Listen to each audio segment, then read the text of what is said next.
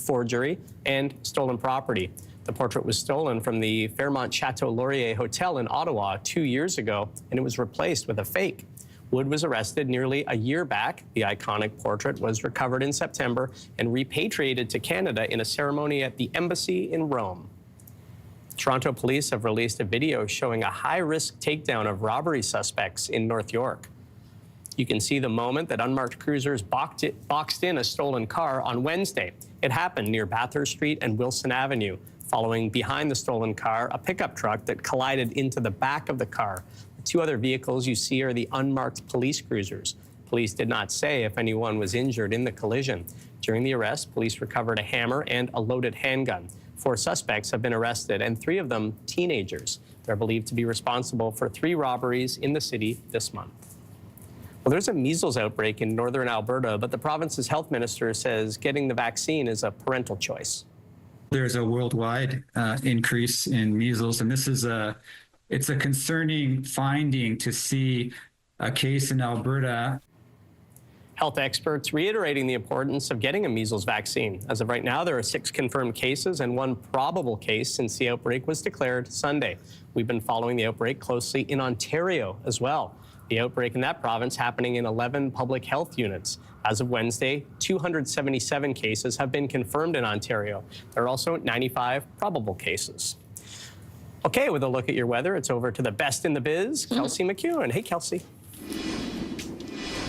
Teddy, thank you, sir. We're going to take you live to Kenora, if we can. This view courtesy of FSET. How's it looking to start the day? Yeah, pretty cloudy. We've got significant snow on the ground. We're going to add to that as we head into the weekend, as there's a probable risk of freezing rain and perhaps up to 15 centimeters of fresh snow, along with very gusty winds. We've got a winter storm watch in effect. In terms of temperatures, here's where we're at this morning. A cooler start to the day, downright cold in Edmonton, feeling like minus 25, and the high staying firmly below 0. Winnipeg eastward, it is a lot warmer, but Winnipeg, your temperatures drop dramatically into tomorrow. Fresh snow in parts of Saskatchewan and freezing rain around the Regina area has prompted some warnings to be in effect this morning. Wood Buffalo being dropped from that snowfall warning, but as the snow moves eastward, so does the warning as well. Now, south of that, temperatures fluctuate over the next couple of days. Winnipeg, you're seeing the biggest drop from +7 today to -7 tomorrow. In Alberta, temperatures slowly rise over the next couple of days, and that's all due to the fact that the BC coast is going to see fresh precipitation, driving snow and rain there, but that will also drive Chinook conditions in Alberta on the east side of the Rockies. Now, we've got beautiful temperatures in the southern half of Ontario and Quebec over the next couple of days, but it is coming at the expense of some pretty active weather. Special weather statements for Saturday and Sunday due to heavy rain and embedded thunderstorms. That rain falling on frozen or partially frozen ground, while it's much more wintry precipitation farther north, as a Colorado low developing now begins to move its way in. Now here's a look at your local forecast.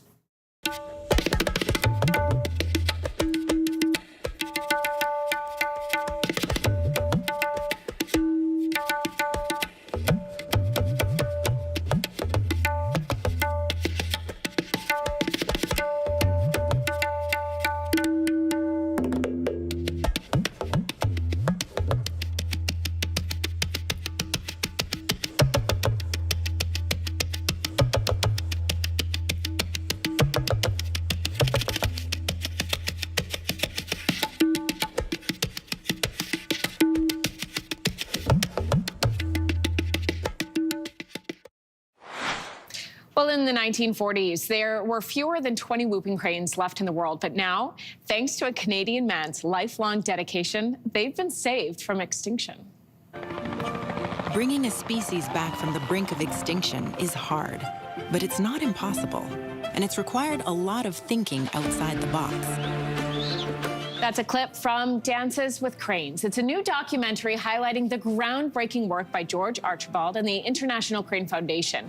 They've been able to grow the population of whooping cranes to 800, and conservation teams across North America continue to keep the species alive today.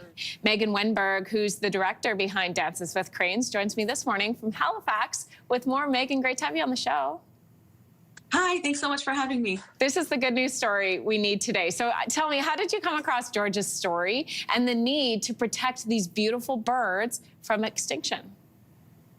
Well, it dates back to me for the pandemic. I was reading a book, which is brilliant, called The Sixth Extinction, and started wondering if there were any cases where humans had actually turned things around for animals and made it so that they're still here. And the story of the whooping cranes was one of the very first ones that came up.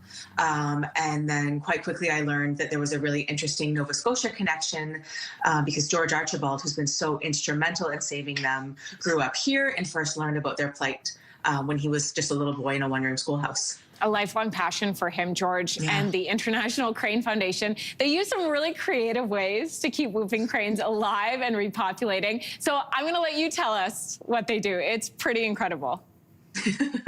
Yeah, so George, he was initially got quite a bit of attention for dancing with this bird named Tex. It had imprinted on humans, so the only way to get it sort of in the mood to reproduce so they could artificially inseminate it was by dancing, because that's a pair bonding technique for cranes.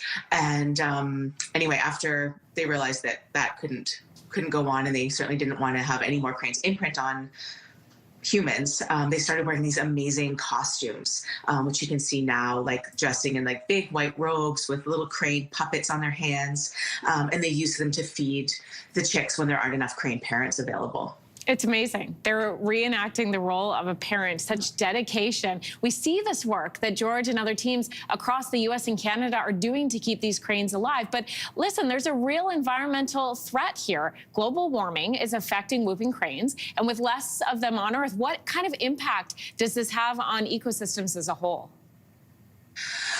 Well, that's something that people are certainly still very much studying. When we were filming, we were up in Wood Buffalo National Park, which is where the whooping cranes spend kind of the spring and the summer. It's where they nest and they lay their eggs, and they raise their chicks over the summer. And when we were filming, it was in 2023 when the crazy wildfires were just sweeping the whole area and getting closer to the nesting grounds. So there's still a lot of study needed to see sort of what the actual effects are on whooping cranes. But drought, they know drought certainly affects them significantly because it makes it easier for predators to get to the nests, and it also dries out food sources.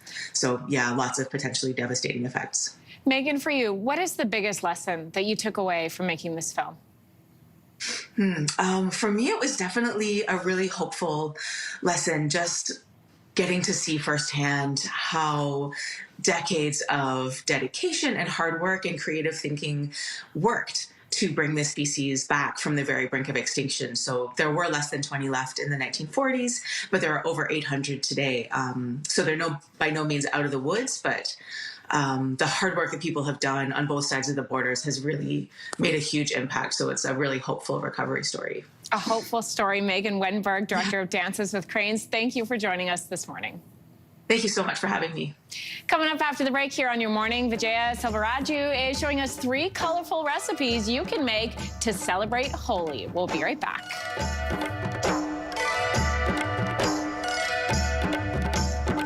Being a dad and granddad means ensuring I've got all the tools to make the right choice. And now I'm in my 50s. That's more important than ever. That's why I'm choosing to look after my family, just in case.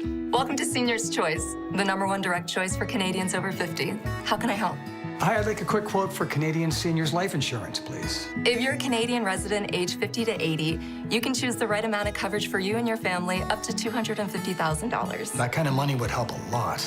You can choose to apply over the phone now in just a few minutes with no medicals or blood tests needed, only a few health and lifestyle questions. Okay, great. Depending on the coverage you choose, it could be as little as $17.02 a month. That's just 56 cents a day. That's less than I thought. And that money could help cover my funeral costs, settle debts, or help my wife with retirement planning. I'll do it. Now that's done, I can get on with something much more interesting. To get a free, no-obligation quote, call one of our trusted insurance advisors today at 1-844-808-7120 or visit seniorschoice.ca. Explore the world the Viking way.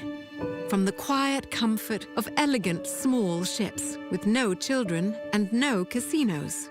We actually have reinvented ocean voyages, designing all-inclusive experiences for the thinking person. Viking, voted world's best by both Travel and Leisure and Condé Nast Traveler. Learn more at viking.com. First, we won J.D. Power, ranking Ram the #1 brand in new vehicle quality. Then we won 2025 Motor Trend Truck of the Year. Now, we're throwing our weight around even more with the new Ram Heavy Duty. Well, you know what they say. You win some, you'll win some. And every win is inspired by the ones who drive us. Ram, built to serve.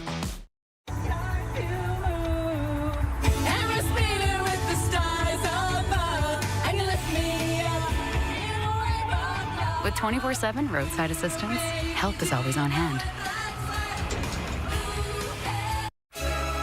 Before you think 8 liters of cranberry juice is the only solution to your UTI, think pharmacist. Get an assessment and a prescription on the spot.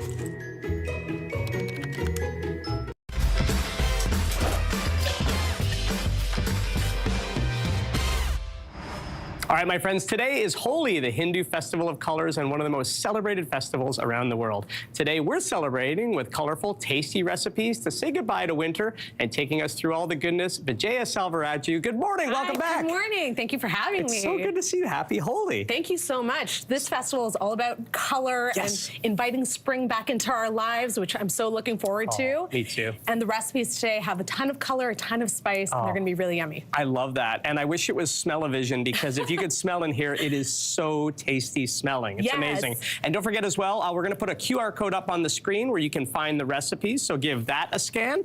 And let's dive in here. I love a good biryani, and that's what we're starting with, right? So biryani is that beautiful layered rice dish with tons of spices. And this one's really simple and made with paneer. And we're going to make it a tricolor biryani because, of course, it's Holi, right? Yeah. So the base of our biryani is a sauce made with onions, ginger, garlic, tomatoes, a little bit of yogurt, as well as a ton of whole spices like cinnamon and cardamom, okay? It smells so good. So fragrant, right? Like your favorite Indian restaurant. Yeah, oh my goodness. And then I'm gonna tip in some paneer. So paneer is that Indian pressed cheese, usually found beside the cottage cheese at your grocery store. So if you're looking for it, it's there. And then we're gonna go in with a ton of herbs. So I love fresh mint and coriander, or cilantro as some people may call it. Right. And then give that a nice mix. So this is gonna be the base of our biryani. And I see that paneer. Paneer is the best. Right? Paneer absorbs flavors so beautifully, and it has that nice springy texture to it as well. I never thought of the absorbency factor. Oh, yeah. That's interesting. It's going to be heavy on flavor. And then we have some roasted cashews that are going over the top, which are going to get nice and soft. And then this is some rice that I've cooked with a few spices. And this isn't cooked all the way, just partially. And then we're going to layer that over the top. And of course, because we want tons of color in this dish, I have some saffron water here. So saffron is the world's most expensive spice. It's really beautifully aromatic, and it has this beautiful yellow color. So we're going to do a stripe of that. And then I have some food coloring here because we want it nice and colorful. So some pink. Now, this looks intense to start off with, but as it bakes up, it'll become nice and vibrant. Intensely awesome. Yes, exactly. And then a little bit of green as well. And yeah, like you said, Holi is about colors too, And you know what? Typically, I should be wearing white. We should be out in the parking lot throwing colored powders at each other. We should be. Next year, right? Next year. Okay, so I'm going to grab this. You're going to cover it with a little bit of tin foil. All right. And Let then, me know if I can help. And then pop it into the oven, a nice hot oven for about 15 to 20 minutes. That's all that it takes. And through the magic of television? Yes. Boom! Oh my goodness! Oh, it looks and smells Doesn't that look so amazing? good. And so my favorite tip for scooping out a biryani that has different colors like this is to use a small salad plate. Oh, and I that love way that. you keep all the color of the biryani. Oh my goodness, look at that. Do you see that? Yeah. So nice and colorful. That is brilliant. And a great way to invite your guests in. Yeah, wow. With their first bite. There we go. Fantastic. I'm going to try that in just a bit. Awesome. Okay, and next up, I love a good French fry. You're kind of taking them to the next level for Holi. These are Manchurian fries? These are Manchurian fries. Okay. It has that sort of Hakka-inspired Chinese Indian feel to it. Love it. And this sauce has a little bit of ketchup, tomato, onion, ginger, garlic, all of the hallmarks of great Indian food. Yep. Chilies, of course. And we're going to take the hot sauce and pour it over the hot, crispy fries. Oh my goodness. What's the secret to getting super crispy fries? Well, I love my air fryer. Yep. Not gonna lie. So you wanna let them go for a while. If you're doing them in the oven, you wanna get them into one even layer in the oven, and that way they don't crowd one another and they get nice and crispy that way. Or, you know what? If you're that person, you can deep fry. Yeah.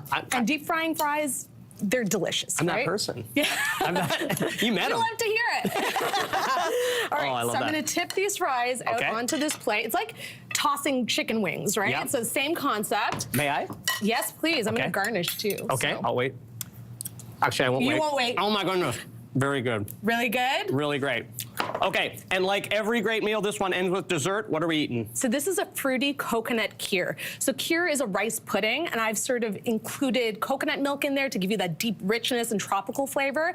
And because it's Holi, a nice colorful fruit salad on top, some slivered pistachios, and you're good to go. I love this. Thank you so much for being here. Happy Holi to everybody, and don't forget, scan that QR code for today's recipes, and we'll be right back, and we'll do a bit more eating too. Yes, please. Thank you.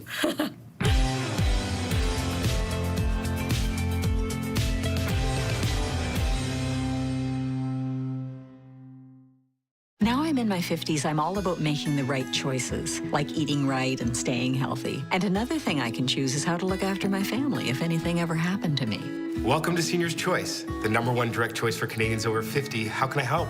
Hi, I'd like a quick quote for Canadian Seniors Life Insurance, please. If you're a Canadian resident, age 50 to 80, you can choose the right amount of coverage for you and your family up to $250,000. That kind of money would help a lot. You can choose to apply over the phone now in just minutes with no medicals or blood tests. Just a few health and lifestyle questions. Wow, that easy. Depending on the coverage you choose, it could be as little as $14.88 a month. That's just 49 cents a day. That's less than I thought. And that money could help my family cover my funeral costs, support my husband's retirement planning, or even pay off loans. I'll do it. To get a free, no-obligation quote, call one of our trusted insurance advisors today at 1-844-820-8006 or visit seniorschoice.ca.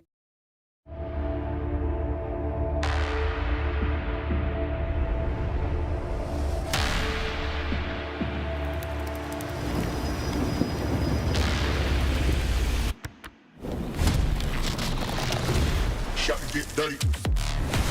Get dirty. Get dirty. Get dirty. Shot and get dirty. Firsts can be intimidating. First drive, first handoff. For first fevers, trust Infants Tylenol, the #1 pediatrician and pharmacist recommended brand. Fast, effective relief for a lifetime of firsts. Sounds like Ojo time. Feel the fun with all the latest slots and live casino games with huge progressive jackpots and all wins paid in cash. Groovy. I love Parliament Hill. I love the drama. The stakes are so high. And Question Period is the landmark. Want to know what's truly going on in our country? Here's where you'll find out. A lot of Canadians are saying, what's this government's vision for the future? This is a place where real change can happen. Major players, tough conversations, everything off the cuff with real pressure to give honest answers. These are big, big issues. These are the people who make news. What they say drives what everyone in Canada is talking about. And right now, that's more important than ever. Daddy, that man, he looks like a... Congrats, that's huge. Wow. Late bloomer. Catch up before the new season, April 11th, only on Crave. Monday on your morning, gourmet green recipes for St. Patrick's Day that requires zero food coloring. Start your morning with us Monday on CTV.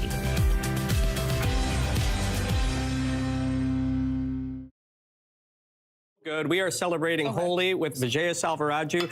Vijaya, can you tell us just briefly a bit more about this dessert? Yes, so kheer is a rice pudding, and this is a fruity coconut kheer. So I've added coconut milk in there, which gives you that lush, tropical vibe.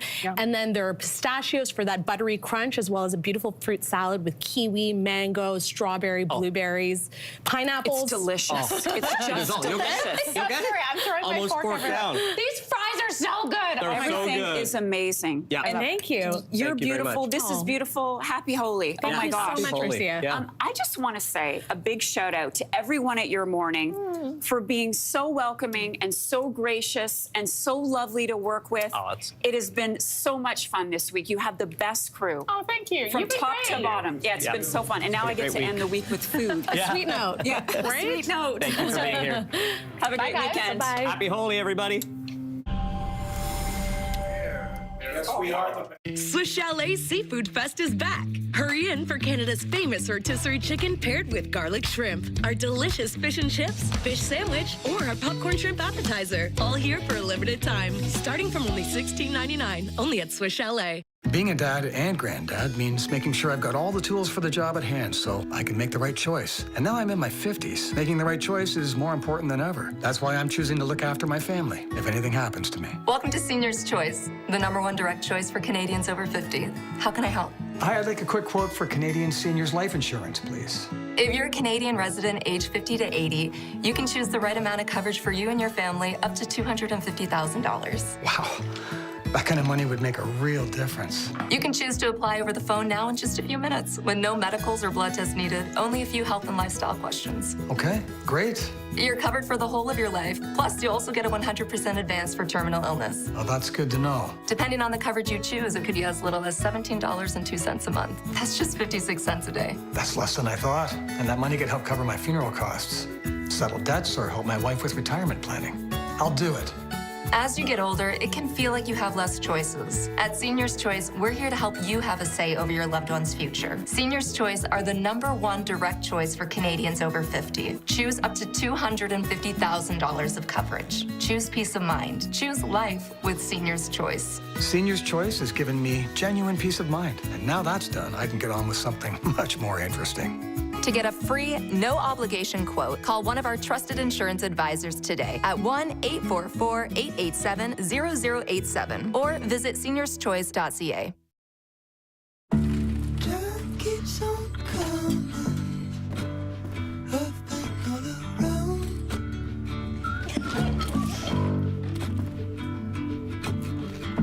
McCain, together is golden. First, we won J.D. Power, ranking Ram the #1 brand in new vehicle quality. Then we won 2025 Motor Trend Truck of the Year. Now, we're throwing our weight around even more with the new Ram Heavy Duty. Well, you know what they say. You win some, you'll win some. And every win is inspired by the ones who drive us. Ram, built to serve. I grew up here, and so did a lot of the girls working the avenue today. Saturday, 3 females have been found dead. Mickey, what's going on? It's Casey. Why are you looking into this? She's still out there. This thing is far bigger than we thought. Mickey, don't go in! You gotta let it go. Amanda Seyfried. I'll let it go when I find her. Long Bright River, 2-episode premiere. Saturday at 10, 7 Pacific on USA Network and Crave.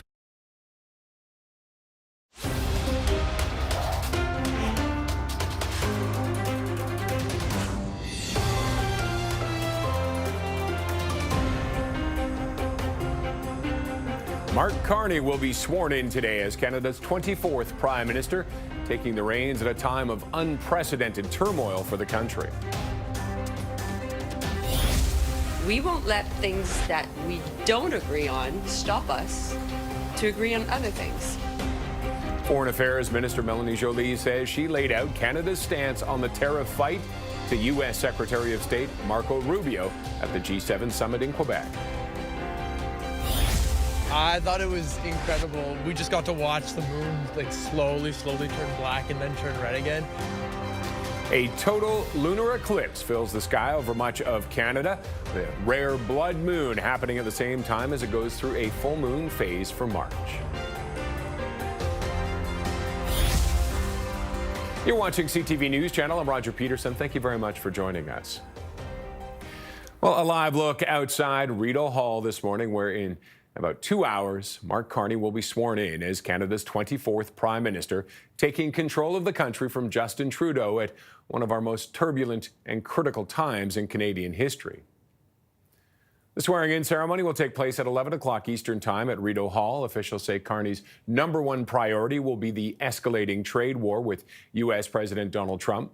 Carney will also unveil his cabinet this morning. CTV News has learned that Chrystia Freeland has been offered the post of Transport Minister. But some high-profile ministers, including Public Services and Procurement Minister Jean-Yves Duclos and Immigration Minister Mark Miller, are being dropped. Health Minister Mark Holland announced on Thursday that he is leaving politics. And CTV's Mike LeCouture is standing by outside Rideau Hall and joins us now to talk more about what we can expect for today. And Mike, thanks for joining us. We're hearing some names. Have you heard about any other names that might be in or out of this sleeker cabinet? Yeah, we're hearing that it will be sleeker, maybe around 20 ministers, Roger, and that, of course, is a lot smaller compared to what we had as the current cabinet, which was about 37 ministers, if you include Prime Minister Justin Trudeau. So who we understand is staying in, François-Philippe Champagne, although what his role may be is unclear. Dominic LeBlanc, who is the current finance minister, he is believed to be staying in cabinet as well. Melanie Joly, we believe, will continue to be the foreign affairs minister.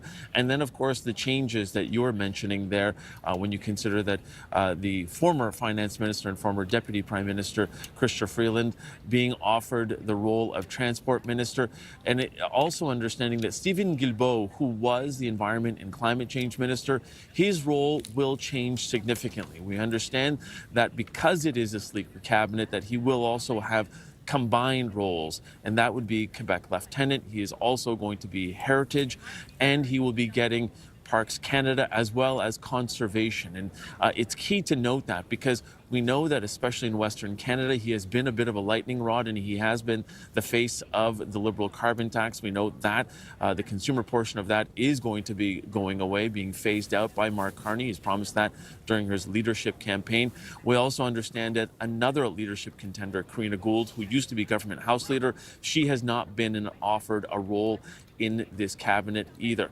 Understanding as well what we're hearing from people inside Carney's camp is that that balance that we normally see around regional representation, that won't be there. The reason for that, this is really like a wartime cabinet that is focused on the problem at hand, and that is, of course, trade with the United States. The three words that we believe that we hear are basically going to be driving this government now are change, focus, and action. And that is what they're doing for this cabinet as well. Change to really show that this is a different government.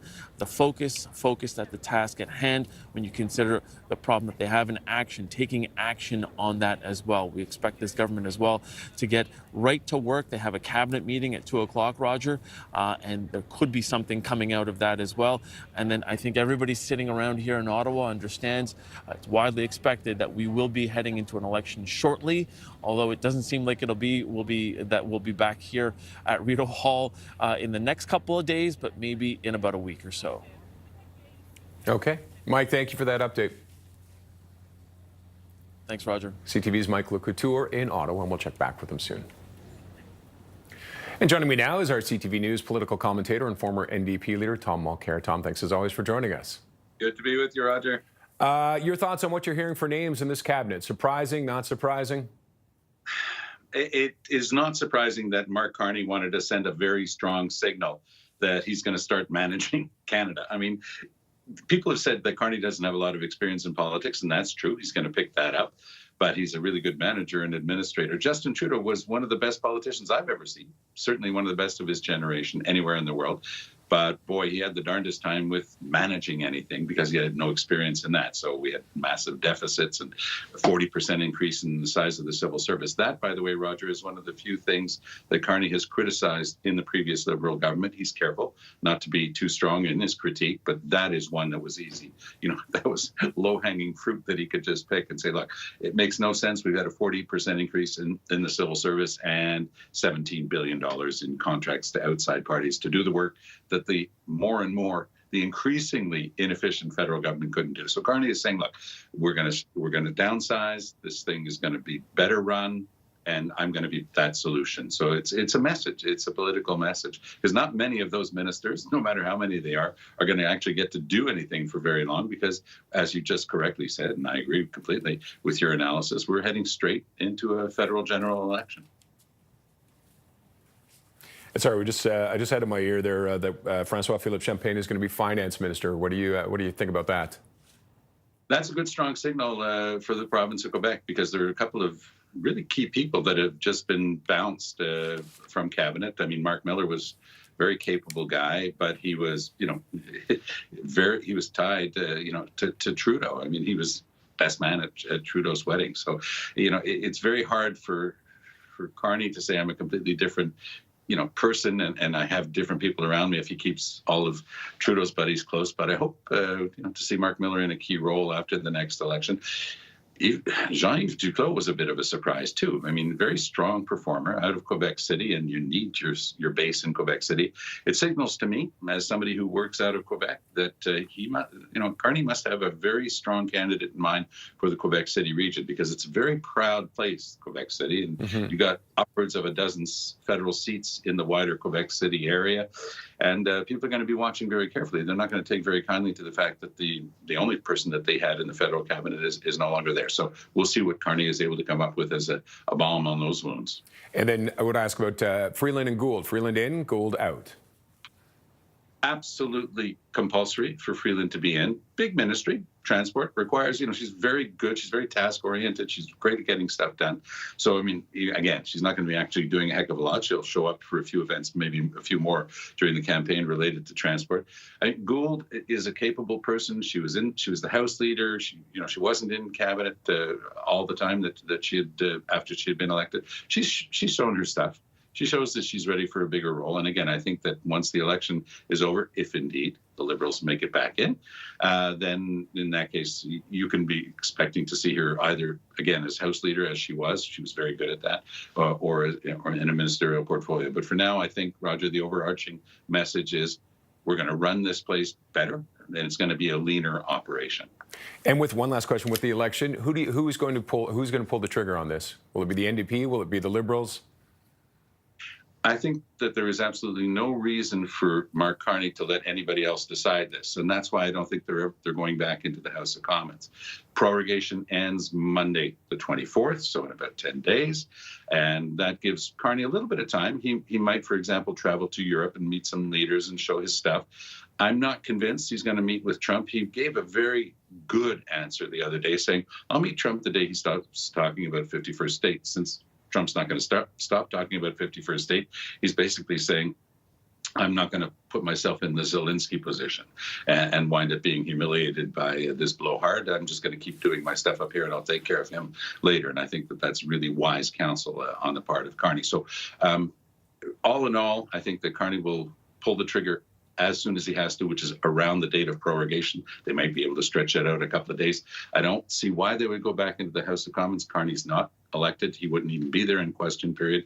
The opposition parties have all sworn to beat the government at the first opportunity. Why would the Liberals put their head on the chopping block for the opposition parties and let them decide the date of the election when he has free reign? He gets to decide the date and he gets to decide the length. And that's a strategic decision, Roger, because do the Liberals want to go as fast as possible during the honeymoon period for Carney, or are they going to say, you know what? Give us more like a 7-week campaign, and then we'll be able to show the inadequacies, from their point of view, obviously, of Pierre Poilievre. Poilievre is full of energy. He's a strong, very strong campaigner, as we saw during his leadership. He might like the longer campaign, but I'm not sure it would work in his favor necessarily. I think that they're going to have to think that one through very carefully. The longer campaign might actually help Carney, but we'll see what he and his advisors decide on that one. Okay, Tom, always appreciate your insight. Thank you for that. Good to be with you. Tom Mulcair, CTV News political commentator and former NDP leader. And stay with us here on CTV News Channel. Our special coverage of the swearing in of Mark Carney starts at 10 a.m. Eastern, anchored by CTV News chief political correspondent Vassy Kapelos.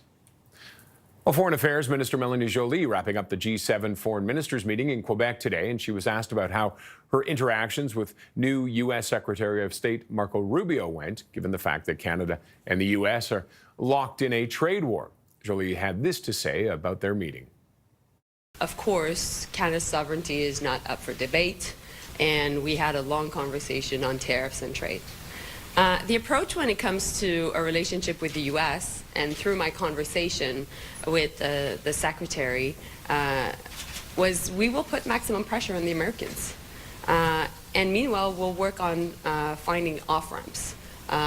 Because we know ultimately, at the end of the day, the Trump tariffs are going to hurt Americans.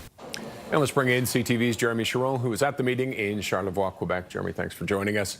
What else did we hear from the minister about the meeting and about the gathering in general?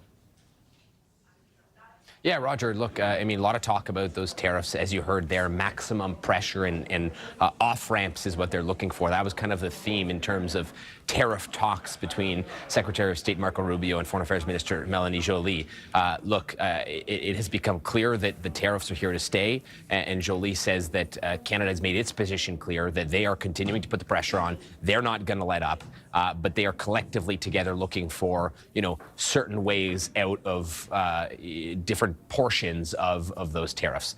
And so when it comes to other things that were discussed, leading into this summit, of course, Marco Rubio said he was not coming here to this G7 meeting to talk about taking over Canada.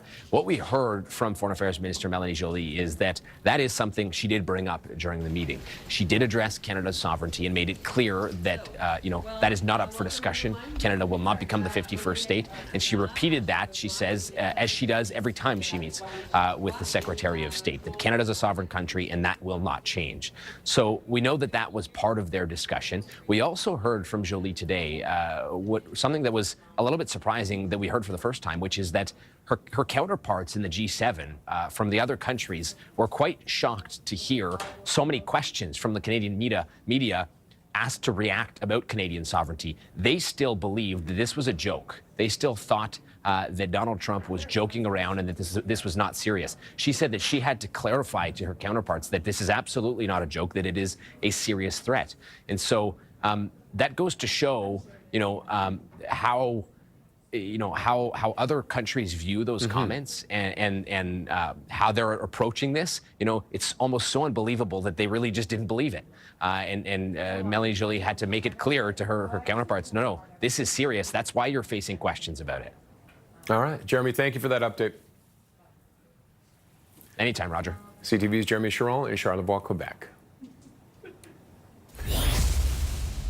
Live look now at Washington. A high-profile Canadian delegation has wrapped up a meeting with Donald Trump's Commerce Secretary, Howard Lutnick, amid the escalating trade war. Premier Ford, what do you think out of this? Well, we look forward to having a great discussion. The delegation included Finance Minister Dominic LeBlanc, Industry Minister François-Philippe Champagne, and Ontario Premier Doug Ford. The meeting came after Premier Ford paused a surcharge he'd placed on the electricity Ontario sells to 3 U.S. states. That was in response to Donald Trump's tariffs. Now, excuse me, here's what Champagne and Ford had to say. Well, we want to win, clearly. And I can tell you, when we know the rules of the game, we win. You just saw the hockey game recently. The thing is that what we came out today, we have a better understanding of the frame around the America First economic policy and trade policy they put together. That understanding, I think, is helpful. Obviously, those were private conversations, so we're not going to be standing here, Minister LeBlanc and I, with the ambassador to go into all the details of what we discussed. But I would say that we leave Washington, I think, better equipped in making sure that we can defend Canadian interests. We've had a very, very productive meeting, obviously a very long one, too. We know that we're very close partners for many, many years. We want to make sure we continue building on that relationship. We feel that the temperature is being lowered. That's what we feel, the temperature is being lowered. And we've also agreed that we're going to have another meeting next week. And I think it's going to be very productive as well. We want the best outcome for both countries. We're like a family. Sometimes there's tension between families, but that was an extremely productive meeting. A dramatic scene at the Denver airport where an American Airlines plane caught fire after landing. 12 people were rushed to hospital, thankfully with only minor injuries. Oh, what happened? The flight was heading for Dallas but diverted to Denver after the crew reported engine vibrations. Passengers climbed out onto a wing as smoke surrounded the aircraft. These slides were also deployed. American Airlines says the flight experienced an engine-related issue after taxiing to the gate. 172 passengers and 6 crew were on board. Coming up. Detained in different jails for 11 days now, and I haven't been talked to by a single person. A Canadian woman is detained in the U.S. following what she thought would be a routine visa application. Her story after the break.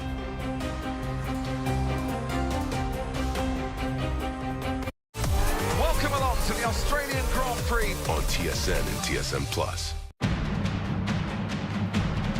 It was absolutely amazingly divine. I thought I was going to heaven. Breathtaking. It is absolutely stunning. I feel better about the world. I feel uplifted. I have never seen a production any better than this, anywhere. This has just been therapy for the soul. It's a must-see. Must-see. Make sure you see it. Make sure you see it. Returning to 9 cities across Canada, starting March 21st. Tickets at shenyun.com. A day in the life of your dog's mouth is not pretty. Luckily, they have you. You have new Dentalife Plus. Support their digestive or immune health while helping reduce tartar buildup and freshen breath. Purina Dentalife, for life.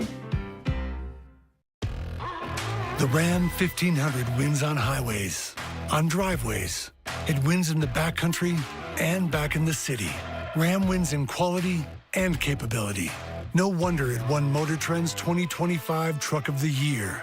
And that's worth celebrating. Visit the Ram Motor Trend Truck of the Year celebration event and get a 2025 Ram 1500 with 0% financing for 60 months. Plus get $4,745 in total value on Motor Trend's top choice. Now is the time to book your ultimate voyage to Antarctica on Scenic Eclipse. With up to 10 dining experiences, rejuvenating wellness facilities, spacious suites, and unrivaled exploration. Choose to soar above or dive below for memories that last a lifetime. Enjoy exclusive savings on our 2025 to 2027 worldwide collection. Home is where we do the things we love with the people we love. So what if we live tomorrow in the same place as we did yesterday? With help, we can. Home instead for a better what's next. A Canadian woman who has been detained in the U.S. for 12 days is pleading for her release. The BC woman was trying to cross from Mexico into California when she was stopped over what she says is a visa issue. CTV's Alex Carpa talked to Jasmine Mooney to get her side of the story. I've been here detained in different jails for 11 days now, and I haven't been talked to by a single person. Jasmine Mooney, pictured here in happier days, managed to connect with a phone call from a regional detention center in Arizona. It's the most inhumane thing I've ever seen. My name is Jasmine Mooney. Mooney says she was living in Los Angeles working for a beverage company called Holi Water when her visa was revoked. She's not sure why, but is guessing it had to do with what she was selling. They had an issue with one of the ingredients and one of the products, and it was hemp, and I had no idea that that would be an issue. Mooney was in Mexico and attempted to enter at a San Diego border crossing where she says she got her first visa approved. She was hoping to get another. Instead, she was detained. I was in an immigration office reapplying for my work visa to America, which I previously had, and without any warning about what was about to transpire. She's since been moved from San Diego to Arizona, where she says she's sharing a massive jail cell. The food is not food. The water is disgusting. I didn't eat for the first 6 days because I knew I would get sick. Alexis Eagles, Jasmine's mother in Abbotsford, BC, is desperate to get her daughter out. We just aren't getting any results. We're very concerned about the living conditions that Jasmine is in right now, and we just want her home. Global Affairs Canada told CTV News they are aware of Mooney's detention and are working to gather more information from American authorities. The family has started a petition and online pleas for Mooney's release. It doesn't seem right. It doesn't seem like something needs to be done. We can't just leave her there. Alex Carpa, CTV News, Winnipeg. A chorus of boos greeted Vice President J.D. Vance at the Kennedy Center in Washington.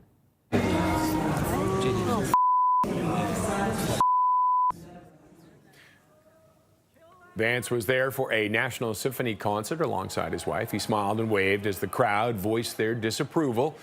Donald Trump recently took control of the National Cultural Center, and that has prompted backlash, with a number of artists canceling performances there in protest. Coming up, skywatchers delight.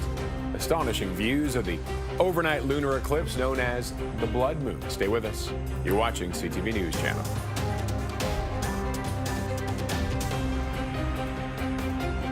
Vengeance has no timeline with the mafia. To build a truck like no other, we ask the tough questions. Like, what if intelligent power could take you further? Because greatness comes from daring to ask, what if? Right now, get 0% purchase financing on this F-150. Oh no. Don't go there. Don't go there. No, run. Aw. You're so cute. Okay, I think I got it. What if I crashed through the window? That's genius. From business Excellent.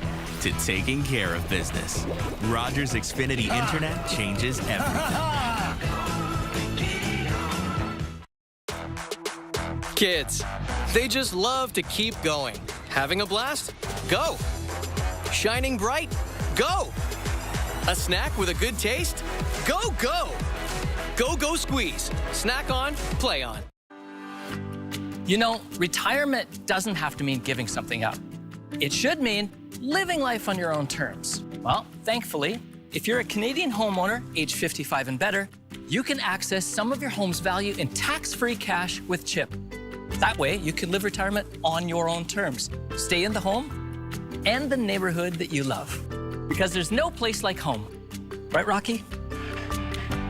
If you're 55 or older, call now for your free, no-obligation CHIP reverse mortgage guide. With CHIP, you could get up to 55% of your home's value in tax-free cash. Take only what you need in a lump sum or over time with no monthly mortgage payments required. Call 1-866-519-2447. Maybe it's time for you to consider CHIP too. Call now for your free, no-obligation guide. Call 1-866-519-2447.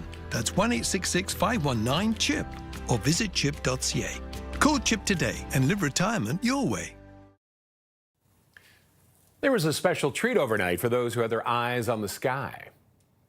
A total lunar eclipse, known as the blood moon, cast a red hue over Canada and much of North and South America. This phenomenon occurs when the Earth is between the moon and the sun, and the moon passes through the shadow cast by our planet. The eclipse is the first of its kind since 2022. And here's what some stargazers in Toronto had to say about it. It was awesome. It's a first time for me. It's first time for camera shooting. It's a very exciting event. I think it's the first lunar eclipse of the year, and I'm very excited. Last time I was in Boston, and today I'm in Toronto, so I'm very happy. I thought it was beautiful. It was really neat to see. I mean, I was excited to come out here, but I wasn't expecting it to be like that red. So yeah, it was really cool. Now, the peak of the total eclipse was at about 2:30 in the morning Eastern, lasted for about an hour. Australian Prime Minister Anthony Albanese is speaking out after an American influencer uploaded a video of her snatching a baby wombat from its distressed mother. Our gentle, lovely creatures, to take a baby wombat from its mother and clearly causing distress from the mother is just an outrage. And, you know, I suggest to this so-called influencer, maybe she might try some other Australian animals. Take a baby crocodile from its mother and see how you go there. Sam Jones describes herself as an outdoor enthusiast and hunter. Her now deleted video sparked outrage across Australia after she shared it with her 92,000 followers on Instagram. It shows her picking up a baby wombat and running away with it. The young wombat can be seen struggling and hissing, its mother following close behind. Wombats are a protected species in Australia. Now, Jones has since left Australia and set her Instagram account to private.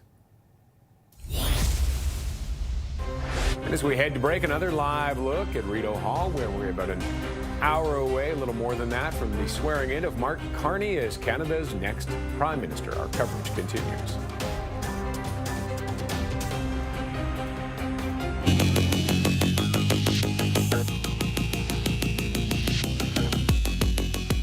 Hey everyone, Mark Saltzman here with a look at the 2025 Chevrolet Equinox EV front-wheel drive model, the most affordable electric vehicle in Canada with more than 500 kilometers of estimated range on a full charge. In other words, you don't need to break the bank on a gorgeous electric vehicle that's loaded with cool technology. A 17.7-inch diagonal infotainment touchscreen, an intuitive one-pedal driving option that makes city driving a stress-free ride, and available Super Cruise hands-free driving. And of course, you're getting up to an incredible estimated 513 kilometers of range on a full charge. Additionally, Google built-in compatibility can help you easily navigate to over 25,000 public charging ports across Canada, making it convenient to charge while you're on the go. More is at Chevrolet.ca. Swiss Chalet Seafood Fest is back. Hurry in for Canada's famous rotisserie chicken paired with garlic shrimp, our delicious fish and chips, fish sandwich, or our popcorn shrimp appetizer. All here for a limited time, starting from only $16.99, only at Swiss Chalet.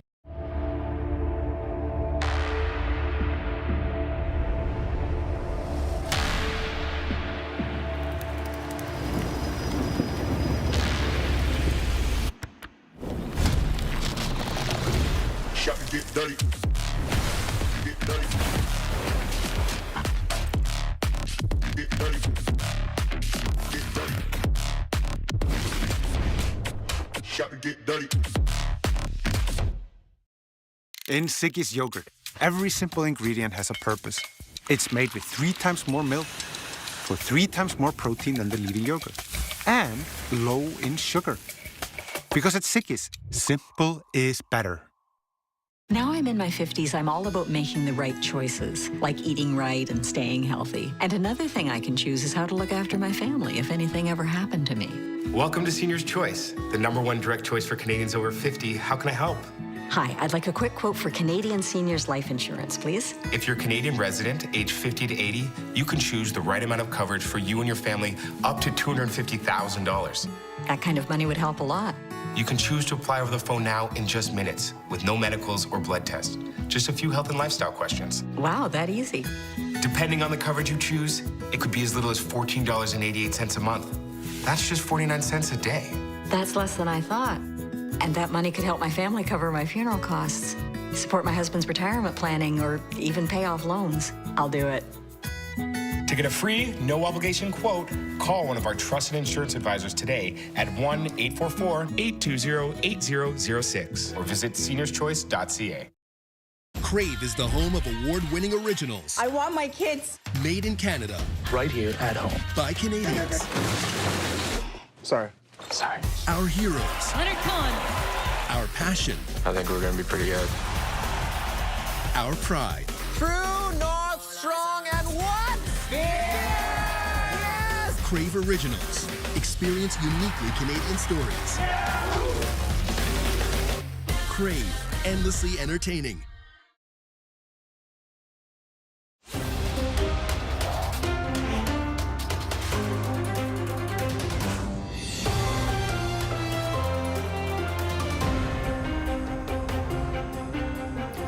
A live look at Rideau Hall this morning. We're in about 90 minutes, maybe 2 hours. Mark Carney will be sworn in as Canada's 24th Prime Minister, taking control of the country from Justin Trudeau, one of the most turbulent and critical times in Canada's history. Now, the swearing-in ceremony will take place at 11 o'clock Eastern Time at Rideau Hall. Officials say Carney's #1 priority will be the escalating trade war with U.S. President Donald Trump. Carney will also unveil his cabinet this morning. CTV News has learned that Chrystia Freeland has been offered the post of Transport Minister. François-Philippe Champagne will become Finance Minister. And CTV's Mike LeCouture is standing by outside Rideau Hall and joins us now to talk more about some of those cabinet ministers we're hearing the names being bandied about. Are we learning any more, Mike? Yeah, and I'll just pick up on what you had laid out there, Roger, the fact that François-Philippe Champagne going into finance, which is currently occupied by Dominic LeBlanc, we are hearing right now that he will be put into some role that will continue to maintain his Canada-U.S. relations. It could include trade at this point. That, of course, is occupied by Mary Ng. Don't have that confirmation just yet, but that we understand he will remain in that Canada-U.S. role. Foreign Affairs Minister Melanie Joly will remain in her role as well. And of course, we're hearing a number of other changes, but some of those others that are keeping their jobs. Jeanette Petitpas-Taylor, she will remain the president of the Treasury Board. So that is a person who essentially controls government spending and makes sure that things are balanced in that way. We also understand that Gary Anand Sandaguri will be keeping his role as Crown Indigenous Affairs Minister, but will also get Justice Minister in addition to that. Chrystia Freeland, I believe, as you had mentioned, Transport Minister is where she's going. Camille Cara sounds like she'll be getting a promotion to the health portfolio. And then some of the other ministers that we understand will be maintaining portfolios. Possibly where they will remain is Jonathan Wilkinson, who's Natural Resources Minister. We understand that he will remain in that role or in that capacity. Of course, as we know, natural resources is part of the issue with the United States. So to have him there as somebody who's been down to the United States and in DC meeting with key players will be something that we understand will happen. Changing roles, Stephen Guilbeault, he was the Environment and Climate Change Minister, has been a bit of a lightning rod in certain parts of the country, like Western Canada. We understand that environment and climate change is essentially going to be split apart. He is going to become the Quebec lieutenant, somebody that was taking the place of Jean-Yves Duclos, who was in that role, but he is also going to get additional roles, Heritage Canada, as we understand, so official languages, also something including biodiversity and conservation and Parks Canada. So that still remains in his lane, but certainly not environment and climate change, Roger. But of course, a lot of moving pieces here, as we understand from Carney's camp, that this, the three words that people will be looking at and seeing today as themes are change, focus, and action. Change, because they want to make sure that they're showing that this is a completely different government. You'll see a ministry that is about 20 ministers compared to the 37 that Prime Minister Justin Trudeau had as a cabinet. And of course, focus on the task at hand, which is that trade war with the United States. And then action. We're expecting a cabinet meeting at 2 o'clock today where some action will be taken, some sort of a decision going forward and some sort of initiative to plot out the direction of this new government, Roger. And are we expecting Carney? I'm sure there'll be lots of questions. Are we expecting him to take questions after this? Yeah, right after the swearing-in ceremony, he will be coming outside here of Rideau Hall and taking journalist questions. Of course, a number of them will be, where he will be going in terms of the next week or so. Is there some sort of an international trip that he may have planned?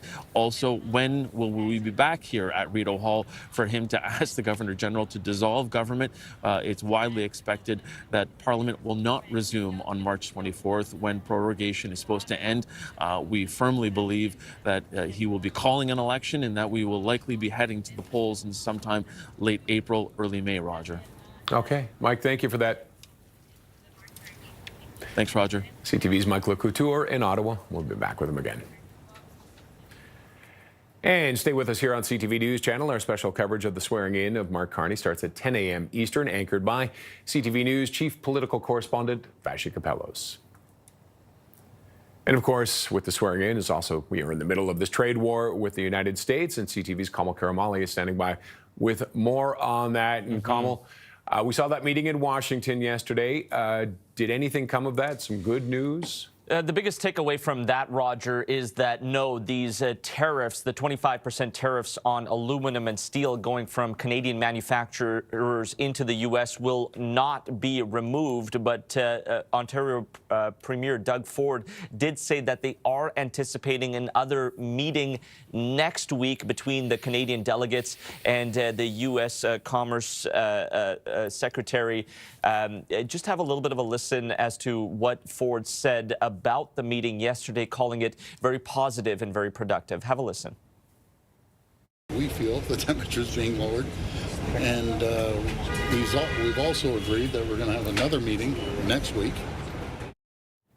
And so the meeting was between Ford, Canada's U.S. Ambassador Kirsten Hillman, federal ministers Dominic LeBlanc and Francois-Philippe Champagne. Champagne, we also heard that he said that both sides are making progress and that they're getting a better understanding of Trump's policies, saying that, quote, they're understanding the rules of the game better. It came after Ford put a 25% surcharge on electricity being provided provided to New York, Michigan, and Minnesota earlier this week. And that came after Trump imposed the 25% tariffs on steel and aluminum.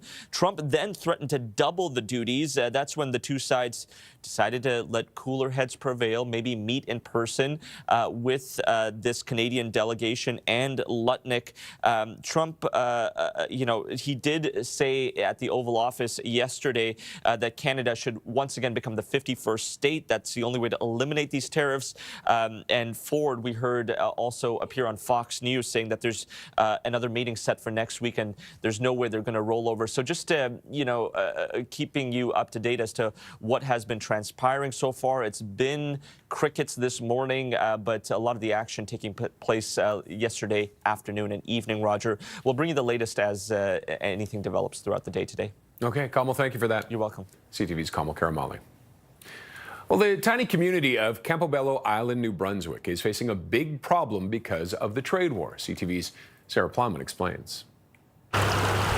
Surrounded by the Bay of Fundy and the world's highest tides, people on Campobello Island are used to life's ups and downs. With no ferry running this time of year, they're cut off from the rest of New Brunswick, but linked to Maine, caught in the middle of a trade war. It's a scary situation. It really is. There is a grocery store here, but options are limited. Many shop in Maine. When they return to the Canadian border, people say they're being forced to pay a 25% tariff on items like milk and eggs ever since Canada imposed its retaliatory tariffs. And it's difficult for us because it makes groceries, lots of groceries, more expensive, most of them. It's very, very hard on the seniors. It's very hard on everybody. The mayor and province want Ottawa to make an exemption for Campobello Island. I'm worried for the people that can't afford to pay the extra money. Explorations with the federal government, we've asked them to consider an exemption and we're still waiting to hear back. It's not just Canada's retaliatory tariffs rattling people. Fishermen are bracing for China's 25% tariff on seafood set for next week, while waiting to see if the U.S. does the same. You're working on, pennies a pound, and when you lose dollars a pound, it's going to hurt. It's going to hurt real bad. There's talk about a potential year-round ferry that could help with the island's isolation. As Canada navigates its trade troubles, people here don't want to be forgotten. There's two parts to Canada. There's rural Canada and there's urban Canada, and don't forget about rural Canada.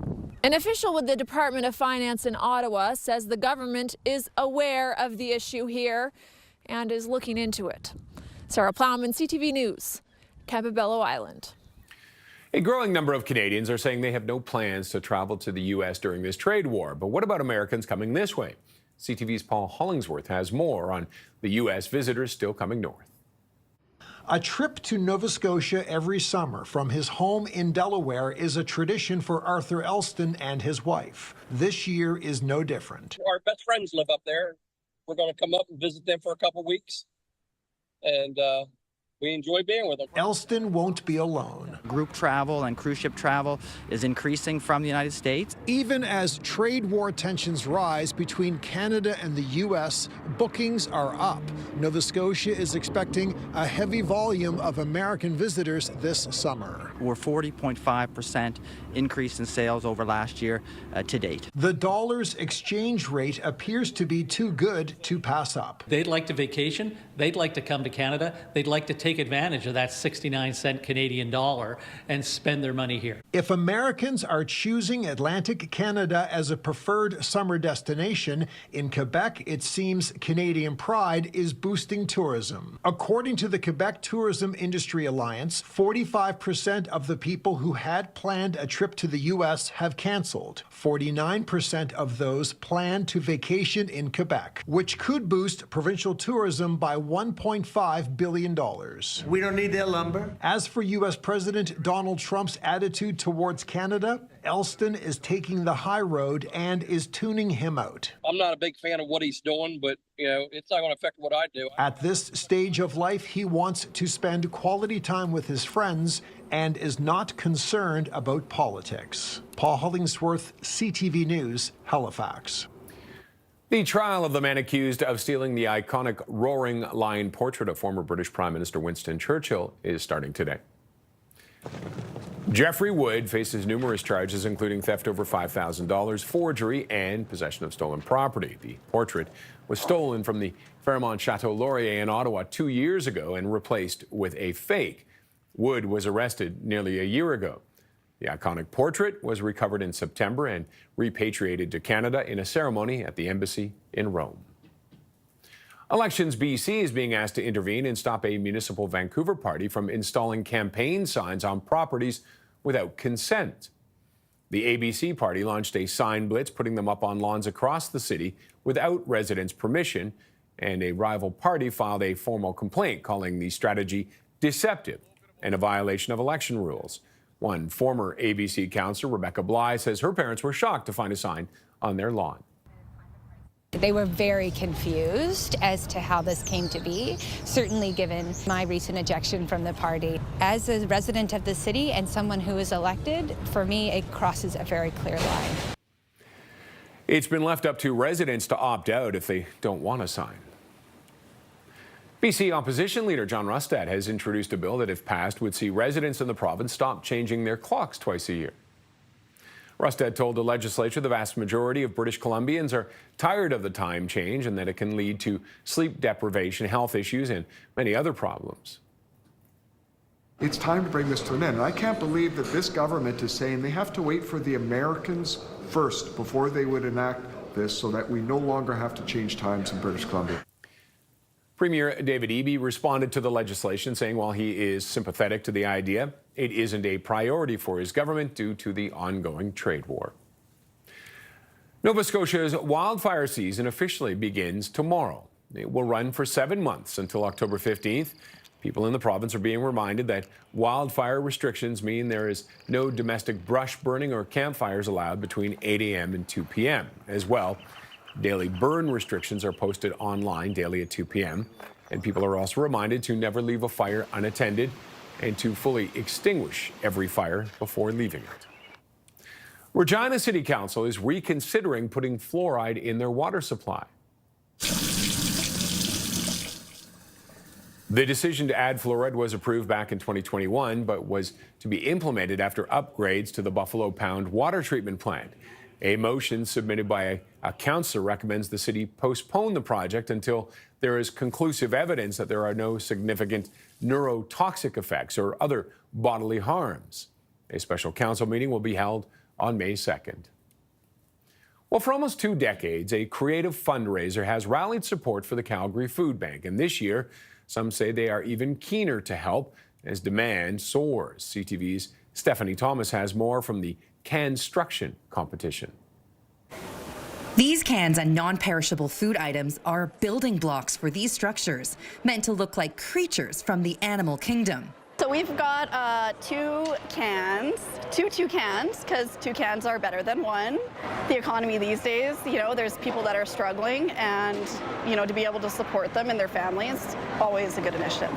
One of the 7 teams participating in this year's event is St. Michael's School. Oh, like everything's getting like more expensive and like stuff like that. And like people are able to like provide for like their families. So it's really good that we're donating. We want to make sure and instill in our students that, you know, when you can give, you give, and when you need, you take what you can, with that idea of you give back when you can. Food bank officials say they are keeping busy amid increasing economic uncertainty. There's inflationary issues, there's the housing crisis, there's cost of living. Tariffs are now going to affect us, particularly at the grocery store. We're already seeing that on produce and goods coming out of the U.S. President and CEO Melissa Fromm says next week there will be 800 families receiving daily hampers, double from 2 years ago. And that is because the need has just grown so astronomically and so unprecedentedly in the last few years. And once the competition is over, the estimated 30,000 food items will be distributed in about a month. Stephanie Thomas, CTV News, Calgary. We're here to keep them from being eaten by wolves and dying of cold. Coming up, we'll tell you about an ambitious mission to open up Canada's Arctic to military aircraft.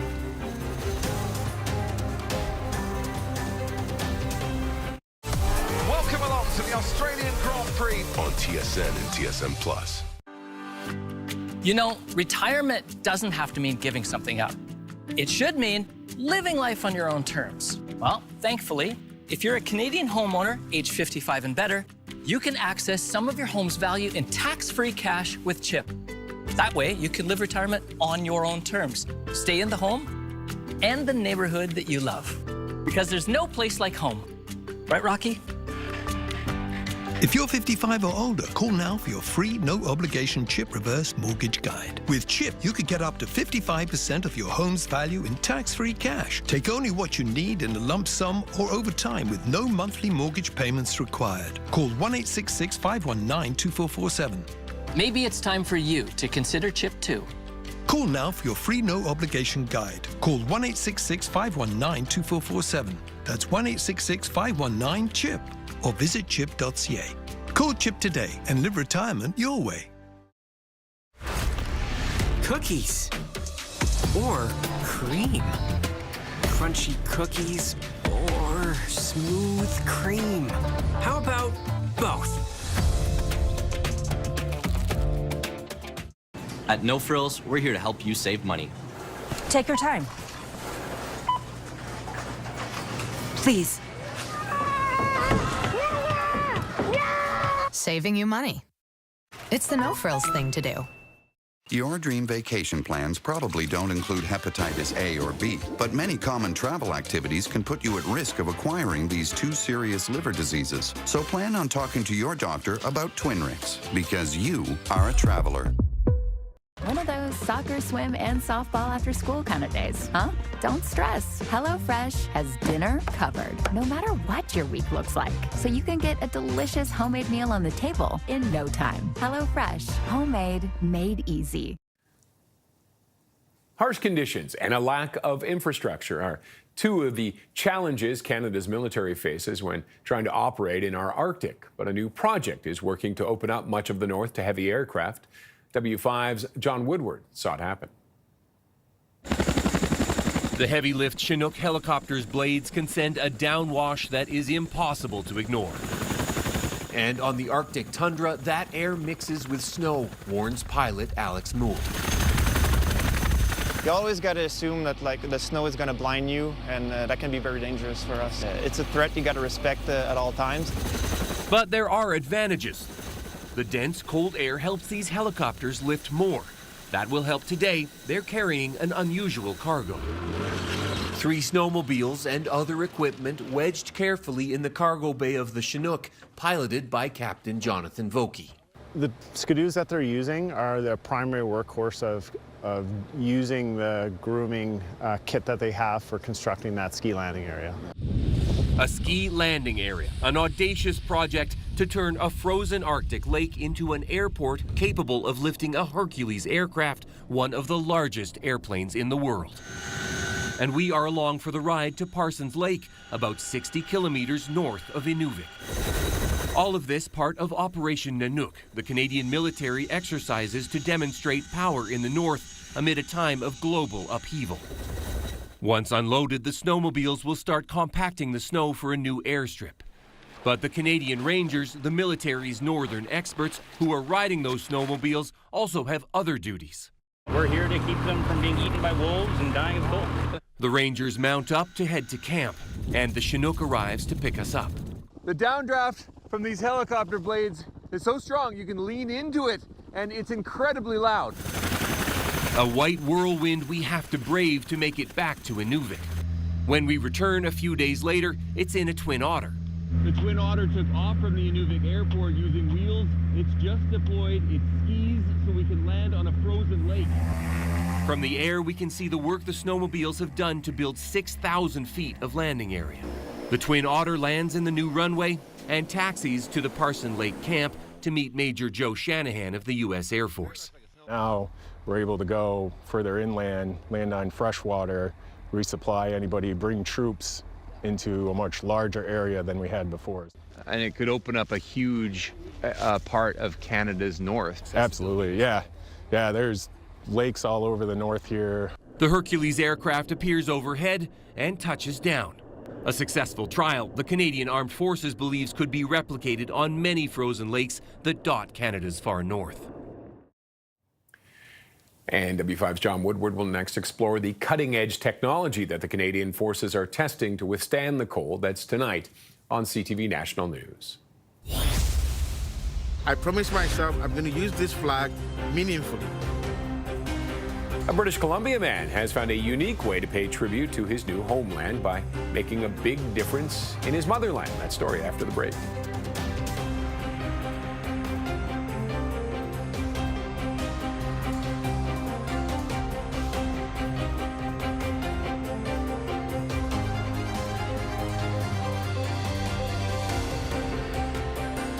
If it happens here or around the world, trust CTV News Channel to deliver live, breaking, 24 hours a day. Download the CTV News app or stream anytime at ctvnews.ca. Vengeance has no timeline with the mafia. Swiss Chalet's Seafood Fest is back. Hurry in for Canada's famous rotisserie chicken paired with garlic shrimp, our delicious fish and chips, fish sandwich, or our popcorn shrimp appetizer. All here for a limited time, starting from only $16.99, only at Swiss Chalet. Now I'm in my 50s, I'm all about making the right choices, like eating right and staying healthy. And another thing I can choose is how to look after my family if anything ever happened to me. Welcome to Senior's Choice, the #1 direct choice for Canadians over 50. How can I help? Hi, I'd like a quick quote for Canadian seniors life insurance, please. Okay, if you're a Canadian resident, age 50 to 80, you can choose the right amount of coverage for you and your family up to $250,000. Wow, that kind of money would make a real difference. You can choose to apply over the phone now in just minutes with no medicals or blood tests. Just a few health and lifestyle questions. Sounds good to me. You're covered for the whole of your life. Plus, you'll also get 100% advance for terminal illness. That's good to know. Depending on the coverage you choose, it could be as little as $14.88 a month. That's just 49 cents a day. That's less than I thought. And that money could help my family cover my funeral costs, support my husband's retirement planning, or even pay off loans. I'll do it. As you get older, it can feel like you have less choices in life. At Senior's Choice, we're here to help you have a say over your loved one's future. Senior's Choice are the #1 direct choice for Canadians over 50. Choose up to $250,000 in coverage. Choose peace of mind. Choose life with Senior's Choice. Now that's done, I can get on with something much more interesting. To get a free, no-obligation quote, call one of our trusted insurance advisors today at 1-844-889-3232 or visit seniorschoice.ca. When you're looking for effective pain relief, choose Tylenol. It's clinically proven to start working in 15 to 20 minutes. Tylenol.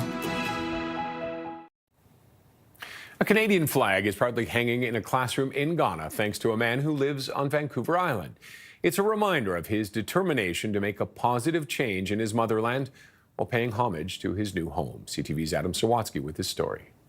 When Isaac and his family became Canadian citizens, he received this big flag and made a bold commitment. I promised myself I'm going to use this flag meaningfully. Isaac didn't know how then. He'd been so focused on working to bring his family here for a better life. But then he returned to Ghana to visit his hometown. I feel so sad. The school was on deplorable state. Isaac says the problems range from a roof filled with holes to classrooms empty of books. So I decided that I'm going to do something. He immediately bought 7 whiteboards before promising to do more later. I'm going to go back to Canada, and in 2 years' time, I'll build a library. Isaac's been working 2 jobs, 10 hours a day, 7 days a week to fund his project. He's also received offers of support from people like Heather. I just felt the need that I could help Isaac in some way. She wondered if she could make a positive difference for one of the students. I asked him to find a little girl for me. But before he could do that, he had to facilitate the installation of a new roof outside and the renovation inside, which included the delivery of thousands of donated books. To keep them learning, so that somebody can also come from the school and in the future can be like me. Be the type of person who recently returned to Ghana to follow through on his promise to fill the school with hope again and keep that commitment to use his flag meaningfully. I put a flag on the library so that when people walk in, they might see this building was built from, Canada. Which prompted an 8-year-old student to approach him. A little girl walked to me and looked at the flag and said, "God bless Canada." A girl named Linda, the youngest of 11 being raised by a single mom, who now has access to health care and extra food thanks to Heather. And this might be the beginnings of something great. Something Isaac says is what being Canadian is all about and why he's already started saving to build the school new bathrooms. You don't have to be rich to do good. Whatever you have that you think you can give and make other people's life better, just do it. Adam Sawatsky, CTV News, Langford. A live look at Rideau Hall, where we are about an hour away from the swearing-in of Canada's 24th Prime Minister Mark Carney.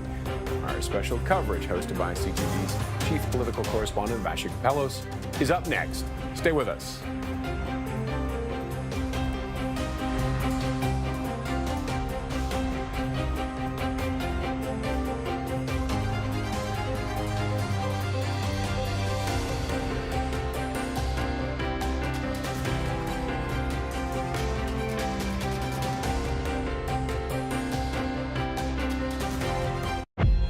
This is your chance to set everything right.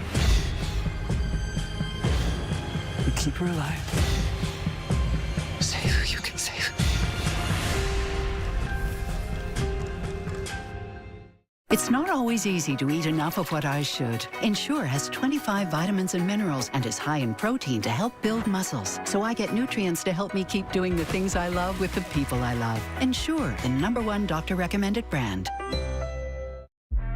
I'm death gonna miss my class if I try and pack my lunch.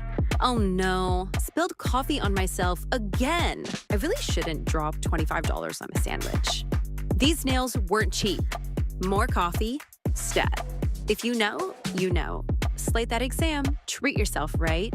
I could cook, but no. We're here for you 24/7. So if you didn't know, now you know.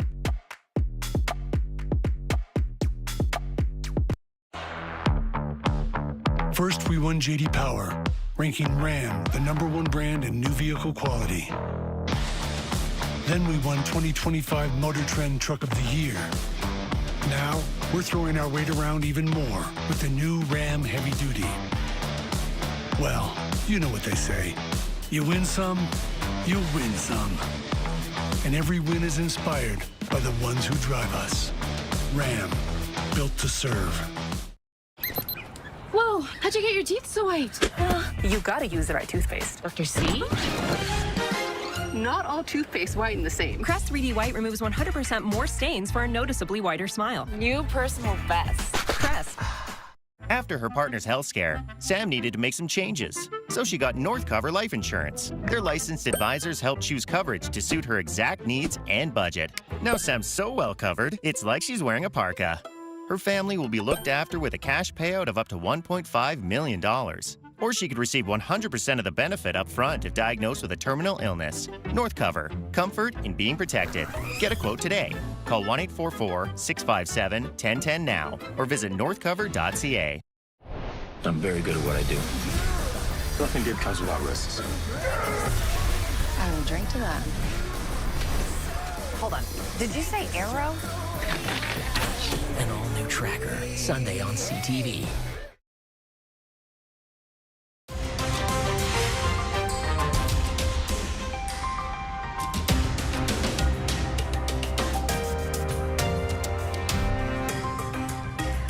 Hi there, and welcome to special coverage right here on CTV News Channel of Mark Carney's swearing in. I'm Vassy Kapelos in Ottawa. Just a few blocks from where I sit, Mark Carney will be sworn in, along with a brand new cabinet in just about exactly 60 minutes' time. But we are getting a sense of, what Carney and his team want to convey with these new selections, with the size of cabinet, which will be much smaller than the current number at 37, and also what will happen very quickly thereafter. Here to help me unpack what we do know, the big questions that remain, is Mike Couture, our senior political correspondent. He's on the grounds right there as we look live at Rideau Hall, watching as ministers, I anticipate, will begin to arrive. Okay, Mike, let's start off with the big picture. Who we know is remaining. We've got François-Philippe Champagne, who will move from industry over to finance. Dominic LeBlanc will have a file that is focused on the Canada-U.S. relationship, and in particular, all the issues around trade. Kamal Khera gets a promotion to health. Gary Sangari, moves to justice. An attorney general. And then we've got some other names like Stephen Guilbeault, Jonathan Wilkinson, and David McGuinty, who we anticipate will remain in there. Talk a little bit about what we know so far, Mike.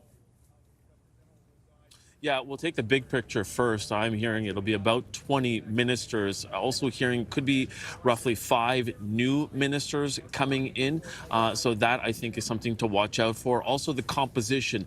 Normally, prime ministers try and have a regional and gender balance. We're being told by people from inside Carney's team that that will likely not be happening here if you're trying to do those types of counts as we go along and see the ministers coming in.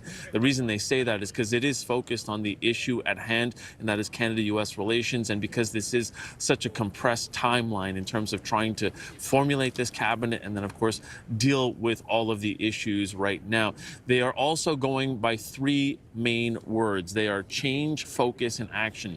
Change to try and really demarcate from the last ministry and from the last prime minister.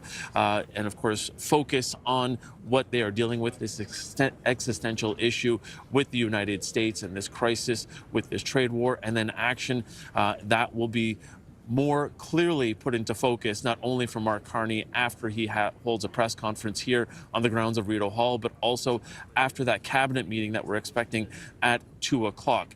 Back to the names, as you had said, Stephen Guilbeault, it sounds like he is being moved to Quebec Lieutenant, which was formerly occupied by Jean-Yves Duclos, the Minister of Public Services and Procurement. He will also get additional responsibilities. It looks like he's going to be taking over official languages and Canadian heritage, also some sort of conservation role in terms of the environment, and he will also be taking care of Parks Canada.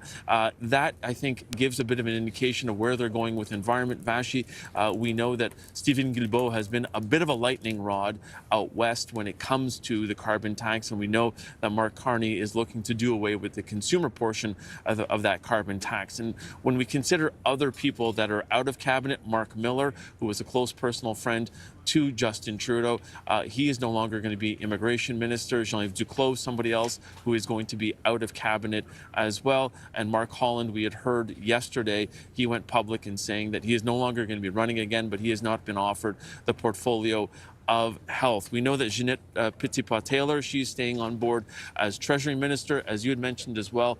Jonathan Wilkinson, it sounds like he will be remaining close to the role that he has now, which is Natural Resources Minister. David McGuinty likely as well.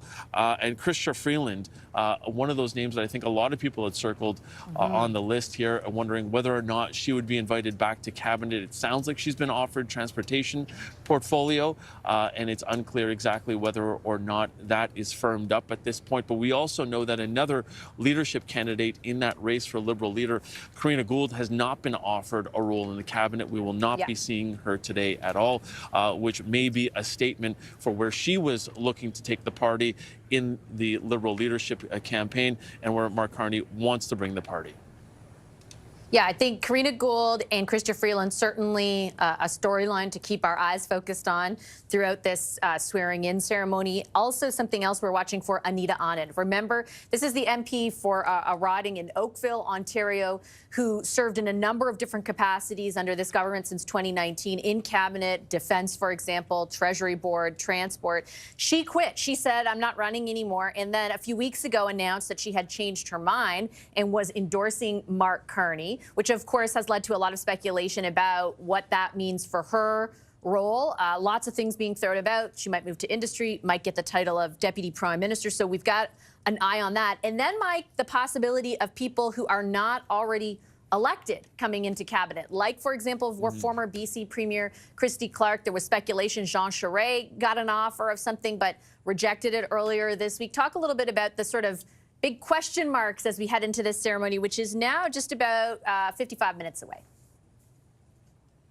Yeah, it's interesting, Vassy, because I was speaking to a member of Carney's team earlier today, and I asked specifically about that. And the indication that I have is that anybody who is being put into cabinet today is somebody that does have a seat in the House of Commons. So that is something interesting to watch, because I know, as you had said, Jean Charest had been consulted by Mark Carney to try and join this team. Same thing with Christy Clark, but it sounds like they are not going in that direction at this point. But again, this is all sort of speculation until we either see a list or we see somebody walk into Rideau Hall, because that is really, what is the telltale sign. But I think it speaks to what you were saying in terms of trying to make sure that the tone for this cabinet really is about leadership and making sure that everybody understands that there are adults in the room, in this cabinet room, making sure that they are driving the country forward and making sure that they have a steady hand on the wheel. I think that is the message that Mark Carney is definitely trying to send today, not only with this cabinet, but what he will do after that, in trying to make sure that he is pointing the country in that certain direction and making sure that it is a break from the last government and also focused on that task at hand. I don't think we can underline enough how important that Mark Carney will try and underline the fact that this trade war with the United States is something that, of course, is top of mind, and it is the biggest issue that he will have to tackle going forward with this cabinet that he'll be naming, as you had mentioned, in just under an hour's time. Okay, Mike, we'll be checking in with you throughout the morning. That's our senior political correspondent, Mike Locouture, on the grounds there at Rideau Hall. I want to bring in a panel of the best political minds to talk a little bit about the strategy behind today's announcement. CTV's political commentator Scott Reed is with us. He's a former communications director to Liberal Prime Minister Paul Martin. Former Deputy Conservative leader Lisa Raitt is here. She's the Vice Chair and Managing Director of Global Investment Banking at CIBC. And Kathleen Monk is former Director of Communications to the late Jack Layton. She's now the principal owner of Monk & Associates. Hi, everybody. Hey, very nice to see you on this Friday morning. Scott, I'll start with you. We just went over we know who's in, who's out, the big question marks. If the message is, as Mike put it, that they're telegraphing this morning, change, focus, and action, why strategically is that the message they want to aim to deliver today? Not to say they'll be successful, but why is that something that they want to do? Signal change from Trudeau and signal a focus on the future, and that really involves two things. One, taking on Trump and winning, and two, preparing themselves for a general election that's going to follow very shortly, probably within a week. So, I mean, the phrase you didn't hear from Mike, but the one that keeps kicking around all the political circles are near the new prime minister is wartime. There's a wartime leader, a wartime cabinet. It's been cut down to fighting trim. That's their focus. And it really does, in many ways, both in terms of style, tone, substance, the individuals, the focus, it quite immediately puts Justin Trudeau in the rearview mirror and focuses them instead on these two crisp challenges ahead, Trump and the election. Lisa, if the goal is that one first word that they use, change, as Scott points out, change from Justin Trudeau, with your sort of view of who we know is in, who's being moved, who's keeping certain portfolios, do you think they'll be able to accomplish that? No. The only person who's never been sworn in as a cabinet minister that's getting sworn in today, I think, is Mark Carney himself. That's not changed. This is, realistically, it is the fourth mandate that they're seeking for a Liberal government. And it's the same players. They're just moving around in terms of what portfolio they're going to have for the next X amount of weeks throughout an election campaign. I agree with Scott fundamentally that an election is just around the corner. There's no way they're going to return to Parliament, I would expect, on March 24th. So they will be there for a period of time. But I also expect and anticipate that the makeup of this cabinet will reflect the areas geographically where the Liberals feel they need to make up the most ground. So if you see a cabinet that's heavy in people from Ontario or from Quebec, that's your answer. Where's the battleground going to be? It's going to be in Quebec. It's going to be in Ontario. And that's it's a political cabinet as much as it is a cabinet that's meant to do public policy, because they really don't have time to do so. Yeah, we were explicitly told, Kathleen, this morning, and as we look live on the grounds at Rideau Hall to see who may be arriving, we were explicitly told that the cabinet would be smaller, obviously, in that some people remain in those roles, but there might be a few new faces as well, but like 20, 22 people versus 37. Is that enough to, I guess, create the message that things are different at all? It's pretty dramatic. I mean, to cut your cabinet by almost over a third, that's a significant change. And that is the signal that Carney needs to make. That is the change, focus, action that they're coming out with their slogan today. Change, as Scott said, from Trudeau, but also focus. They're kind of tightening the aperture, if you will, in terms of collapsing departments, combining them. You're going to see that with Justice and some Indigenous files, potentially other collapses between other departments, pushing them together. A tighter cabinet, one that is more agile potentially, that can make decisions faster.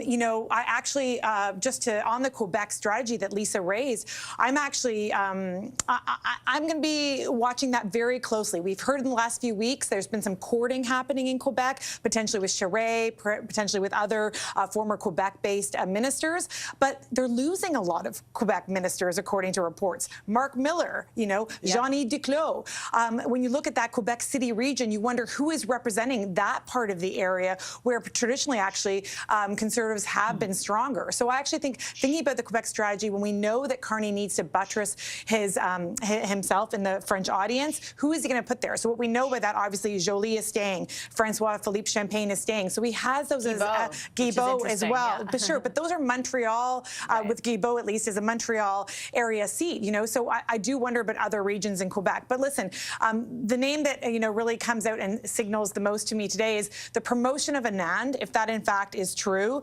that she's going potentially to another financial portfolio, that being industry, maybe even Deputy Prime Minister, as is potentially rumored. That's significant. Why? When the deadline on your project has just been moved up by 6 months to a year, you put your best project manager in place. And that's what they're doing with Anita Anand. She delivers. She executes. We saw that during the COVID. She also came back. And she You came had to back. promise her something. She came back, but I mean, she also knows how to deliver, right? We've seen that time and time again, and so putting her in that place is a signal to me that Carney wants competence. Well, and also just on the regional stuff that both you and Lisa mentioned, we were told no regional balance, no gender parity. Those things are out the window as of today. Maybe because it's 2025. I'm going to take a quick commercial break as we keep our eyes on the grounds at Rideau Hall to see when and if the ministers to be sworn in start to arrive. The ceremony is officially slated to get underway in about 45 minutes' time. Our special coverage will continue on the other end of a very short break. Stay right there.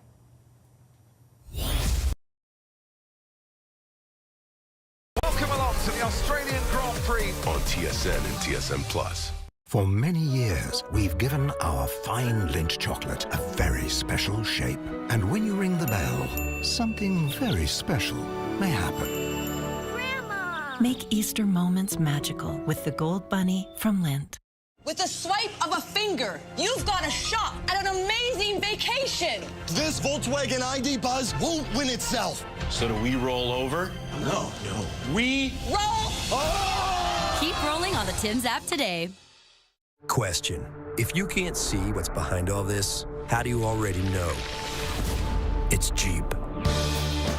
That takes you places that make you say, whoa!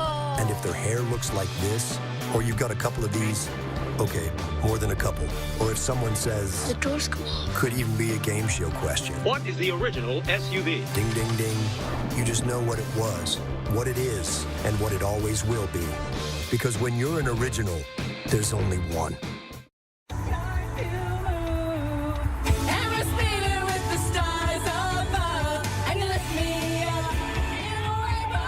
With 24/7 roadside assistance, help is always on hand.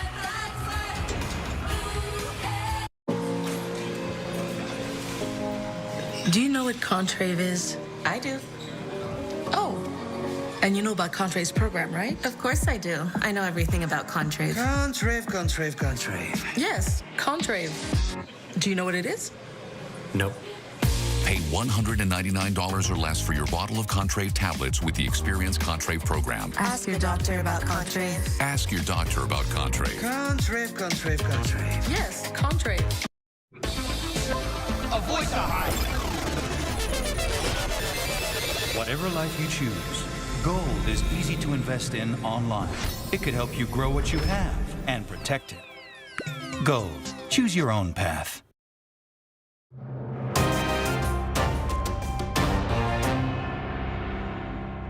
It's exciting that he's an economist, especially the way things like our relationship with the States is right now. So that's a little bit concerning, but having somebody who's so economically inclined is a little bit comforting in a time like this. You think Canada's ready for a federal election? I think we are. I think we're past ready for federal election. I think we really are. I have been here for the last 5 years, and Canada wasn't so great at the last 5 years. But before I came, I heard it's like amazing. So I wish Canada become great again. A sample there of Canadians reflecting on an election to come and also what's about to happen in just under 45 minutes. Mark Carney, former Bank of Canada governor, newly minted leader of the Liberal Party, will be sworn in this morning at Rideau Hall here in Ottawa as the 24th Prime Minister of this country. He'll have a brand new cabinet to be sworn in alongside him, one that is much smaller in size than the current one at 37 members. And, strategy-wise, certainly aimed at delivering a certain message to Canadians in advance of an election call, which will likely come before Parliament resumes on March 24th. Let's bring in my colleague, CTV's Colton Prale. He's on the grounds at Rideau Hall as we await any sign of anyone. Colton, I'll start there. Have you seen anyone arrive yet? A, and B, let's talk a bit about the message that they are trying to send with this cabinet swearing in. Yeah, Vassy, they've really cordoned us off here. A lot of those entrances coming on the side, just over to my right here, around the corner, tucked in. So we've not seen any big, prolific, high-profile faces. I have seen or have been receiving a couple of messages from people already set up inside. So we know there has been some arrivals at this point already, but yet to see anybody walk in and have that visual so far. As far as what you just played, those clips of the Canadian sentiment and the messaging around this cabinet. I mean, you talk about change and focus. Scott mentioned the word wartime. The other thing I'm hearing that we didn't discuss so much, but Lisa touched on it a little bit, is shortened. This is a cabinet that is in place under the assumption that there is going to be a national election coming relatively quickly, and that the people in these profiles may not be the people in the next cabinet should Carney win that election. That's one of the little bits of information that has been repeated to me from a number of different people, that this is really, a incredibly targeted cabinet on the issues at hand, but not necessarily the final version of what Mr. Carney wants to see in place at some point down the road. Yeah, I think that's a fair point. That's definitely be communicated outwardly as well, which is why, part of the reason I think that they feel okay leaving some of the bigger names, particularly on the U.S.-Canada front, in place. I'm not sure, and I'd love to get your sense, as we stare as closely as we can at who might be arriving, of the sentiment that's being expressed to you around the possibility of some of those bigger names, while they're there now, not necessarily being there, if they should be, and it's an if, should they be successful in the next campaign. Yeah, some of those, especially names like Chrystia Freeland, names like Stephen Guilbeault, people that have been polarizing for Canadians, but also the opposition have latched onto as firebrands, is particularly a big question as to whether or not they ought to be part of this next cabinet. Because to your point, some of those people you have to keep in place for the transition to show Canadians that there is continuity. We are seeing now some arrivals: David McGuinty, Steve McKinnon, also, and Reshi Valdez, all coming here on my right. They're going to be entering the frame in just a moment time. David McGuinty, one of those people that you want to have in place for continuity dealing with that U.S. file.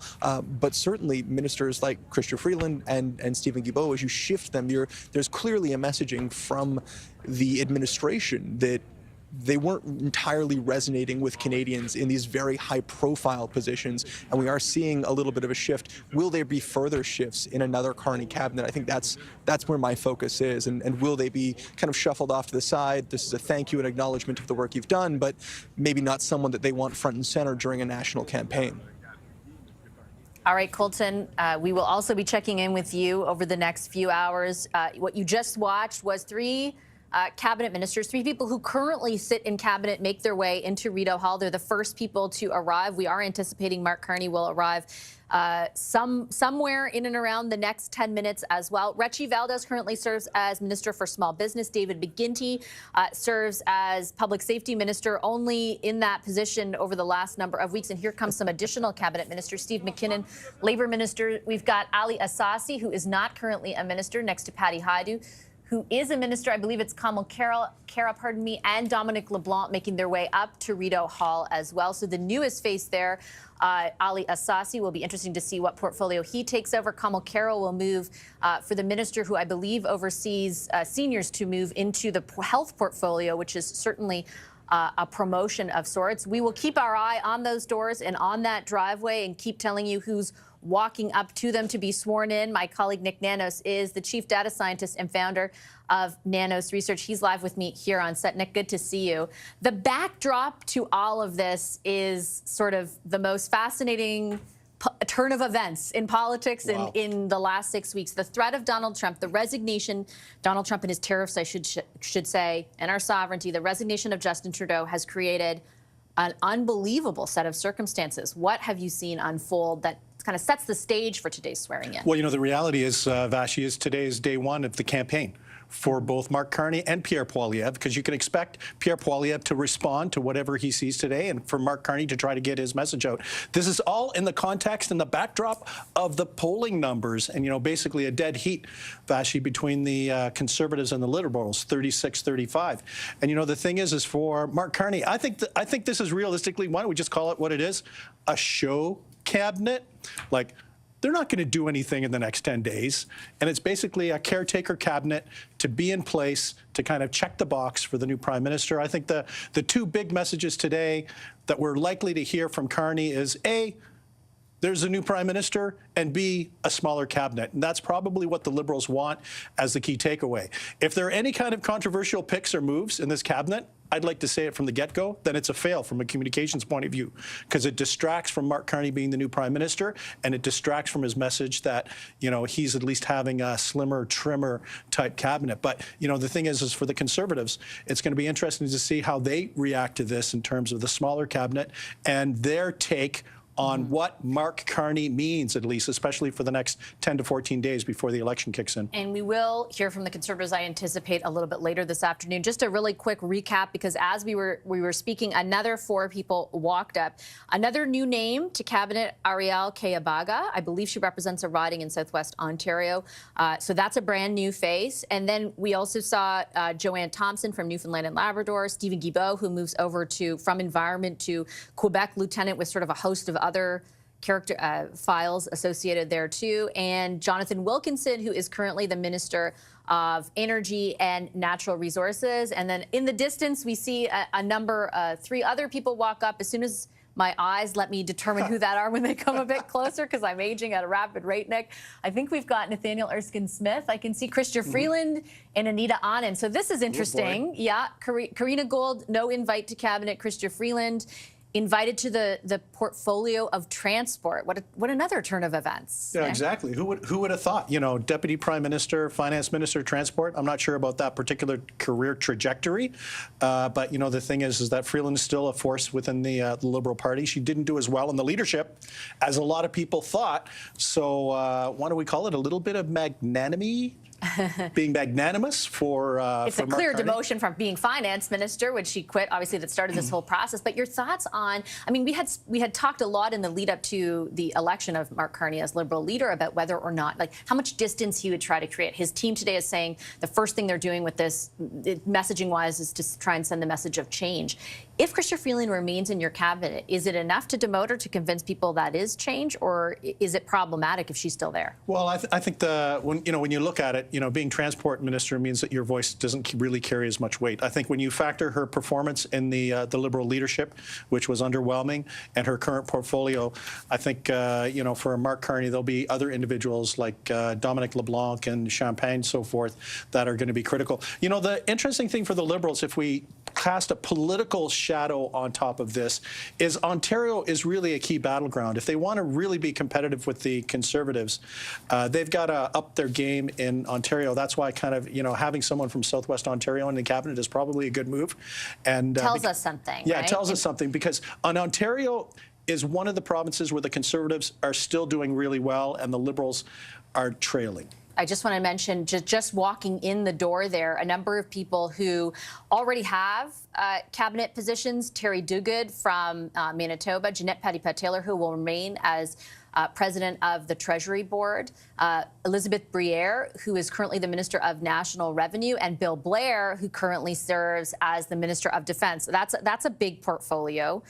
Certainly interesting that there's no change there, given everyone promising, Nick, to accelerate defense spending in light of kind of the threats from the United States and the pressure from, to be fair, not just the U.S., but other allies of Canada's to accelerate the timeline we just put in place last year. So I think what we're learning is a little bit of new, yeah, but, you know, realistically no change, not a lot of Doesn't news. feel like wholesale change. No. Like, there is some change, but it's not like, you know, other than Miller and some other big names like getting out. If you keep Blair, you keep Jolie, that says something. And you know, if Mark Carney was doing big changes as the cabinet, I think for a lot of Canadians, it'd be like, what are you doing spending all your time doing cabinet making when, you know, an election is imminent, there are threats from Donald Trump and stuff like that, and it speaks to kind of like what I'll say more of the caretaker, low bridge approach, where you know, there are just a lot of familiar faces, but you know, some new names at least in the mix. Yeah, and one new name there, Cody Bloy, yep, who is from out, he's representing a riding in Atlantic Canada, who has been you know, fairly outspoken in pushing back against Prime Minister Trudeau and particularly the carbon tax. That's a new face in cabinet, most certainly. We've got François-Philippe Champagne, who will move to finance. Rachel Bandayan, who remains in cabinet. She just got into cabinet at that last shuffle that was sort of against the backdrop of some weird circumstances with Chrystia Freeland and everything. And Gary Ananasangri, who moves over to justice, or adds justice, I should say, and attorney general to his portfolio. Yeah. But I think probably what we're going to expect, Vassy, from the Conservatives is basically for Pierre Poilievre to say, hey, look, a lot of these names are the same.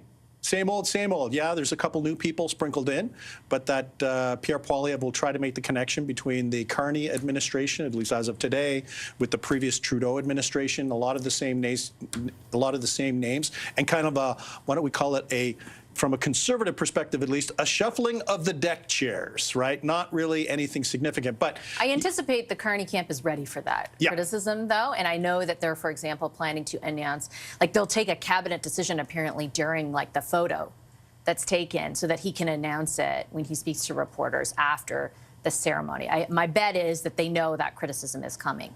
And, you know, I think probably what we're getting a glimpse of is at least what the next 7 days will probably be like, right? You know, the key message of a new prime minister, the key message of a smaller cabinet, a couple key decisions that they can put in the window. And is the trip to Europe still happening? It is, yeah. Well, there you go. Week, yeah. I don't think he's going to go to Europe and come back empty-handed, because that would be not optimal. Former Governor General David Johnston, I believe, and his wife just walked in as well. We keep our eyes peeled on those arrivals. Our senior political correspondent, Michael Couture, is on the grounds there at Rideau Hall. Mike, we've seen a series of arrivals now, probably in and around 20, which should mean Mark Carney is the last to arrive. What stands out for you, some of the new faces in particular that we're seeing come in? Yeah, I think there's two arrivals that really kind of shocked me. Former Governor General David Johnston that just walked up, and he walked in as well. He's here in attendance, obviously. And you had RCMP Commissioner Mike Duhem, who just walked by, and I spoke with him briefly, and he said he's excited to see who his new boss is in public safety, whether or not he does have a new boss. But when you're talking about the new faces to cabinet, I mean, Cody Bloy, as you had mentioned, Vassy, and Ali El-Sassi, those are El-Sassi, excuse me. Those are two, as you had mentioned, that were not in cabinet before. And something that I'm also hearing from inside Carney's camp is that if anybody is trying to do some sort of a count on the regional representation, that is not something that they're going to be able to sort of make it equal all around, just in terms of the people that they want in cabinet and how they're able to sort of spread those jobs around as well. So, and the gender parity, the gender balance that we had seen under Prime Minister Justin Trudeau, that likely won't be achieved either. But certainly, I think sending a message, again, they're trying to lean on people with experience. They're trying to make sure that the people who have had experience remain in cabinet. Interesting to see Bill Blair back in there, and a number of other people as they continue to walk in, and as we continue to see some of these people But that is clearly the message that Mark Carney wants to send with this cabinet. Again, that this is, as Scott had mentioned and a number of other people, a wartime cabinet, one that they're trying to have a steady hand on the wheel as they go forward in those discussions with the United States. And I believe that there are other people. Former Prime Minister Jean Chrétien is just walking up as well. He's just behind me, and he is going through a number of, I think he's not going the right way because he's being talked to by media and scrummed at this point. Okay, let's. Yeah, I'm going to cut over to that, Mike. Well. I'm going to interrupt you. So, Mike, I'm going to cut you off so I can listen in. Let's take a listen in live. Smith, I met his father when I was Minister of Indian Affairs. You were not born, and that. Yeah, I think that he will do very well. He is respected internationally. You know, I was talking a few minutes to the BBC about him, and they knew him, so it was good. Pourquoi est-il l'homme de la situation? Parlez-nous en français. Pourquoi est-il l'homme de la situation? Ben, parce qu'il est bon, et puis qu'il est neuf, et puis qu'il a beaucoup d'expérience, puis il est respecté dans le monde. Alors, j'ai bien confiance. So I have a Et là, lot of c'est faith. stimulant, une situation comme celle-là. This situation is stimulating. On est en politique, on aime When les you're défis. politics, Bien non, on n'a pas de la politique. you have to have the right man for politics, I think. I will do what you can do with him. If you can tell me what he will tell tomorrow, he will have to adjust every day because the president has to be on the news every day. You will love him. He gives you news every day. But when you're on a job like that, there's more than to be in the news. What's your advice? What's your advice to Mr. Carney, sir? Best advice is do your best. Il y a des conseils dans sa relation avec M. Trump. Ben, il va faire de son mieux. Il n'y a pas de solution, on n'a jamais vu ça. No solution. We've never seen C'est anything pas like une this. situation normale. This is not a normal On n'a situation. jamais vu quelqu'un qui change d'idée à tous les 5 minutes, qui mène We've les never seen États-Unis. anybody who changes Et his ça mind every crée des 5 problèmes minutes. partout, This pas creates seulement au problems Canada, là. everywhere, not just in Canada. De donner une entrevue à la BBC à Londres, et puis ils ont des Giving problèmes a là-bas aussi, en Europe. BBC Et partout dans le interview monde. Alors, in écoutez, il va London, faire de and son there's mieux. problems in Je le Europe. connais bien. Je He'll suis do his très best. confiant. I know him well, and I have a great faith in him. It's a tough job. But you don't get in this job to have an easy job. I was on Parliament Hill for 40 years, and it was fun. Thank you. Thank you very much.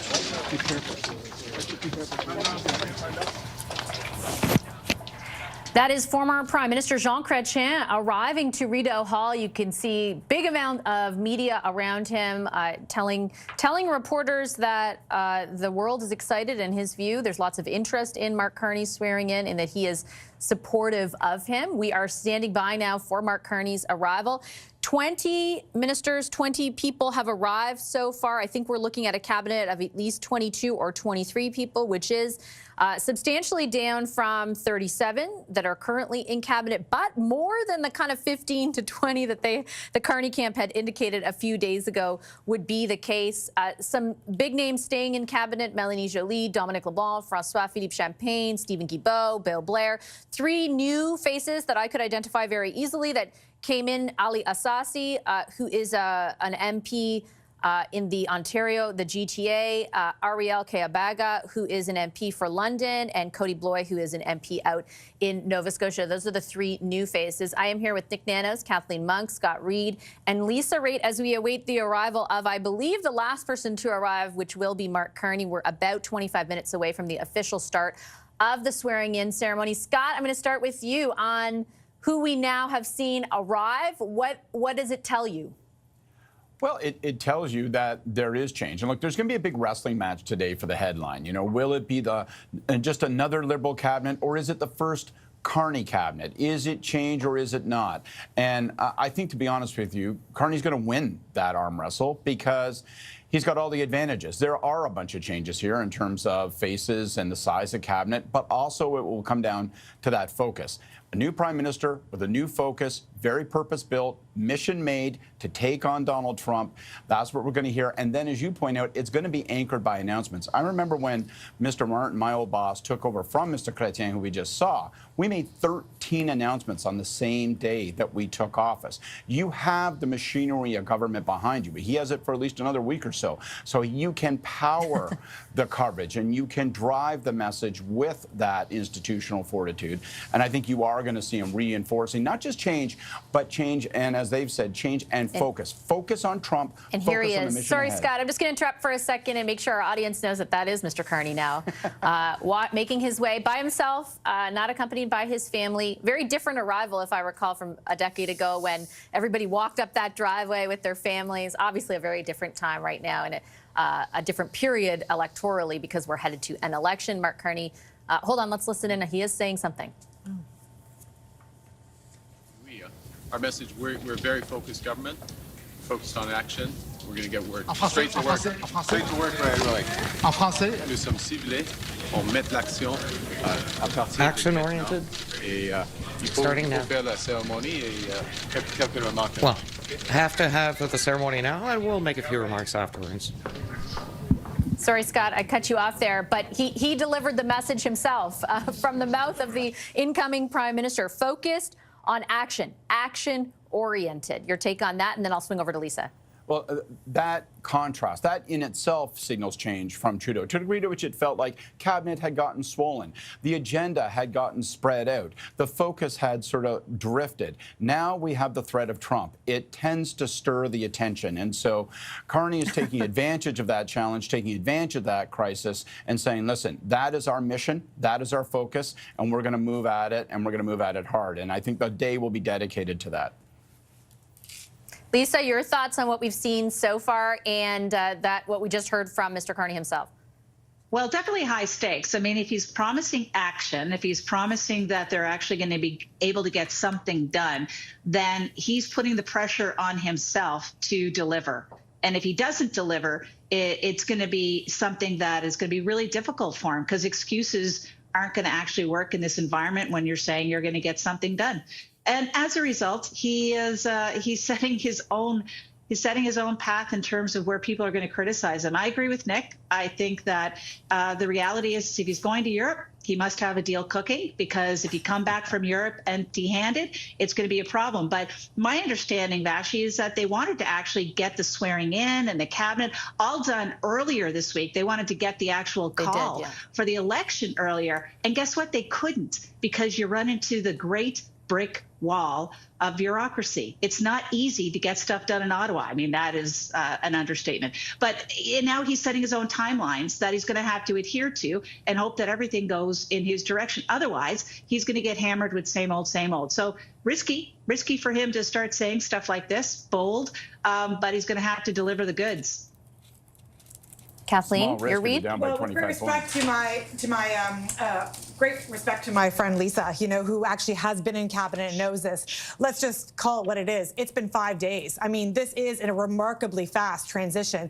Mr. Carney became leader on Sunday night, and it's Friday morning. I mean, it is moving at record speed. The history books will show that previous leaders, people like Kim Campbell, took much longer than this to actually be sworn in and establish a cabinet. So looking at the history books, this is a fast transition. Why? Because we are in a really difficult, complex political landscape right now. Carney has to do a number of things. He has to not only establish his cabinet, you know, staff up his PMO, he also has to prepare for an election campaign, all while fighting an incredible onslaught of attacks and incoming fire daily from President Trump and the threat of an economic warfare. So he's got a lot on his plate, but I mean, I think we can't deny that this has moved at incredible speed. I think that it is, like Scott said, going to come down to the framing. Is this a new cabinet or is it the same old, same old? But when you cut your cabinet literally by approximately 15 positions, I think that is dramatic. That alone says it's a leaner, tighter machine focused on one thing, and that is the threat of economic warfare from the United States. I think the primary way, given what we just saw, Nick, with who arrived, that they're going to try and deliver that message that Kathleen mentioned is through the size of cabinet, because I don't know if you're going to be able to deliver it through the fact that all your big ministers remain. Yeah, you know, the thing is, we would always talk about in advertising, you know, just focus on a couple things. There's a new prime minister, smaller cabinet. But two things that we really have to also talk about, are the Liberals ready for an election? Do they have the candidates in place, to wage war against the Conservatives who've been preparing for a very long time and have a big war chest and a very good organization? So it's not enough just to build on the goodwill of what might be in the polls right now, which makes them competitive. They've got to have boots on the ground. The other question, maybe I'll be the skunk at the party, why bring Jean Chrétien here? This is not a Liberal Party event. I could understand if Liberals were gathered here that they'd like to see the former Prime Minister because he's very popular within the Liberal family. But if you're trying to send the message that you're moving in a new direction and there's a new leader and a smaller cabinet and a new focus, why do you bring someone from the past? I think that's a bit of a head scratcher for me. Maybe my guess would be, Scott, and I'll get you in on this, that lately Chrétien has been saying stuff on Canada, U.S. and Trump that has gone like a little bit viral, and probably maybe to build on that, I don't know. Look, let's not, get too lost on our cornflakes here. He's there because he's a former prime minister, the same reason David Johnston there. He's a former governor general, and this is a ceremony at Rideau Hall. That being said, I'm not in the same place in terms of the signals that it sends as Nick, because I also think it sends a it sends a signal about a return to a time when Canada did stand up in a very forceful way to the United States with respect to the Iraq War. That's embodied and personified by Mr. Chrétien. It also sends a signal of a return to a time when finances and focus were very much associated with the Liberal brand, with the job that Mr. Chrétien did, my old boss Paul Martin, in balancing the book. So that's small beer, man. That's not going to be the focus. The focus of the day is going to be the cabinet, the words that come out of Mr. Carney's mouth as Prime Minister for the first time, and the focus on taking on Donald Trump. And, they're going to reinforce that frame today. And my guess is we're going to see a flurry of actions in the next 4, 5, 6 days. And then, bang, the writ drops and we're into a campaign that'll be fought around one issue and one issue only, and that is who can best take on Trump. And Poilievre's going to have to figure out how he enters that equation, because so far he's been scrambling to get inside. Nick wants to respond. Okay, why don't we just deliver Pierre Poilievre his first attack ad by having Mark Carney and Jacques Chrétien beside each other? Like, really? Come on. Well, I guess there's two ways to look at it. You think Jean Chrétien's polling poorly these days? I don't know, man. I know. Well, maybe not in your neighborhood, but we're talking about Canada. Lisa, your thoughts, just jumping off of what Nick and Scott are saying about the messaging around this again. Well, I don't think it's a secret that Mr. Chrétien and his cabinet ministers were kind of frozen out by the Trudeau regime, quite frankly. And as a result, this is a signal to those Liberals out there who would be more on the blue side, more centrist Liberals, that they're back. I think that's all that it is. And it's great to see Mr. Chrétien in good health. I want to go back to something, though, about this cabinet and how it's so incredible that he's cutting the cabinet in half. So it's not, because these cabinet ministers may be taking on new portfolios, but there is no supply, they have no money to spend, and they don't have to go to parliaments, so there's no legislation. So that's 2/3 of their job is done. So there's no 2/3 of their job. They can take on as many portfolios as they can fit on their letterhead, because the reality is they don't have a lot of work to do except to nod and rubber stamp whatever policies the Prime Minister is going to be putting in place. That's it. So they're going to do that for a week. So I wouldn't give great praise to Carney for cutting his cabinet in half. He could have cut it down to 4 people, for God's sake. It really doesn't matter, because we're heading into an election. I think that the symbolism, though, here is what it's all about. And that can be debated 100%, Kathleen. I think that they just, even the way that Carney spoke, like the word focus is on purpose, because his criticism of, and largely other parties' criticism of the Trudeau government, is a lack of focus. Yeah, and if you just juxtapose the images from 2015, 10 years later to the images today. It was a bright, sunny day in 2015. As you said, families walked up, to the Governor General's residence, arm in arm. There was a mass of people. Carney was there singularly. The weather's kind of cooperating with him. It is good weather today in Ottawa, for Ottawa at least, but it's not as sunny and bright as it was that day back in 2015. And that focus that he's driving, that kind of, austere, like laser focus on dealing with Trump, it kind of came across in his comments as he walked into the GGs today. Yeah, whether the message lands is a different story. That's right. I want to go to Rideau Hall again, where my colleagues Michael Couture and Colton Prale are both stationed for us. Colton, I'll start with you. Your observations as you stood there. You're right there when Mr. Carney was talking and as the ministers walked up.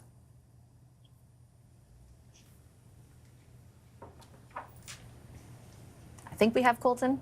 And even the new Liberal MPs who came into this were Liberal MPs that most of us who follow the Hill very closely are immensely familiar with. These are, by and large, people that we've seen, handling press, being the ones to stop and speak with media. And so I really wonder how much change it is that we are actually seeing in this. I thought it was quite interesting that we saw David Johnston. We also saw Michel Jean, former Governor General as well, heading into this. There is a little bit of that, kind of as Lisa put, push to recenter on not just the new direction of this party, but the past of this party as well, the past before Justin Trudeau, and a return perhaps to a little bit more of a centrist Liberal party. I think that was the thing that stood out to me the most among these guests of honors that we're seeing arrive other than the cabinet ministers.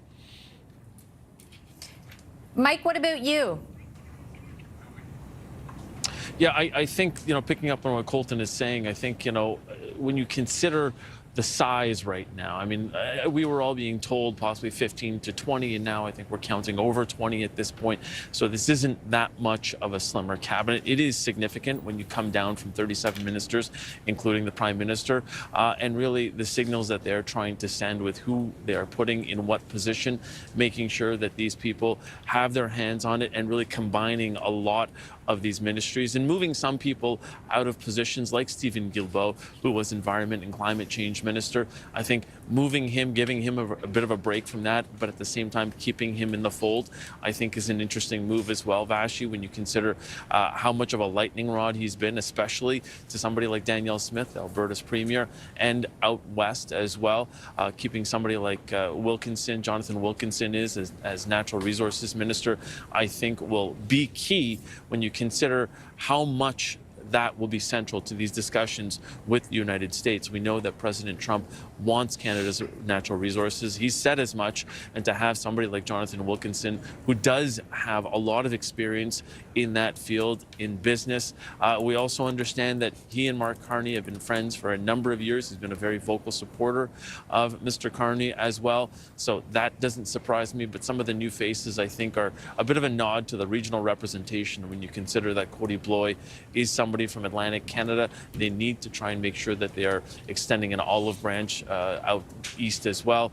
And it'll be interesting to see going forward. When Mark Carney talked about action-oriented, that really business speak. When a lot of people look at this, we, as a country, are now going to be run by somebody who has a long time and a lot of experience in business. So the possibility of this country being run more like a business, I think, are what Canadians might be able to look forward to, Vassy, as well as that action-oriented, getting down to work, and to the point that a number of people on the panel have been making. They don't have a choice but to do that right now. They have to make sure that they are at the task at hand, because we know April 2nd is coming very, very quickly. And following that conversation in that meeting yesterday with Howard Lutnick, the Commerce Secretary in D.C., there were positive signs, but at the same time, they need to make sure that they are having those conversations at the table, and that you have to wonder how soon after today, how soon after the writ is dropped, will we possibly see Mark Carney take a side trip from the campaign to go to D.C.? Will he be seen with Donald Trump? Will he go into the Oval Office? We know that Carney had said in his conversations and in some of what he said publicly, he will only do that and if the meeting is respecting Canadian sovereignty and making sure that that issue is off the table. So I think, we will see those types of lines going out today, and that type of, focus of this cabinet as well, Vassy. That's Mike Licouture and Colton Pearl on the grounds. They're outside at Rideau Hall. You're looking live inside Rideau Hall, where the swearing-in ceremony is supposed to get underway in 10 minutes' time. I got to tell you, I've covered about a million of these at this point. The fact that there's about 10 people in the room does not bode well for that timeline. So we will keep our fingers crossed and keep our eye in that room. I'm here with Nick Nanos, Kathleen Monk, Lisa Raitt, and Scott Reed. I think, jumping off, Nick, what Mike mentioned, I mean, we're talking about this in a way as though this is like a brand new cabinet. It's like there's an election a week and a half away, right? Like there's many differences between now and 2015. 2015, they just won a massive mandate and they were beginning a 4-year term. This is something that effectively will be in a campaign 10 days from now. Yeah, and I think, there's been a lot of talk about action and lots of action and stuff like that. He's never been elected to anything. And this government doesn't really have a mandate, right? This new government and this new cabinet doesn't really have a mandate. It's a caretaker from the previous administration. I think I would be surprised if this new Mark Carney cabinet decides to do a lot in a short period of time or have a bunch of announcements. I think if it's going to be about focus, focus of the cabinet and a streamlining of the cabinet, focus of his efforts and energy, I would expect only a couple big things to be announced and not a lot, because people are going like, what's up with this? There's going to be an election. What are you doing stuff? You haven't been elected. And, Canadians have not had a chance to render their vote and either to support or not support what Mark Carney will end up proposing. My guess, I don't know, I maybe guess a little bit differently, Scott, in that I think that they will want to convey, maybe not 13 in the first day, but they will want to use the ability to govern to their advantage politically, just like we saw in the Doug Ford campaign, for example. Yeah, and I agree with Nick in that you're not going to see a cascade of announcements about a wide variety of topics. That would make no sense. But you may see a handful of announcements, and some very high profile and focused, all around the subject of our relationship with the United States, our ability to sustain and protect our economy. I mean, if he goes to Europe, well, he's going to Europe to get a deal. If he goes to the Oval Office, he's going to make a point. So that's what I think, you're going to see actions of that sort, or the possibility of those actions. What are you going to do with respect to efforts to protect Canadian industry and workers? Will we see, without the House in session, will we see an announcement of what his program would be in the next legislative session to provide those kind of support? And people have talked about, COVID-level support programs. I don't know if it would be that large, but saying to people, listen, if Trump is going to impose hardship on us, then government is going to be an instrument to help sustain and protect you, not just broad industry, but individual workers as we bear that assault. Strategically, Lisa, you've got, let's say, 10 days between now and the election call. How do you use it to your, I guess, political advantage in that interim, in your view? Yeah, I think the biggest decision they have to make is whether or not he seeks an audience with Donald Trump, because it could either end spectacularly well or he could get Zelensky'd.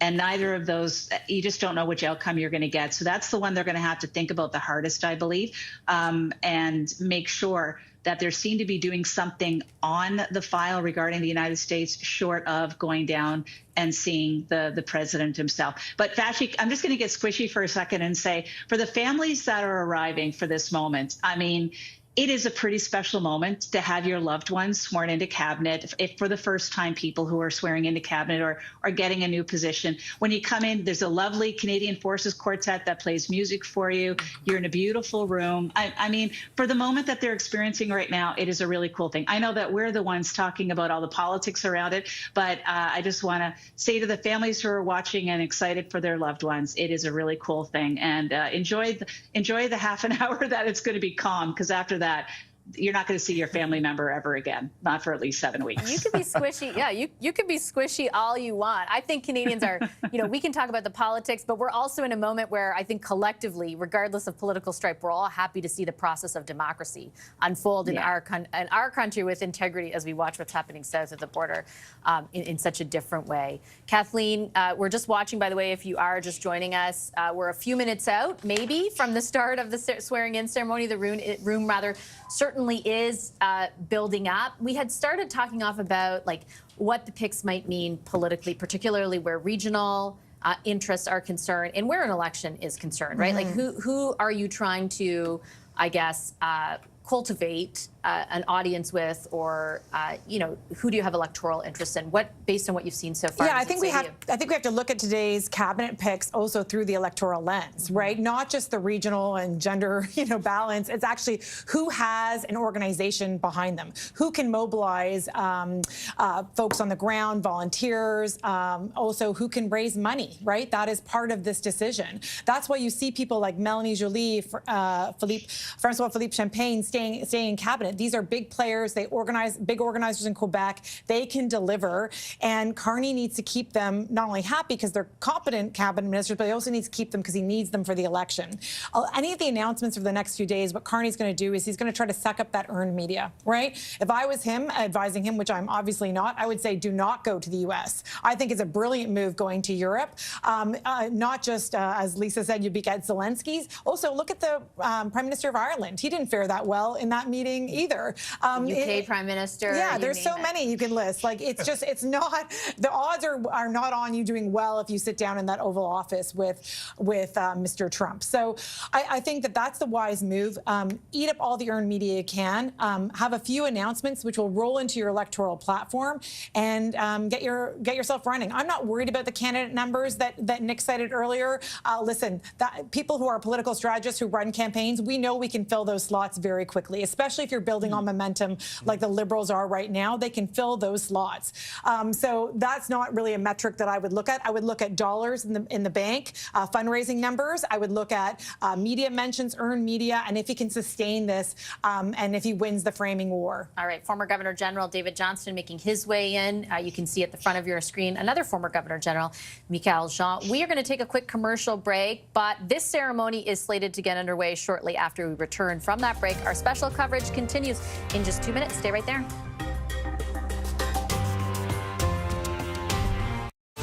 Welcome along to the Australian Grand Prix on TSN and TSN+. I'm Francesco Mutti, and nobody loves tomatoes as much as I do. So you can enjoy the freshness and taste of Mutti tomatoes. Mutti, one family, one passion. Tomatoes.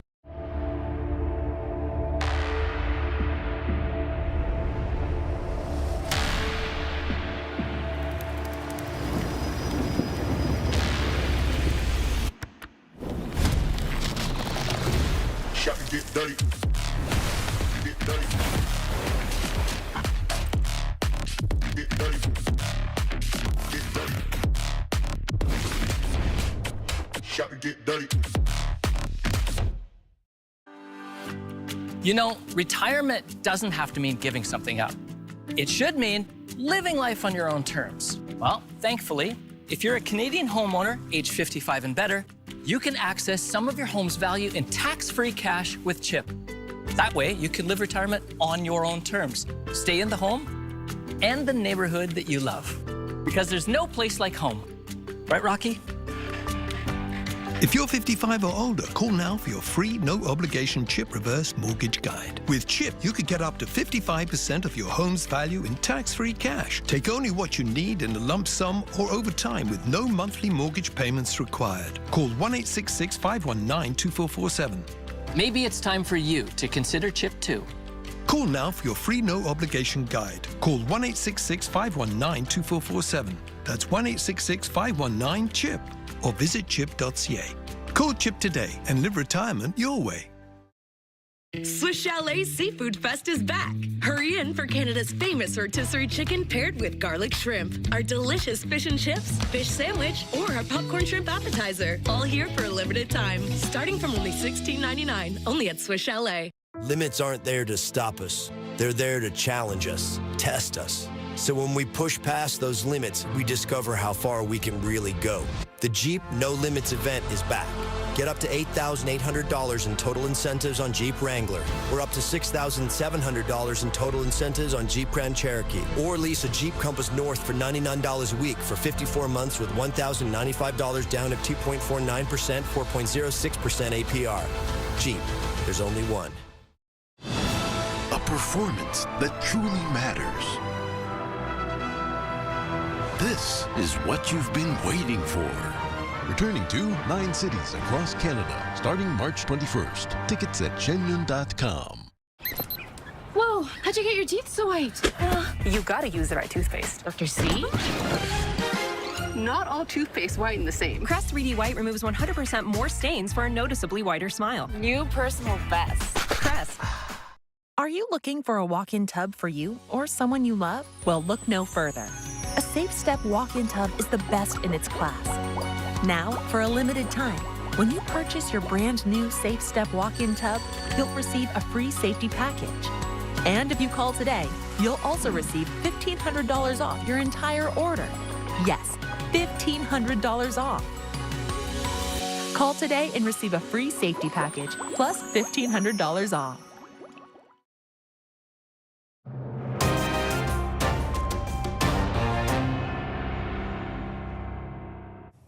Welcome back to our special coverage of Mark Carney's swearing in. I'm Vassy Kapelos in Ottawa. A few blocks from where I sit at Rideau Hall, we can take a live look inside the room where that swearing in is slated to get underway any moment now. Former Prime Minister Jean Chrétien just took his seat alongside other former prime ministers, or sorry, former governor generals, my apologies, Michael Jean and David Johnston. You've got the Chief of Defense Staff attending, as well as the head of the RCMP, Michael Duhem, and a number of other familiar faces, families, of course, and friends of the ministers who are about to be sworn in.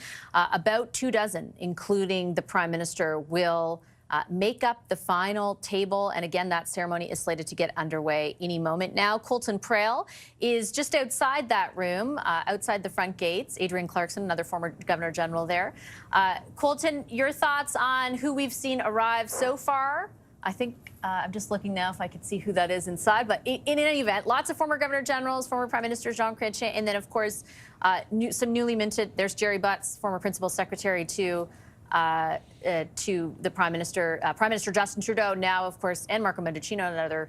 He's serving as Chief of Staff to Mark Carney. Wow, some of it feels new, Colton, and a lot of it feels like this was 10 years ago.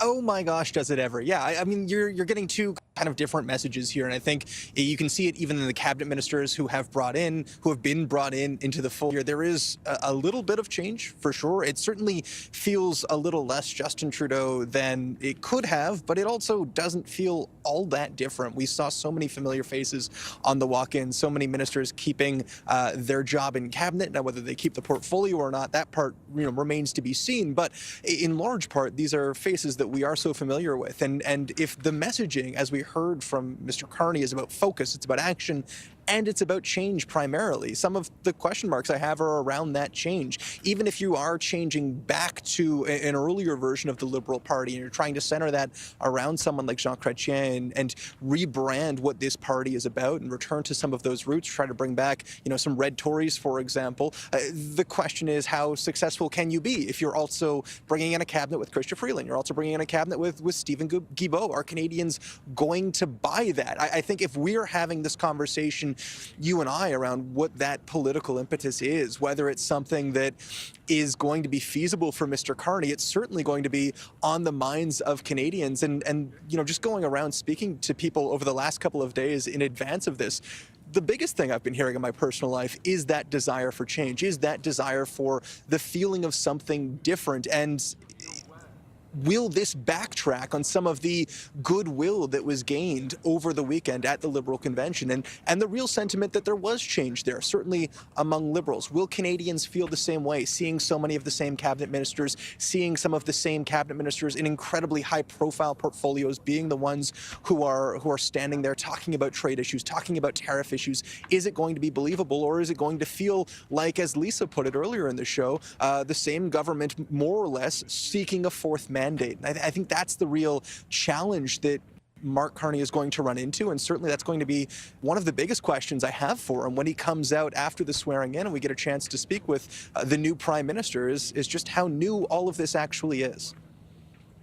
So if you take a look inside this room as it does begin to fill up, a couple of different scenes emerging, and you are looking live right now inside the room where the swearing in of Mark Carney and his cabinet will take place. On the left, you see a lot of former Governor Generals, including David Johnston, Michael Jean, and Adrienne Clarkson, alongside former Prime Minister Jean Chrétien. They seem involved in a pretty specific conversation. That's Nat and Obed walking in as well. To the right of them, you can see almost at the corner of your eye a series of very familiar faces who are involved in the transition, and some of whom might be involved in the Mark Carney government after, if they are successful in an election. I'm talking about former Justice Minister David Lametti, former MP or outgoing MP Marco Mendicino. David Lametti, I'm told, would serve as a principal secretary moving forward. Marco Mendicino is currently the chief of staff to Mark Carney during this transition period. And then in the middle of them, once it swings back, we'll certainly be able to see,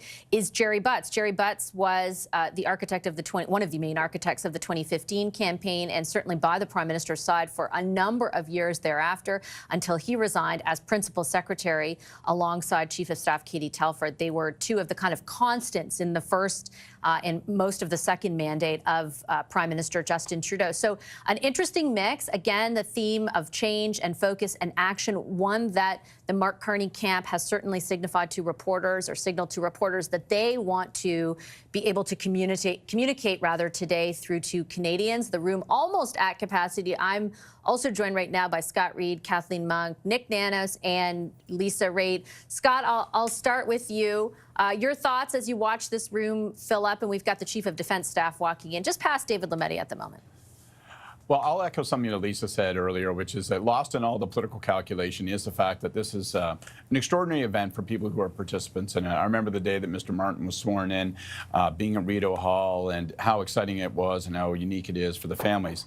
Now I'll move to raw politics. Unfettered raw politics. I think the most interesting aspect of what's happening, you want to talk change, one of the things that's changing are the polls in Quebec. And I think there's some interesting dynamics happening with the choices they're making and Quebec cabinet ministers. There are some high-profile folks who are gone, like Mark Miller, but they're keeping Guilbeault, moving him out of the sensitive portfolio of environment where, you know, they want to signal change from the carbon tax, but maintaining his status as a minister and giving him this position of Quebec lieutenant. He's got a large reputation. He's extraordinarily well known across the province of Quebec.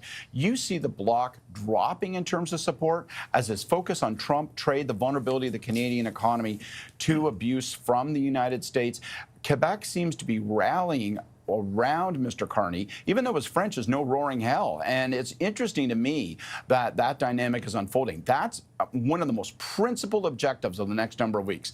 Maintain that momentum, sustain it, and build on it, because those are seat-rich changes. When the Bloc drop 10 points and the Liberals move into that space, there's a ton of seats to be had there.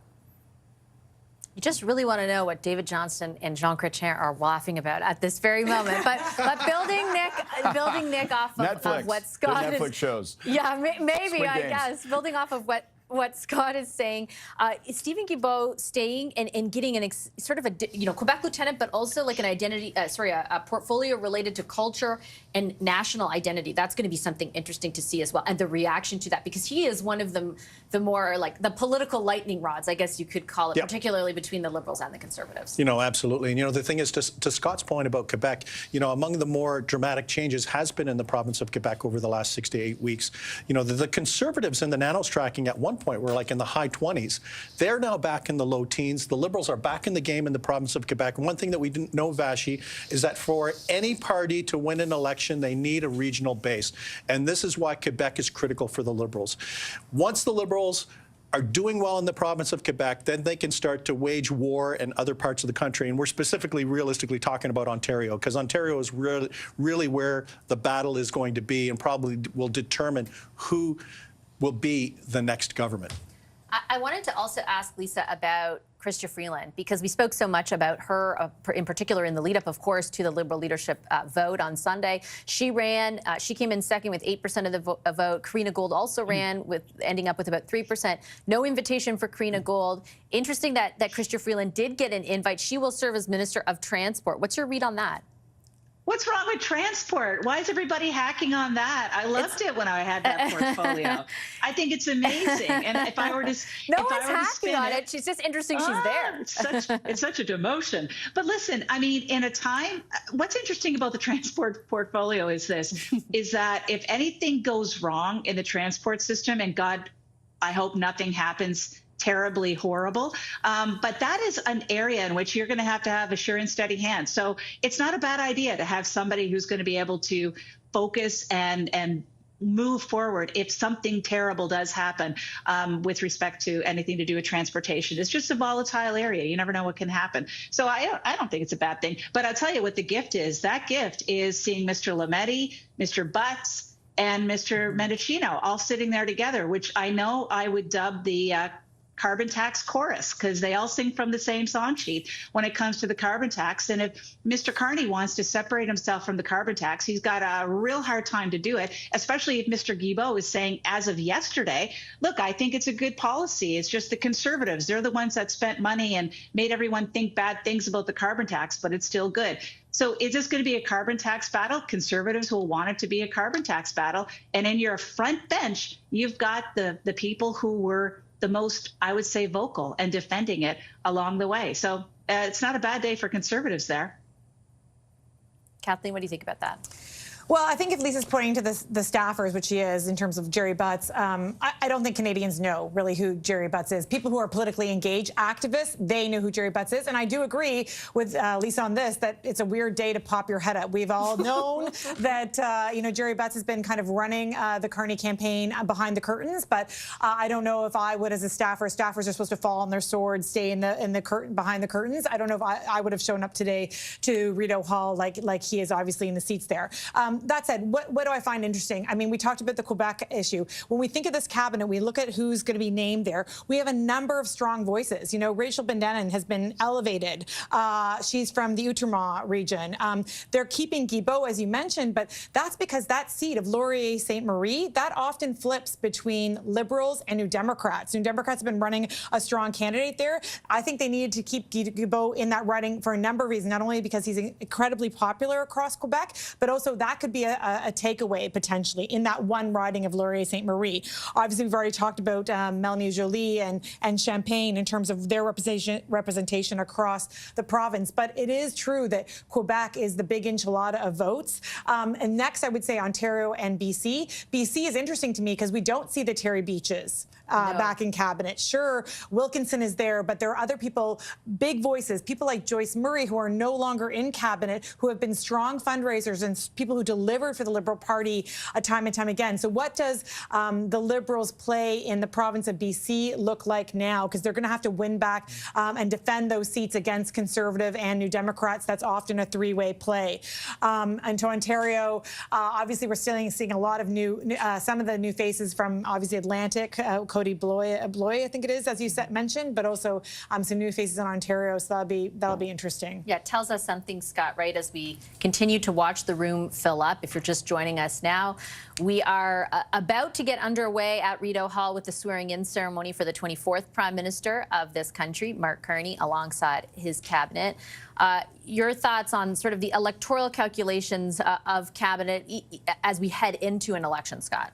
Yeah, I'll just pick up on the specific point that Kathleen was making about BC, because I think it's another one of those interesting places because so much has shifted electorally over the course of the last 6 to 8 weeks when we've seen the NDP collapsing in their vote. So the three-way races that Kathleen was talking about might vanish. They may become head-to-head battles with the Liberals and the Conservatives, and that obviously is a massive boost. That's a critical, essential factor for the Liberals that they're going to be competitive in those seats because, honest to Pete, like 8 weeks ago, you thought the Liberals were just going to get wiped out in British Columbia. Now, maybe not so much. And it'll be interesting to see if Mr. Carney has, in the course of the next week, 10 days, a couple of new names, a couple of new candidates that he might roll out in British Columbia. I'd be watching for that. So we've got this dose of people and their jobs in terms of cabinet, but there is a second shoe to drop, and that will be new candidates that he tries to introduce.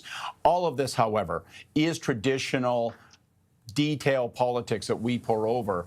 I do think we have to constantly remind ourselves of how unique the circumstances that we're in. We are in this situation where we're almost certainly going to have a single issue campaign. It's going to be all about Trump, all about protecting ourselves, and really it's going to come down to a test of the people at the top of the ticket. Do you trust Pierre Poilievre to do that, or do you trust Mark Carney to do that? Today is going to be all about filling that sense of confidence for Canadians that Mark Carney's the right guy for the right job at the right moment.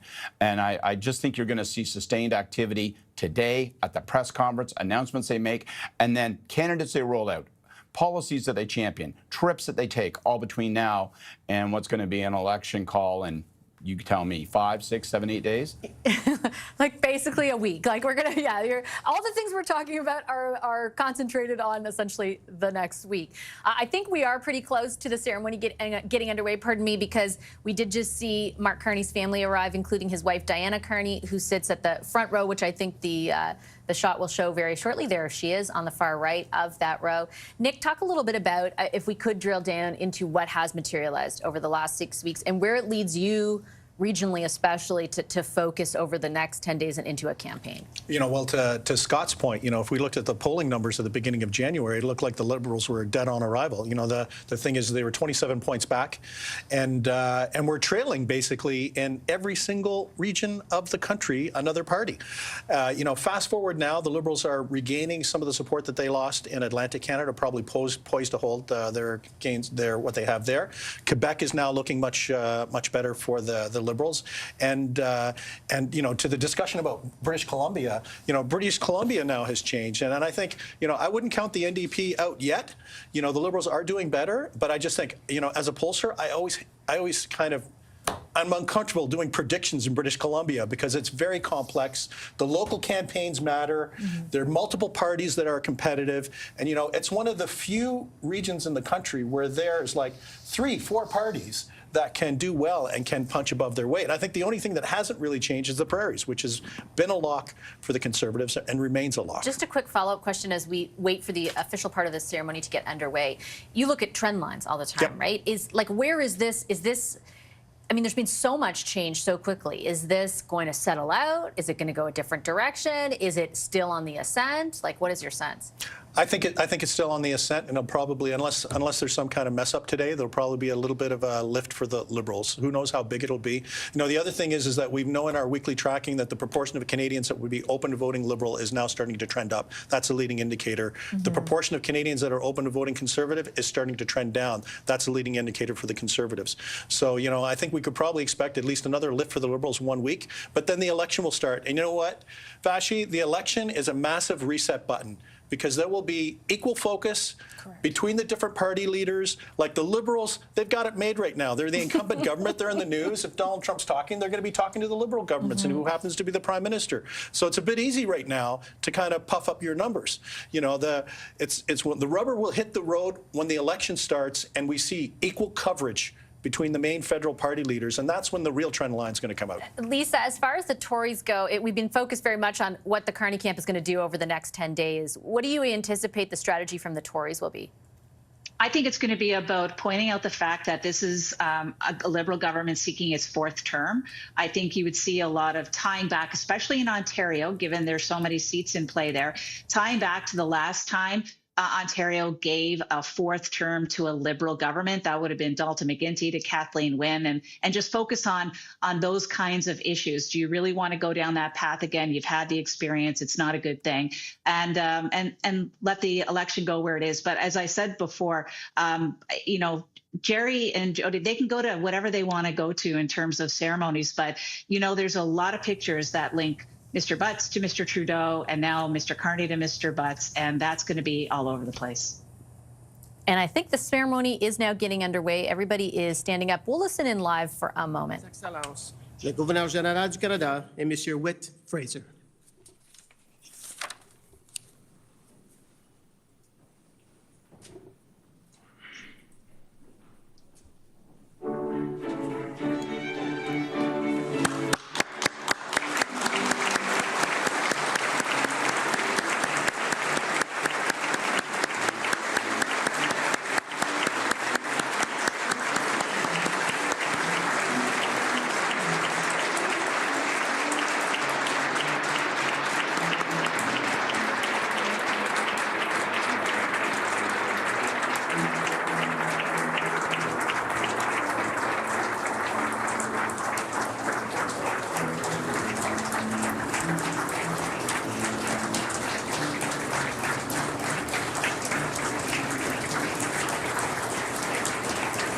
You're looking live inside the room at Rideau Hall, where a swearing-in ceremony is moments away from getting underway.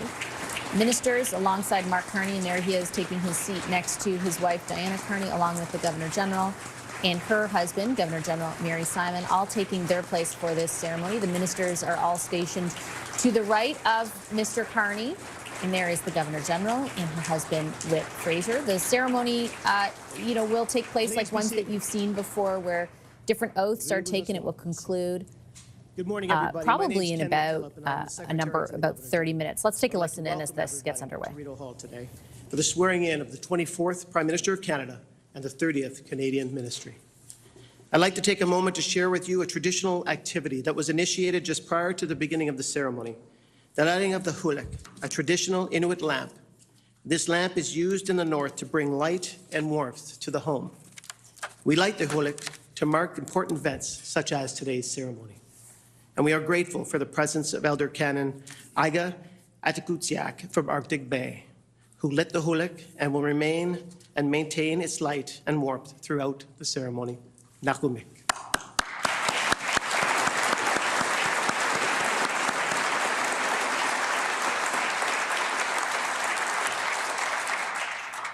J'aimerais maintenant inviter l'Énéal Algonquin Verna McGregor à prendre prononcer ses mots de bienvenue. Verna McGregor of the Algonquin to say her welcome words.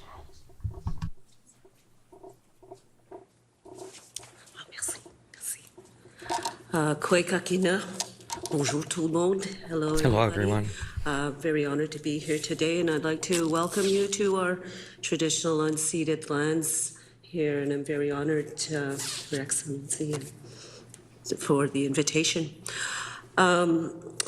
I do many openings for constituents in Ottawa here, but I always talk about the significance here because this is so special for us as Algonquin. We're known as the Mamaninawak, the nomads, and we're known for the birch bark canoe. And we would meet here in the summer prior to contact to talk about what's going on the land. But this confluence here is very special because it represents balance of the four directions, the four seasons, the four stages of your life. And so, and I find it interesting that Parliament and Rideau Hall and all the government headquarters are located here, because I think this is special too as well for leadership. And I'm honoring the new leader today too as well. And I was thinking about you today. I said it's like the geese, and you have the head, the person at the head, Ganiganich, and they face the head waters. And I think we're in for always challenges, but even more so today. So I'm going to honor you and all of you with a little opening prayer and thanking everybody.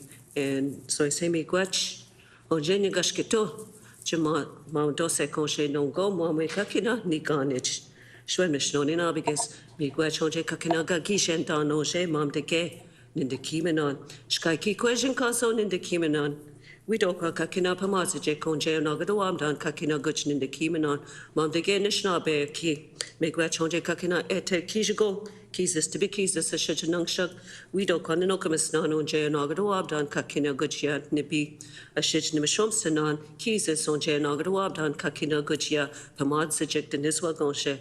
Migwech on jay na sewen. Kaki mijin. Chimino pamad zian on jay. We don't go kakinan and Gino and Daganak, Nimishomsinan, the Gokmisnan, a shitch Nidondanis, Oshe, no gomonje, the Bashkadagama, Kamashedinis, Wagonshe, a shitch Kakinan and Gino and Daganak, and Wessi, Sak, Mitigog, Mijaski, Mashkiki, Kakina, Gagijendan. Kacheshquat, Negue de Seaman, Kego Gajeman, Doshit Kan, and Oshgush, Negue de Seaman, we don't go Kakina, Mam de Gay, we wissen a jig, the Mogas a jig, Akwas a jig, Kaye, we me God with jig, no comb, Chuana, Kiwatch, Chimino, Pamadzu watch. Miigwech. I say miigwech 4 times to honor again the 4 directions, the 4 seasons, the 4 stages of our lives. We come from spirit and we return back to spirit. We come from the earth, we return back to the earth. And in my prayer, what I'm saying is I'm thanking everybody to coming together here.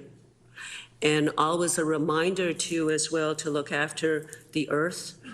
Because again, one of the teachings is that we were all given the original instructions to look after the earth because we all share the earth, we share the water, we share the air, and the fire of the sun, our internal fires. So that's why, again, Ganiganich, the one in front, it has a big responsibility. And that's why we're having this ceremony today. So miigwech everybody and have a good day. Merci. Merci à tous.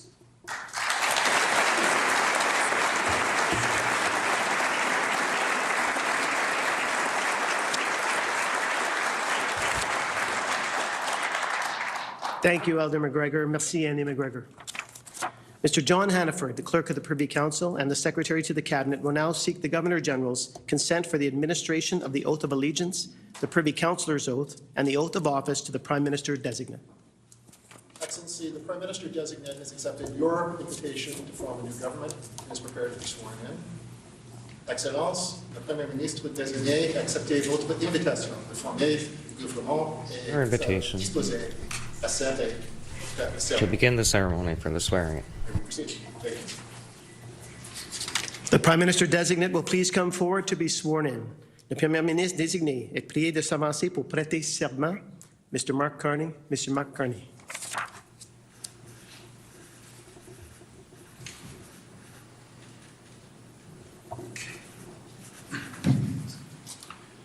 Moi, Mark Carney, I, Mark Carney, fidélité et sincère allégeance à Sa swear Majesté allegiance, sincere loyalty to His Majesty King Charles I and his succession. Do swear that I will be faithful and bear true allegiance to His Majesty King Charles III, King of Canada, his heirs and successors.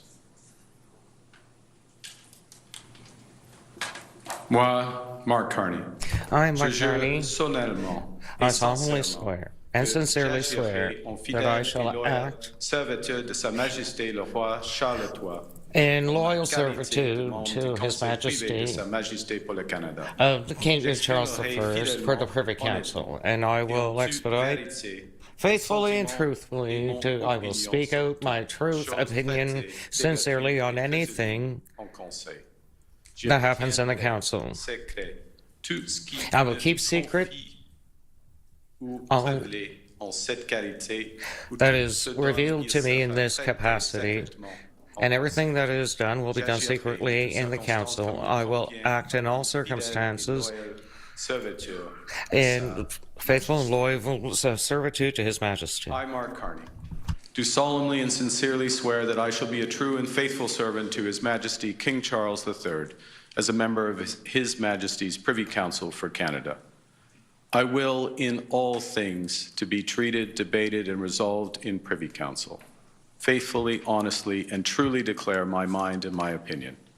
I shall keep secret all matters committed and revealed to me in this capacity, or that shall be secretly treated of in council. Generally, in all things I shall do as a faithful and true servant ought to do for His Majesty.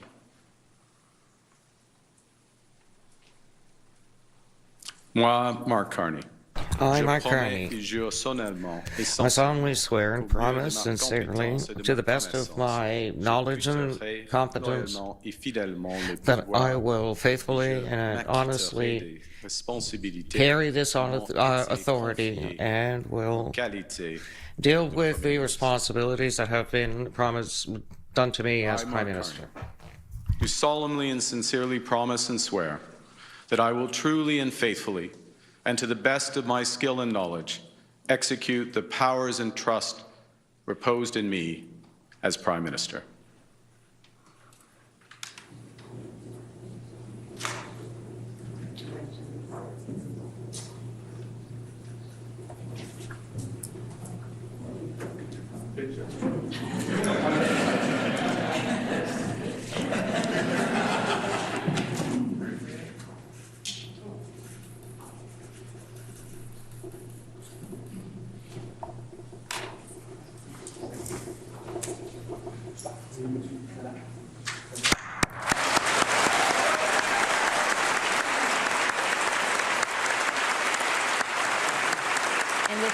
Becomes the 24th Prime Minister of this country. You can see him there taking the oath, as well as now signing. We've got a close-up shot of that next to Governor General Mary Simon. The Clerk of the Privy Council, of course, also involved John Hannaford. And now, after this part of it, after the swearing in for the Prime Minister himself, we will move on to a series of ministers. And I can tell you, as we watch this signing take place, the Privy Council are signing the oath books to formally witness the swearing in of the Prime Minister, but they're also signing the instruments of advice nominating the new Canadian ministry. And that new Canadian ministry does include a move for François-Philippe Champagne to the Ministry of Finance. Dominic LeBlanc moves away from that position and becomes the Minister of International Trade, as well as what's known as the President of the King's Privy Council for Canada. Anita Anand, who decided just a few weeks ago to come back into politics after saying she would not run in this election, becomes the Minister of Industry, taking over the portfolio for François-Philippe Champagne. Stephen Guilbeault not only becomes the Quebec lieutenant from being the Minister of Environment and Climate Change, but also takes on a new portfolio known as Minister of Canadian Culture and Identity, as well as overseeing Parks Canada. Chrystia Freeland, who contested the Liberal leadership against Mark Carney, does remain in cabinet. She becomes the Minister of Transport, but additionally, the Minister of Internal Trade. Internal trade has become a focus in particular, although discussed for decades, a focus in particular since Donald Trump started threatening tariffs. And she will be tasked with breaking down barriers associated with them. In an attempt to grow our economy against the backdrop of those threats. The Prime Minister now receiving a round of applause and a standing ovation from the room, which includes both his brother and his wife, and of course all the other ministers and their families as well. Mark Carney shaking the hand there of Whit Fraser, Governor General Mary Simon's husband, and Governor General Simon assuming her seat right next to the Prime Minister. The rest of the ceremony will now get underway. We'll take a listen in. The swearing in of the 30th Canadian Ministry. Come forward to be sworn in. Les ministres et les ministres désignés sont priés de s'avancer pour prêter serment. L'honorable Dominic Leblanc, ministre du Commerce international et des Affaires intergouvernementales et président du Conseil Minister of International Trade and Interprovincial Minister of International Trade and Intergovernmental Affairs and President of the King's Privy Council for Canada.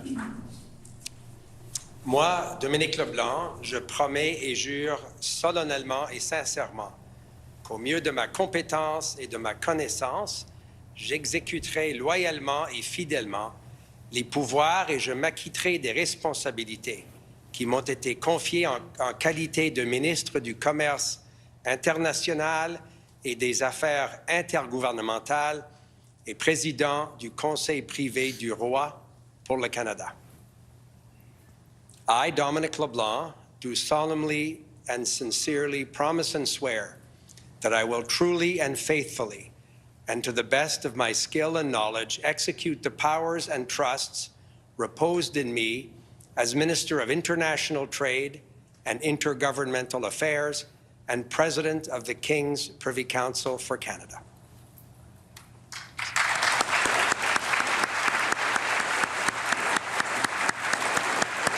Minister Dominic LeBlanc, who represents a riding in New Brunswick, the first cabinet minister to be sworn in.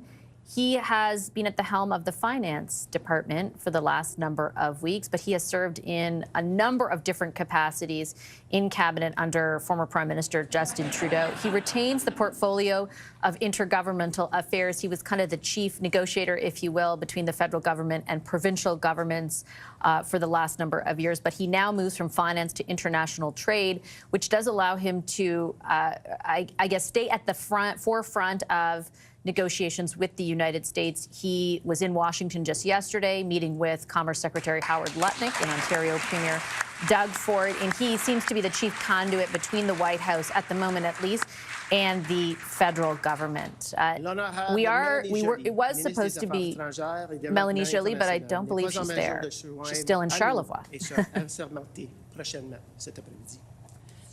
So she will be sworn in a little bit later today. Development is unable to join us this morning, but will be sworn in at a later time this afternoon. Maintenant, l'honorable François-Philippe Champagne, ministre des Finances. The Honorable François-Philippe Champagne, Minister of Finance.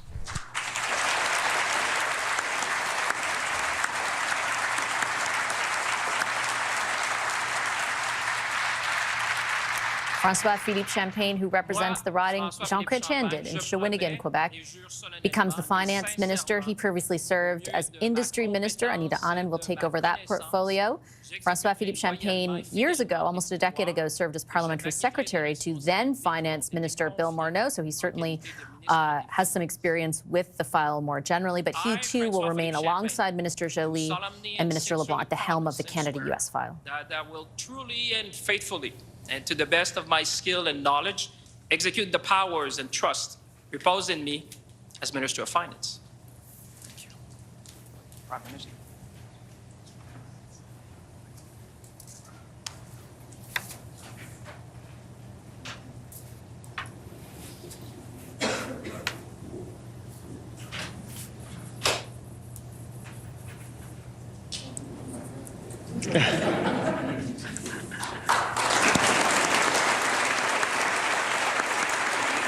Minister Champagne and Minister Joly were widely rumored to be considering a run at the Liberal leadership themselves. Both announced they would not to focus on the Canada-US file, but very quickly thereafter endorsed Mark Carney in his leadership bid. Minister Champagne was also alongside Minister LeBlanc yesterday in Washington for that meeting with Howard Lutnick. Minister Joly will be sworn in a bit later today. She is having some difficulty getting back from Charlevoix, Quebec, where she hosted other G7 foreign ministers. Ministre de l'Innovation, des Sciences et l'Industrie.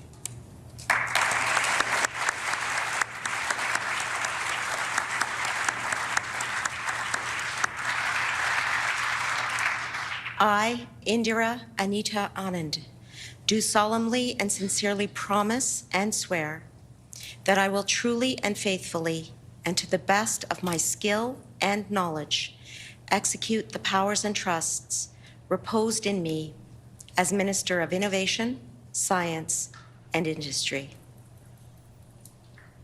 Moi, Indira Anita Anand, je promets et jure solennellement et sincèrement qu'au mieux de ma compétence et de ma connaissance, j'exécuterai loyalement et fidèlement les pouvoirs et je m'acquitterai des responsabilités qui m'ont été confiées en qualité de ministre de l'Innovation, des Sciences et de l'Industrie.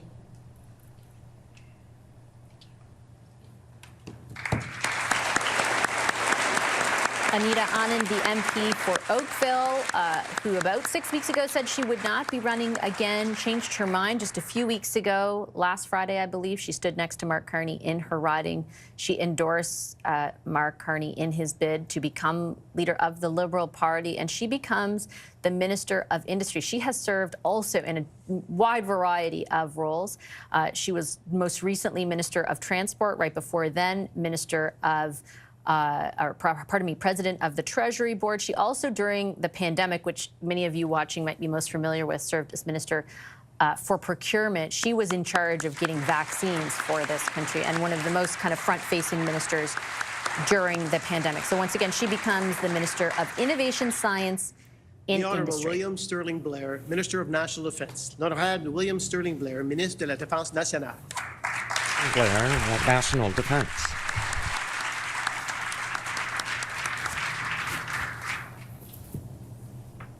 I, William Sterling Blair, do solemnly and sincerely promise and swear that I will truly and faithfully, and to the best of my skill and knowledge, execute the powers and trusts reposed in me as Minister of National Defence.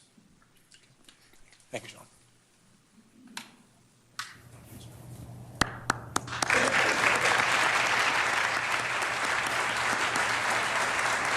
Former chief of police for Toronto, Bill Blair, keeps his role, the first minister we've seen so far to retain his position as Minister of Defence. He's been in that role since 2023, which he assumed from Anita Anand, in fact. A very significant portfolio at this moment in time, given the scrutiny over Canada's own defence spending.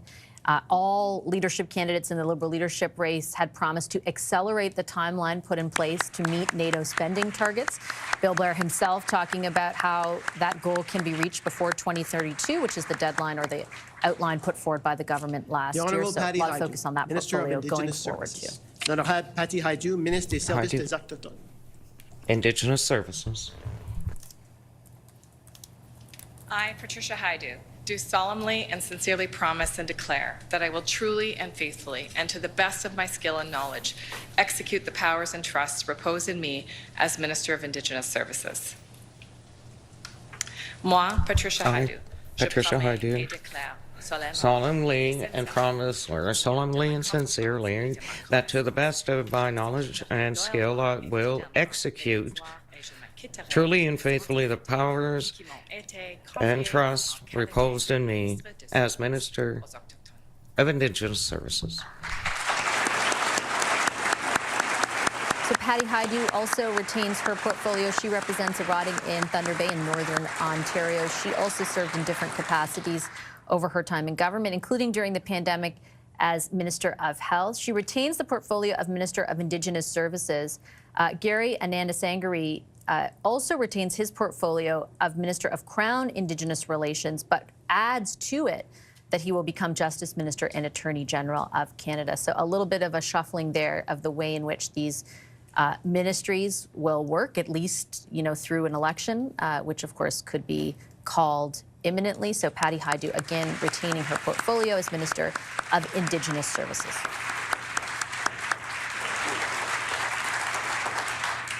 The Honourable Jonathan Wilkinson, Minister of Energy and Natural Resources. Honorable Jonathan Wilkinson, Ministre de l'Énergie et des Ressources Naturelles. Minister of Natural Resources, Energy and Natural Resources.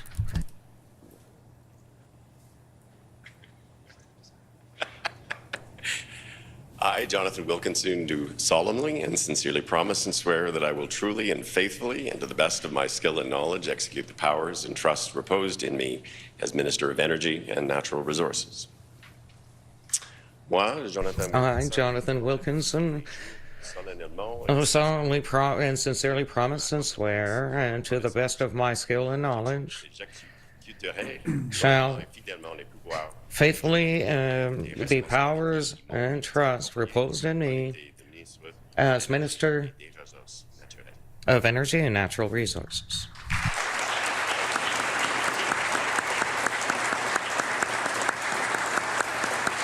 Jonathan Wilkinson also keeps his portfolio at the helm of energy and natural resources. A lot of renewed focus on that, as well as the conversation turns in light of Donald Trump's tariff threat to a diversification of markets, the possibility of getting energy like oil and gas or critical minerals to different markets other than the United States.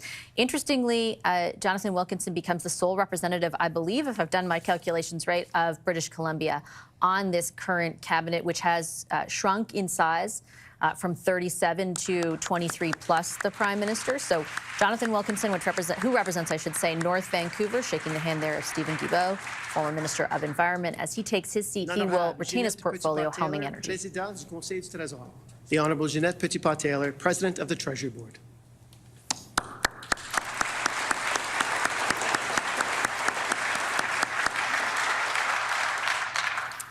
Moi, Jeanette Petitpas-Taylor. Jeanette Petitpas-Taylor, solemnly and faithfully swear that to the best of my skill and knowledge shall execute faithfully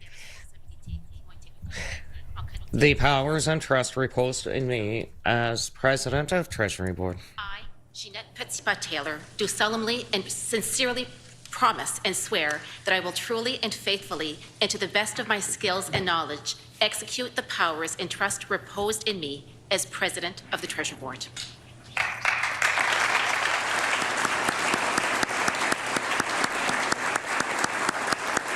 Jeanette Petitpas-Taylor, who represents a riding in New Brunswick, in Moncton, in fact, retains her position as well as President of the Treasury Board. She hasn't been in that position for all that long, but she retains that role that oversees kind of the purse strings for government. She also served in a previous life, you could say, or in previous years as Minister of Health. So Jeanette Petitpas-Taylor assumes her position as President of the Treasury Board. She will retain that position, you could say, of course. And up next, we've got Stephen Guilbeault. Big shift here. He goes from being Minister of Environment and Climate Change to something called Minister of Canadian Culture and Identity, Parks Canada, and Quebec Lieutenant. Canadienne, Parc Canada et Lieutenant du Québec. And Quebec Lieutenant. Minister of Canadian Culture and Identity, Parks Canada, and the Quebec Lieutenant.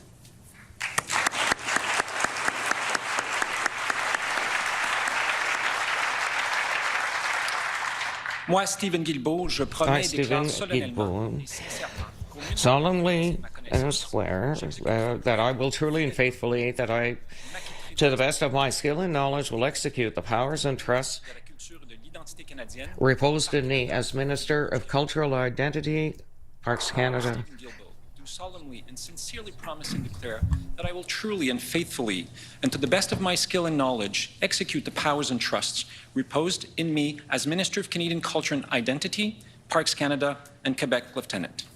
Thank you. Merci, John.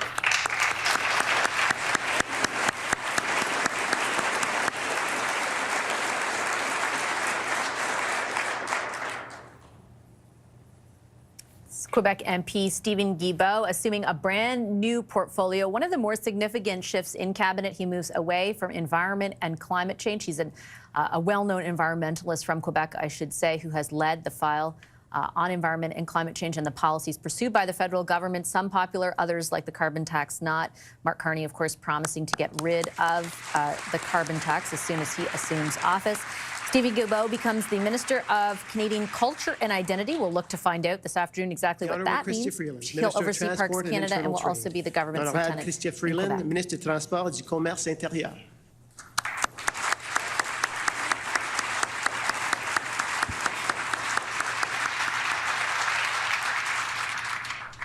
I, Christian Freeland, do solemnly and sincerely promise and swear that I will truly and faithfully, and to the best of my skill and knowledge, execute the powers and trusts reposed in me as Minister of Transport and Internal Trade.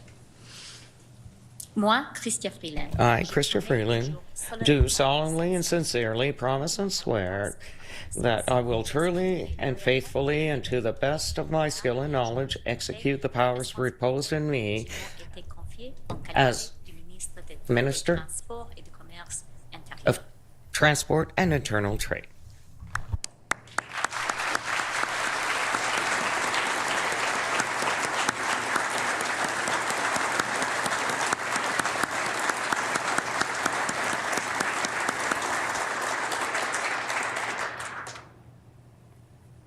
Chrystia Freeland, who previously served as Deputy Prime Minister and Finance Minister under former Prime Minister Justin Trudeau, becomes Minister of Transport and Internal Trade.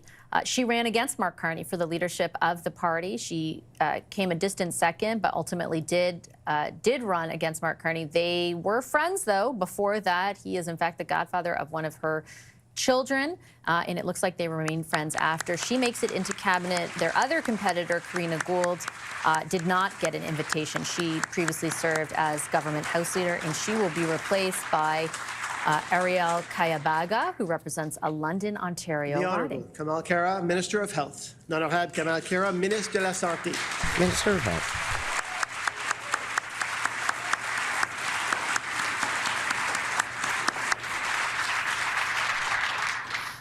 I, Kamal Khera, do solemnly and sincerely promise and declare that I will truly and faithfully, and to the best of my skill and knowledge, execute the powers and trust reposed in me as Minister of Health.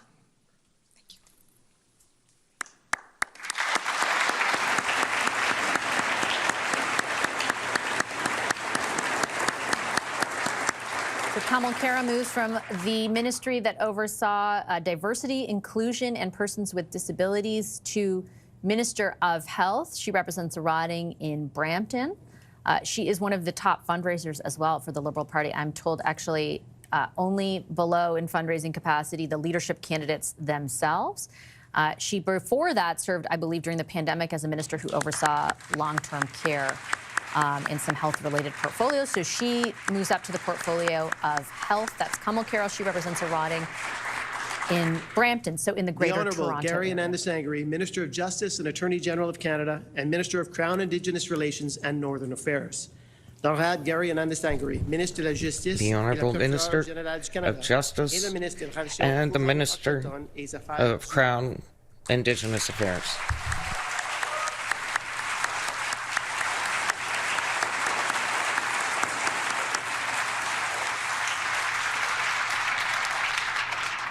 I, Gary Anandasangri, do solemnly and sincerely promise and swear that I will truly and faithfully, and to the best of my skill and knowledge, execute the powers and trust reposed in me as Minister of Justice and Attorney General of Canada, and Minister of Crown Indigenous Relations and Northern Affairs, As Minister of Justice, I will see that the administration of public affairs is in accordance with the law. As Attorney General of Canada, I will uphold the Constitution, the rule of law, and the independence of the judiciary and of the prosecutorial function.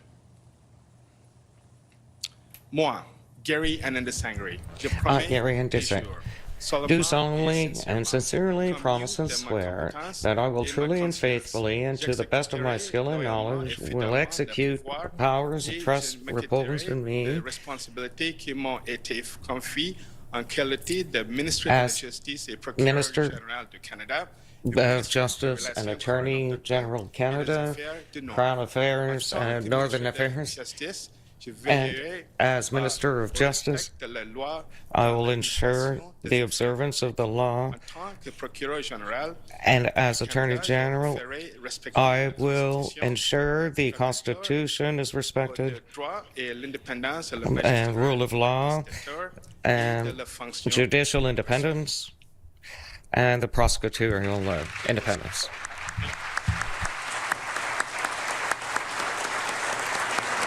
Gary Anandasangri, keeping his portfolio that oversees Crown Indigenous Relations and Northern Affairs, but adding to it a significant portfolio. He'll be the Minister of Justice and Attorney General of Canada. He represents a riding as well in the Greater Toronto Area, just east of Toronto, in Scarborough, in fact. Shaking Whit Fraser's hand there and the Governor General, and he'll now sign his name as well. We're still awaiting about half of cabinet, so we're about halfway through at this point. Rechi Valdez, who previously served as Minister of Small Business, will come up to take the oath shortly. She will now become the Chief Government Whip. The Honourable Rechi Valdez, Chief Government Whip. L'Honorable Rechi Valdez, Whip du Chef du Chief Gouvernement. Government Whip.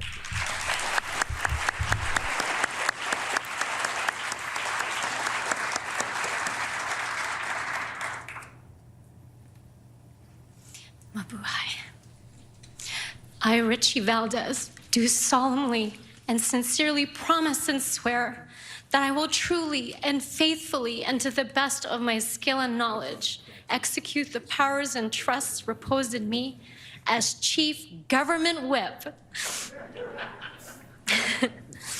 Moi, Rechi Valdez, je promets. I, Rechi Valdez, do solemnly and sincerely promise and swear that I will truly and faithfully, and to the best of my skill and knowledge, execute the powers and trusts reposed in me as Chief Government Whip of the Canadian Government.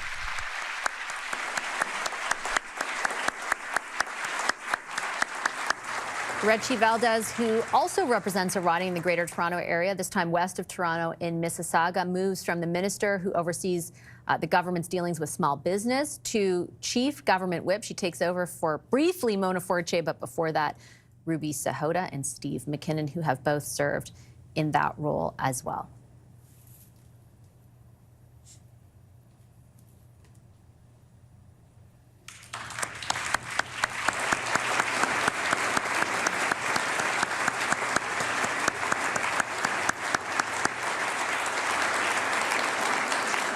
L'Honorable Stephen Garrett McKinnon, Ministre de l'Emploi et des Familles. Minister of Labour and Families. Minister of Jobs and Families.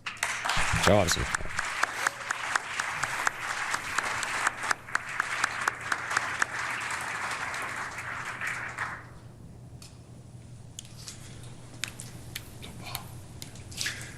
Moi, Stephen Garrett McKinnon,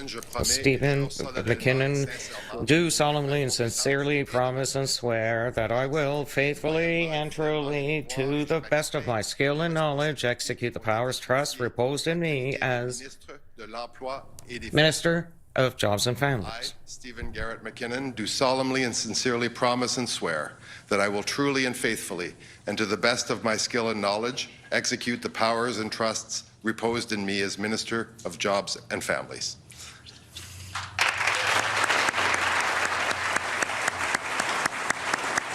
Steve McKinnon, who represents a riding over in Quebec on Gatineau, just over the over the other side of Ottawa. He's been in office since 2015, served in a number of different roles, most recently a similar portfolio, but he gets a different name. So it's going to be called the Minister of Jobs and Families. The portfolio was previously called Employment, Workforce Development, and Labor. So he kind of, I imagine, would retain the same responsibilities, but there is a shift in the naming convention there, which I imagine has some political or strategic significance, which we'll be talking about with the panel later. That's Steve McKinnon. He is the Minister of Jobs and Families.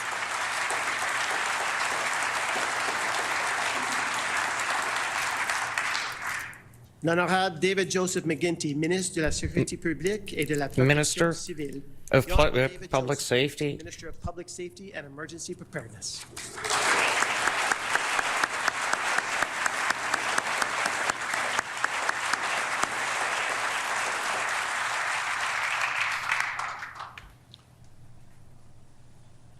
Moi, David Joseph McGuinty. I, David Joseph McGuinty, do solemnly and sincerely promise and swear that I will truly and faithfully, and to the best of my skill and knowledge, execute the powers and trusts reposed in me as Public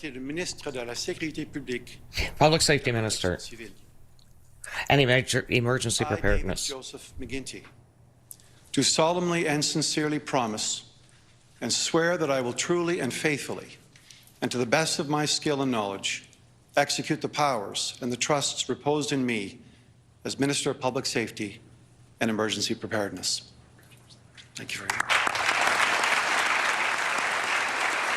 David McGuinty, who has been Public Safety Minister just since the end of last year, will keep that role. He was involved in a lot of negotiations with the United States when the threat of tariffs was directly linked to action at the border. Of course, since then, it's become pretty apparent that it wasn't just about that, but he has kind of been the lead on that over the last few months. He represents Ottawa South here in our nation's capital, and he is, if the name is familiar to you, likely that's because it is, the brother of former Ontario Premier Dalton McGuinty.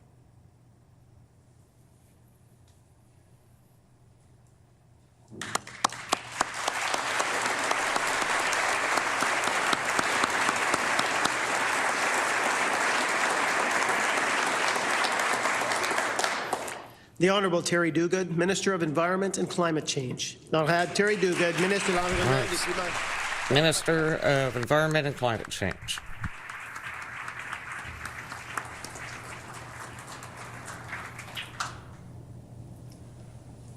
I, Terry Gordon Duguid, do solemnly and sincerely promise and swear that I will truly and faithfully, and to the best of my skill and knowledge, execute the powers and trusts reposed in me as Minister of Environment and Climate Change. Moi, Terry Gordon Duguid, do solemnly and sincerely swear and promise that I will, truly and faithfully, and to the best of my skill and knowledge, execute the powers and trusts reposed in me as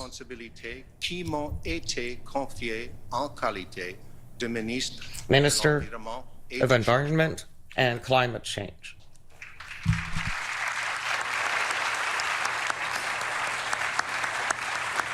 Terry Duguid, an MP in Manitoba for Winnipeg, the riding of Winnipeg South, to be specific, becomes the Minister for Environment and Climate Change, taking over the portfolio from Stephen Guilbeault. He also was, just before Christmas, named Minister of Sport and responsible for Prairie's economic development. It looks like those regional economic development agencies, or at least the overseeing of them by a minister, has collapsed. They're no longer assigned. There's one rural economic development, but the more regional economic development portfolios have been, I think, folded away or folded into something else. Terry Duguid becomes the Minister of Environment and Climate Change. He just became a minister a couple of months ago. He also is the co-chair, or at least was most recently the co-chair of the Minister Liberal of Housing, campaign. Infrastructure and Communities. L'honorable Nathaniel Erskine-Smith, Ministre de Logement, de Minister of Housing, Infrastructure and Communities.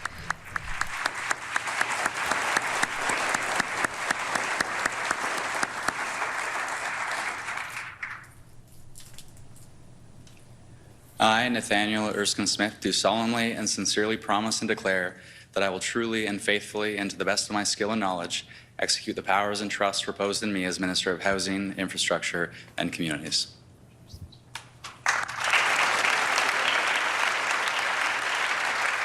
So Nathaniel Erskine Smith keeps the exact same portfolio, same name, all of it. He took over housing from Sean Fraser, who decided to leave politics. He became the Minister of Housing just at the end of last year. He represents a riding in Toronto, the riding of Beaches Eastwick, just on the east end of Toronto. He also ran for the Ontario Liberal leadership not too long ago. He retains his position as the Minister, effectively, of Housing. Housing, of course, and lack of affordable housing, a huge issue prior to Donald Trump becoming the big issue. L'Honorable Rachel Bendayen, Minister de l'Immigration, des Réfugiés et de la Citoyenneté. Immigration, Refugees, and Citizenship. Immigration, Refugees, and Citizenship.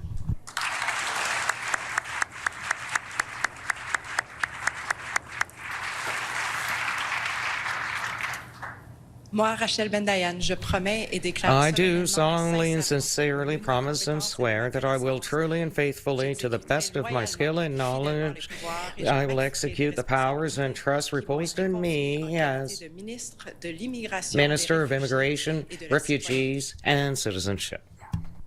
I, Rachel Bendayen, do solemnly and sincerely promise and declare that I will truly and faithfully, and to the best of my skill and knowledge, execute the powers and trusts reposed in me as Minister of Immigration, Refugees, and Citizenship.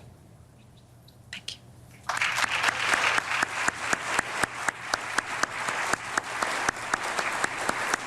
Rachel Bendayen, who has represented the riding of Outremal since 2019 in a by-election where she was able to flip the seat, which had previously been held by the leader of the federal NDP, Thomas Mulcair. She moves over from a portfolio she had just since the end of the year, just since December 20th, Minister of Official Languages. She now becomes the Minister of Immigration. She takes over for Mark Miller, who was dropped completely from cabinet, also a Quebec MP and a fixture in cabinet for a number of years. Also happens to be a close personal friend and ally of former Prime Minister Justin Trudeau. So Mark Miller out, Rachel Bendayen, the MP for Outremal, named Immigration Minister. L'Honorable Elisabeth Pierre, Ministre des Anciens Combattants, Minister of Veterans and CRA. Minister of Veterans Affairs and Minister responsible for the Canadian Revenue Agency.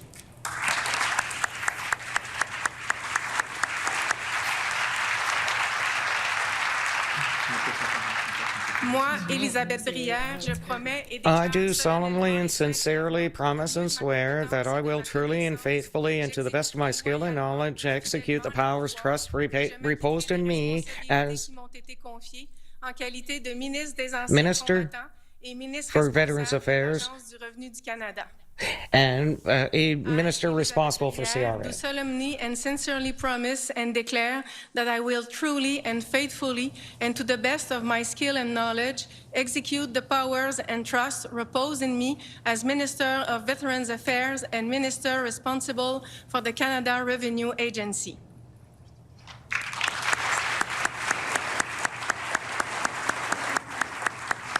Elisabeth Brière is the MP who represents Sherbrooke. She has done so since 2019. She became the Minister of National Revenue in that cabinet shuffle at the end of last year. A little bit of a change here, the naming of the portfolio, as well as the addition of another one. So she now is the Minister of Veterans Affairs, and the combination is she's also the Minister responsible for the Canada Revenue Agency. So a naming convention change as well. So now, instead of being the Minister for National Revenue, she's overseeing or responsible rather, for the Canada Revenue Agency, the CRA, and she adds Veterans Affairs to that portfolio as well. The Honourable Joanne Thompson, Minister of Fisheries, Oceans and the Canadian Coast Guard. L'Honourable Joanne Thompson, Ministre des Pêches, des Minister Océans et des Côtières canadiens. Oceans, Fisheries and Canada Coast Guard.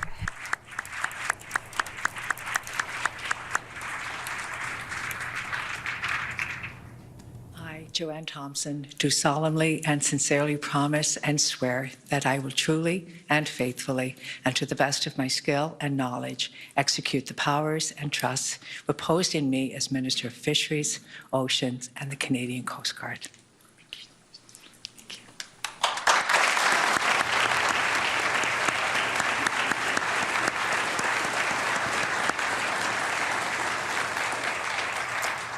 Joanne Thompson, who represents a riding in Newfoundland and Labrador, one of the few MPs in Newfoundland and Labrador who have actually decided to run in the next election, moves from the Ministry for Seniors, where she has been just since the end of last year, over to the Ministry of Fisheries, Oceans, and the Canadian Coast Guard.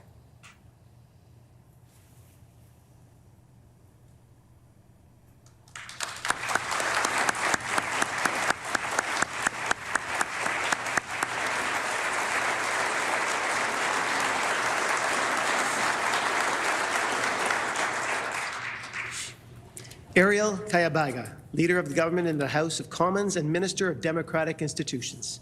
Ariel Kayabaga, Leader du gouvernement dans la Chambre du Commune. Of the Government, House of Commons, and Democratic Institutions.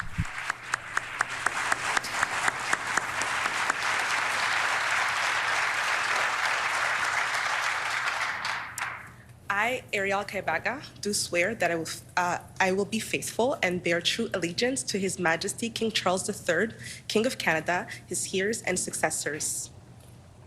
Moi, Ariel Kayabaga, je jure fidélité. I do solemnly and sincerely shall be a faithful servant to His Majesty King Charles III as a member of the Canadian Ministry. I, Ariel Kayabaga, do solemnly and sincerely swear that I shall be a true and faithful servant to His Majesty King Charles III as a member of His Majesty Private Council for Canada, and I will in all things be treated, debated, and resolved in Privy Council faithfully, honestly, and I truly declare my mind and opinion. I shall keep secret all matters committed and revealed to me in this capacity, or that I shall be secretly treated in council. Generally, in all things, I shall be a faithful and true servant out to do for His Majesty. Moi, Ariel Kayabaga, je jure solennellement et sincèrement que I do solemnly and sincerely swear that I shall be a true and faithful servant to His Majesty King Charles III as a member of His Majesty's Privy Council for Canada. I will in all things be treated, debated, and resolved in Privy Council faithfully, honestly, and truly. My mind and opinion. I shall keep secret all matters committed and revealed to me in this capacity, or shall be treated secretly in council. Generally, in all things, I shall do things as a faithful and true servant ought to do for His Majesty. I, Ariel Kayabaga, do solemnly and sincerely promise and swear that I will truly and faithfully and to the best of my skill and knowledge execute the powers and trusts reposed in me as the Leader of Government in the House of Commons and the Minister of Democratic Institutions. Moi, Ariel Kayabaga, I, Ariel Kayabaga, do solemnly and sincerely promise and swear that I will, truly and faithfully, and to the best of my skill and knowledge, shall execute the powers and trusts reposed in me as Government House Leader in the House of Commons and Democratic Institutions.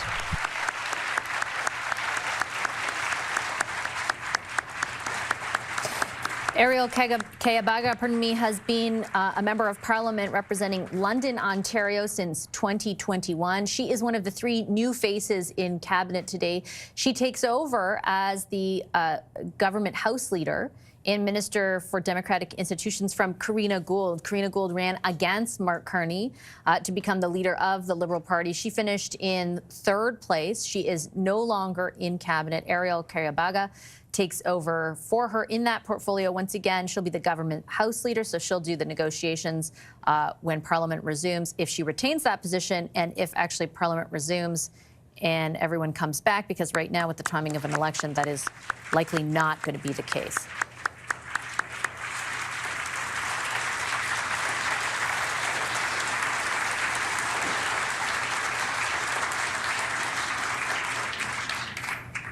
Cody Blois, Minister of Agriculture and Agri-Food and Rural Economic Development. Cody Blois, Ministre de l'Agriculture, Agri-Food, and Economic Rural Development.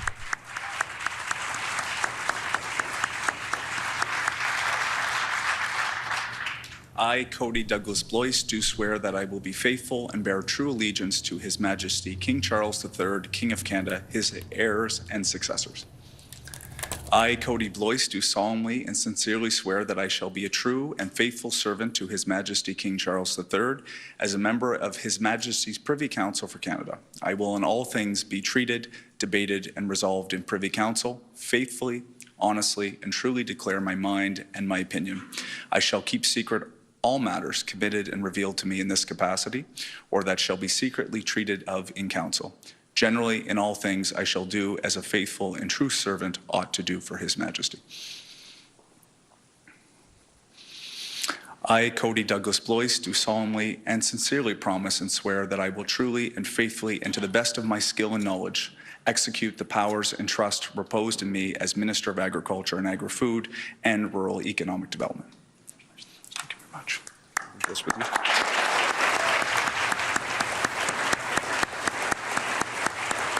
Atlantic Canadian MP Cody Blois there. He represents a riding in Nova Scotia, takes over the portfolio of agriculture from longtime MP Lawrence McCulley, who actually was in office since 1988. He determined that he would not run again in the next election, and he combines with that portfolio rural economic development, which fell under Goody Hutchings, Newfoundland and Labrador MP, who also is not running. So the two of those portfolios have now been combined under Cody Blois, who becomes a minister for the first time. That's why his oath, as well as Ariel Kayabaga's and the next individual, Ali Assasi, their oath is a little bit longer than everyone else's for that reason.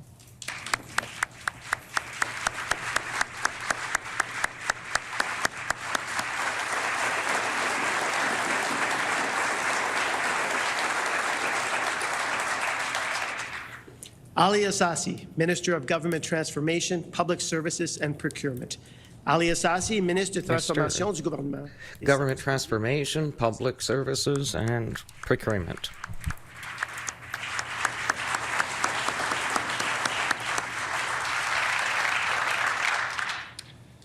I, Ali Cyrus Assasi, do declare that I will be faithful and bear true allegiance to His Majesty King Charles III, King of Canada, his heirs and successors. I, Ali Cyrus Assasi, do solemnly and sincerely swear that I shall be a true and faithful servant to His Majesty King Charles III as a member of His Majesty's Privy Council for Canada. I will, in all things to be treated, debated, and resolved in Privy Council, faithfully, honestly, and truly declare my mind and my opinion. I shall keep secret all matters committed and revealed to me in this capacity, or that shall be secretly treated of in council. Generally, in all things, I shall do as a faithful and true servant ought to do for His Majesty. I, Ali Cyrus Assasi, do solemnly and sincerely promise and declare that I will truly and faithfully and to the best of my skill and knowledge, execute the powers and trusts reposed in me as Minister of Government Transformation, Public Services, and Procurement. Thank you.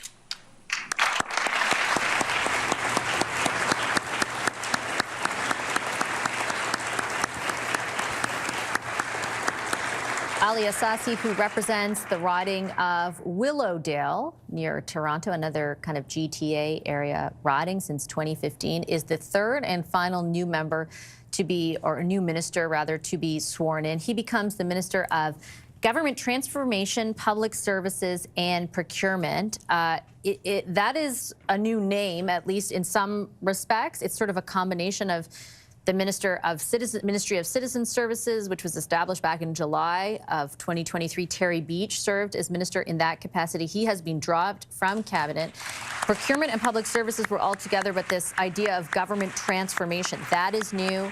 We'll be looking to hear exactly what that signifies or the intent behind that naming change as well. But Ali Assasi, the Governor General, MP for Willowdale, becomes a minister. The Privy Council will now sign the oath books to formally witness the swearing in of these ministers.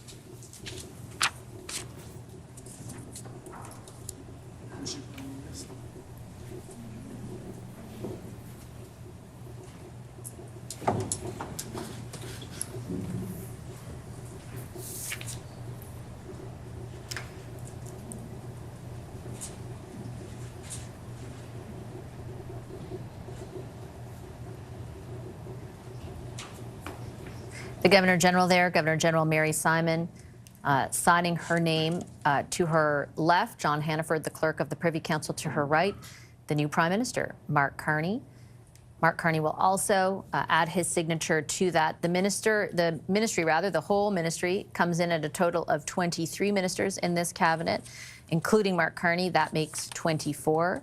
Once the ceremony concludes, we are told that there will be a cabinet decision taken, and that announcement will come from Mark Carney. The content of that decision will be communicated from Mark Carney after the conclusion of this ceremony and the conclusion of that process. So we will, of course, stay on live throughout all that and bring it to you. 3 new faces in cabinet and some other shuffles as well.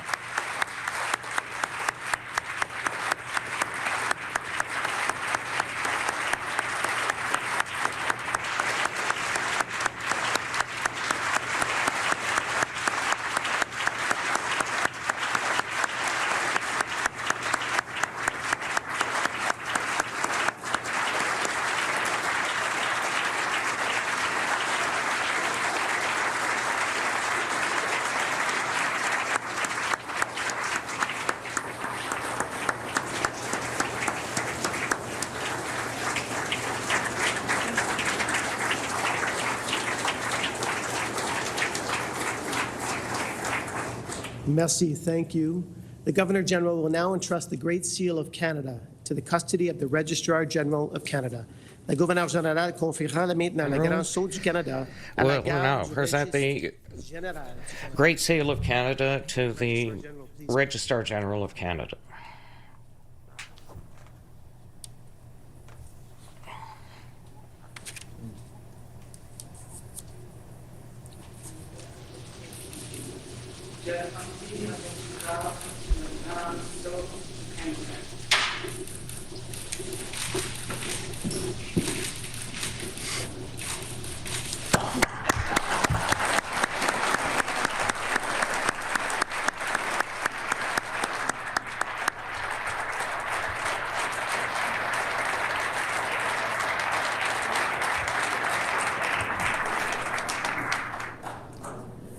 I now invite Métis Elder Vita Westlake to offer closing words. J'invite maintenant Aîné Métis Vita Westlake.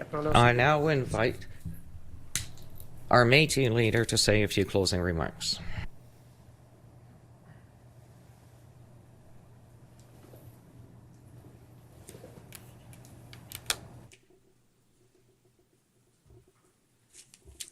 Tansy. We'll close with a prayer of gratitude. We thank you, Creator, for this day and for the democratic processes that have provided us with strong leadership, a new Prime Minister, and a new Cabinet.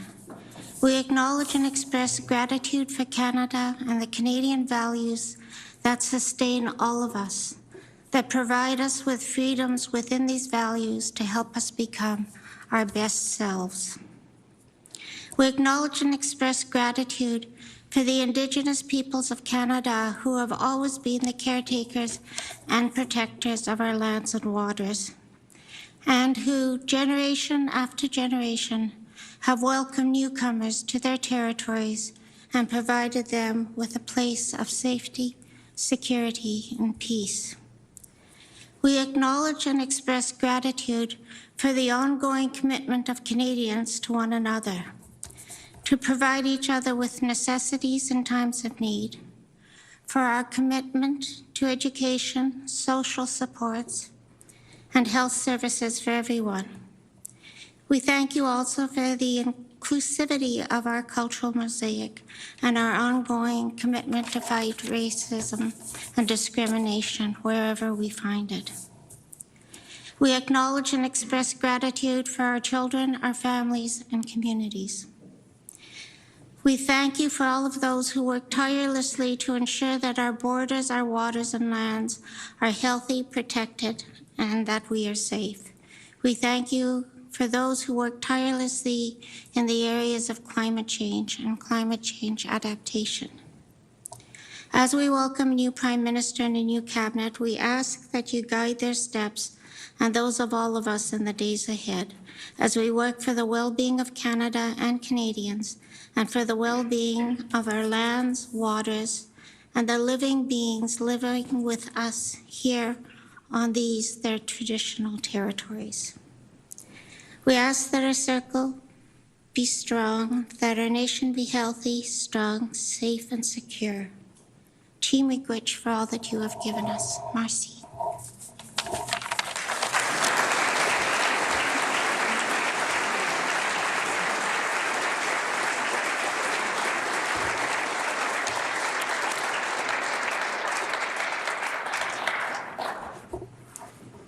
Mesdames et messieurs, ladies and gentlemen, please stand if you can and join Michelle to sing the national anthem and keep your places while the major people leave. Thank you for participating. Ladies and gentlemen, thank you all for being here today.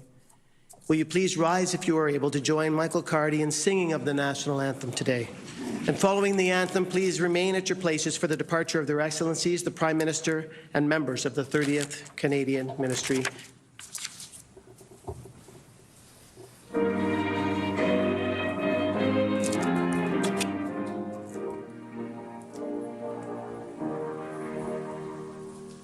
Oh, Canada, our home and native land, true patriot love in all of us command. With glowing hearts we see thee rise, the true north strong and free. Ton histoire est une épopée des plus brillants exploits et ta valeur de foi trempée protégera nos foyers et nos droits, protégera nos foyers et nos droits.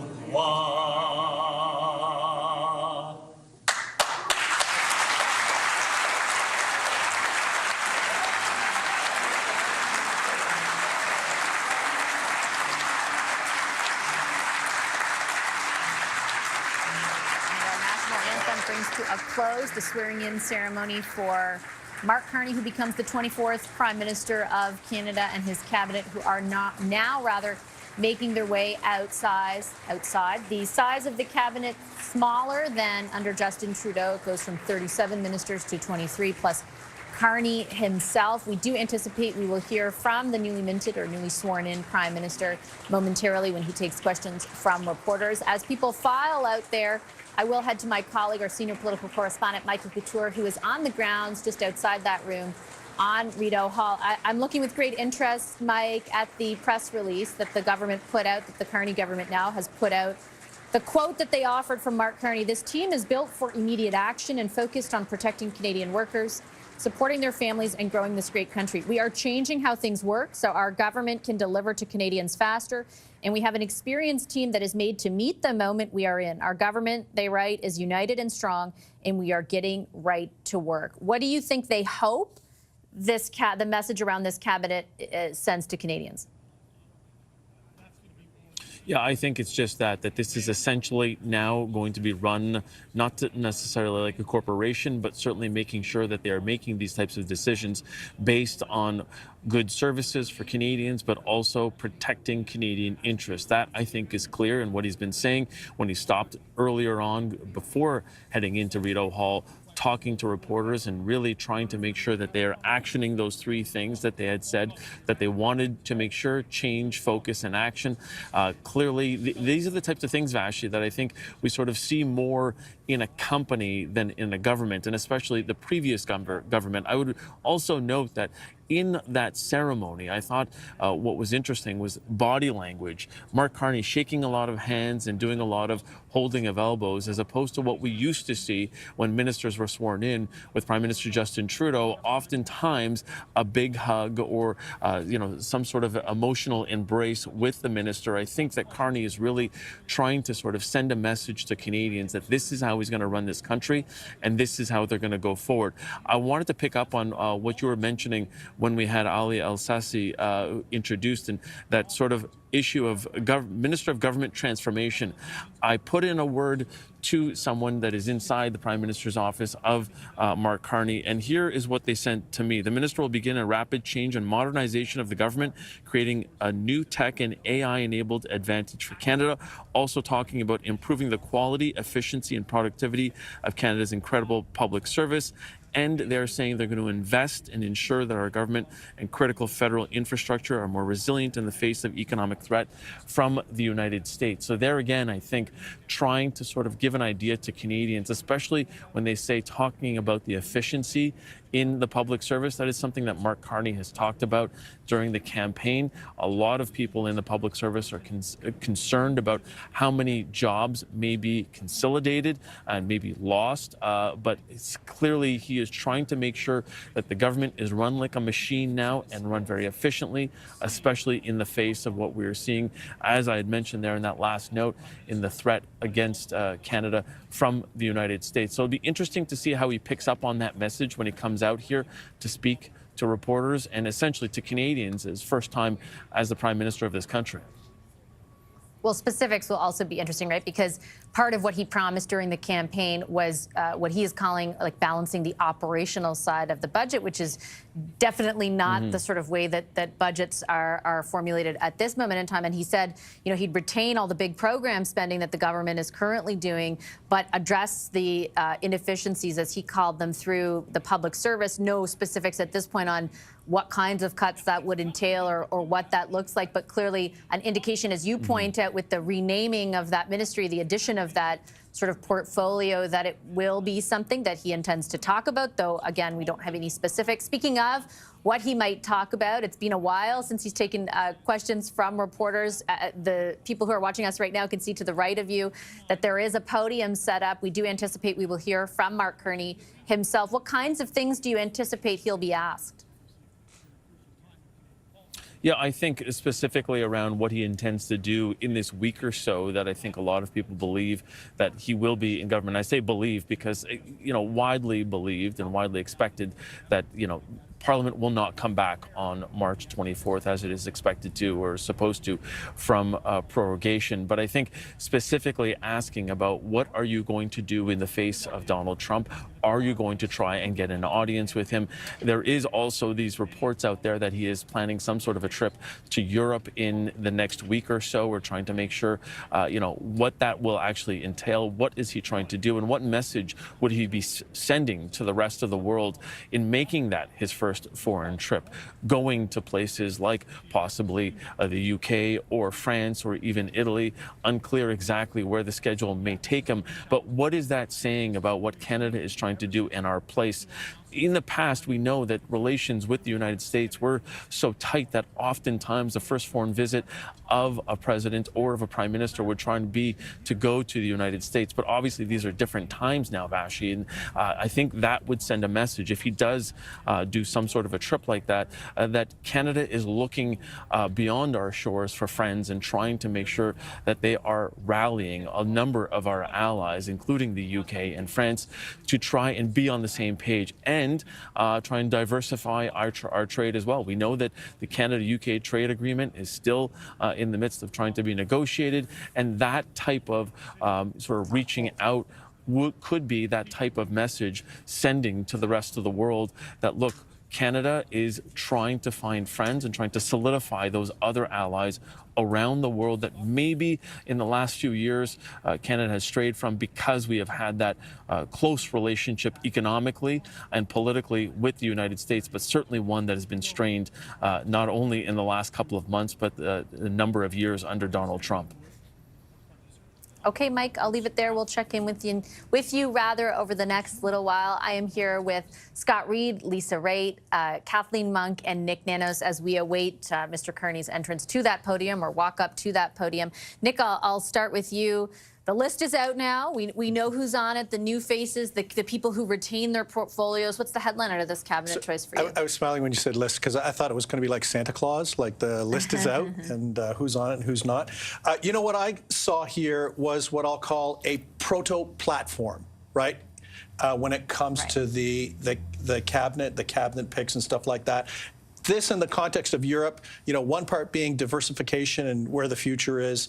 Second part, you know, jobs, Minister of Jobs, and also government transformation, those being kind of probably the top three things for the new Carney administration. But, you know, the thing is really what today is about, like new prime minister, check, smaller cabinet, check.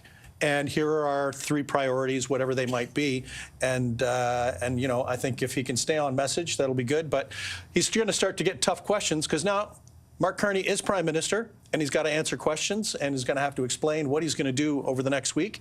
And to Mike's point, what will happen on the Donald Trump file? Why Europe so quickly? And he'll have to have those answers. And the other question will be like, someone's going to say, when's the election going to be? Yes. And, where are you running? We still don't even know that. Is my top question. That's what I'm most interested in. Yeah. 100%. Yeah. Right? Like, where are you running? Yeah. And yeah. Well, we'll carry those questions and answers live as soon as they happen. Kathleen, what's your takeaway from what you see? Yeah, it's interesting. You know, in terms of the new faces that he's bringing in, Cody Bloy, I don't know, Bloy has a big shoes to fill. You know, Goody Hutchins, Lawrence McCauley, you know, Darren Fisher is out of cabinet. He comes in, so got to represent that kind of traditional liberal stronghold of Atlantic Canada.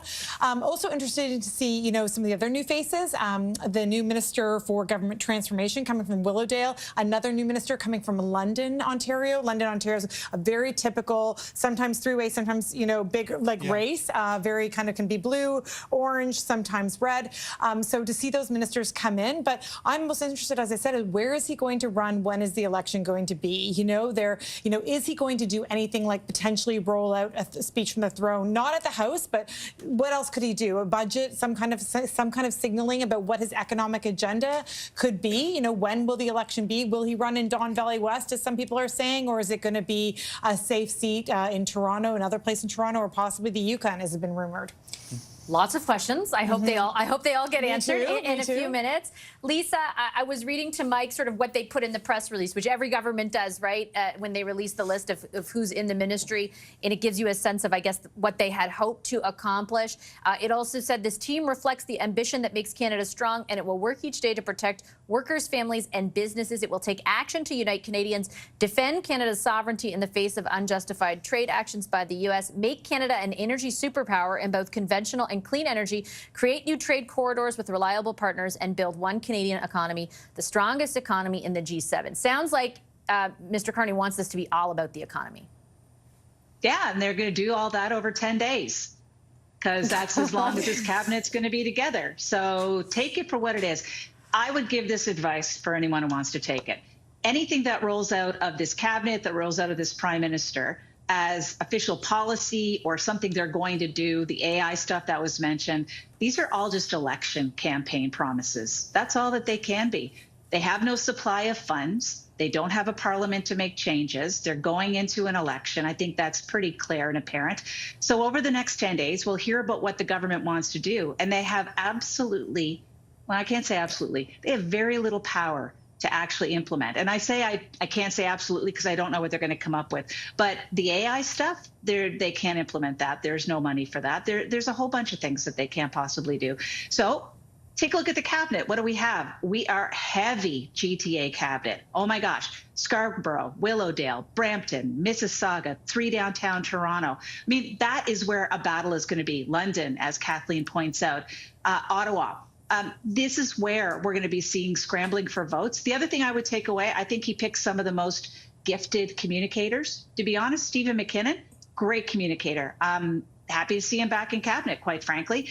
And then the last thing I would say, and I don't speak very knowledgeably about Quebec, but when I saw Minister Guilbeault's new title, all that said to me was, Stephen Guilbeault is going to be the one in Quebec fighting against Pierre Poilievre as he campaigns on getting rid of the CBC. That's the clearest signal that I got in terms of what's going to go down and what that means on cultural identity. So it's an election-ready political cabinet meant to be able to get votes from Ontario and Quebec.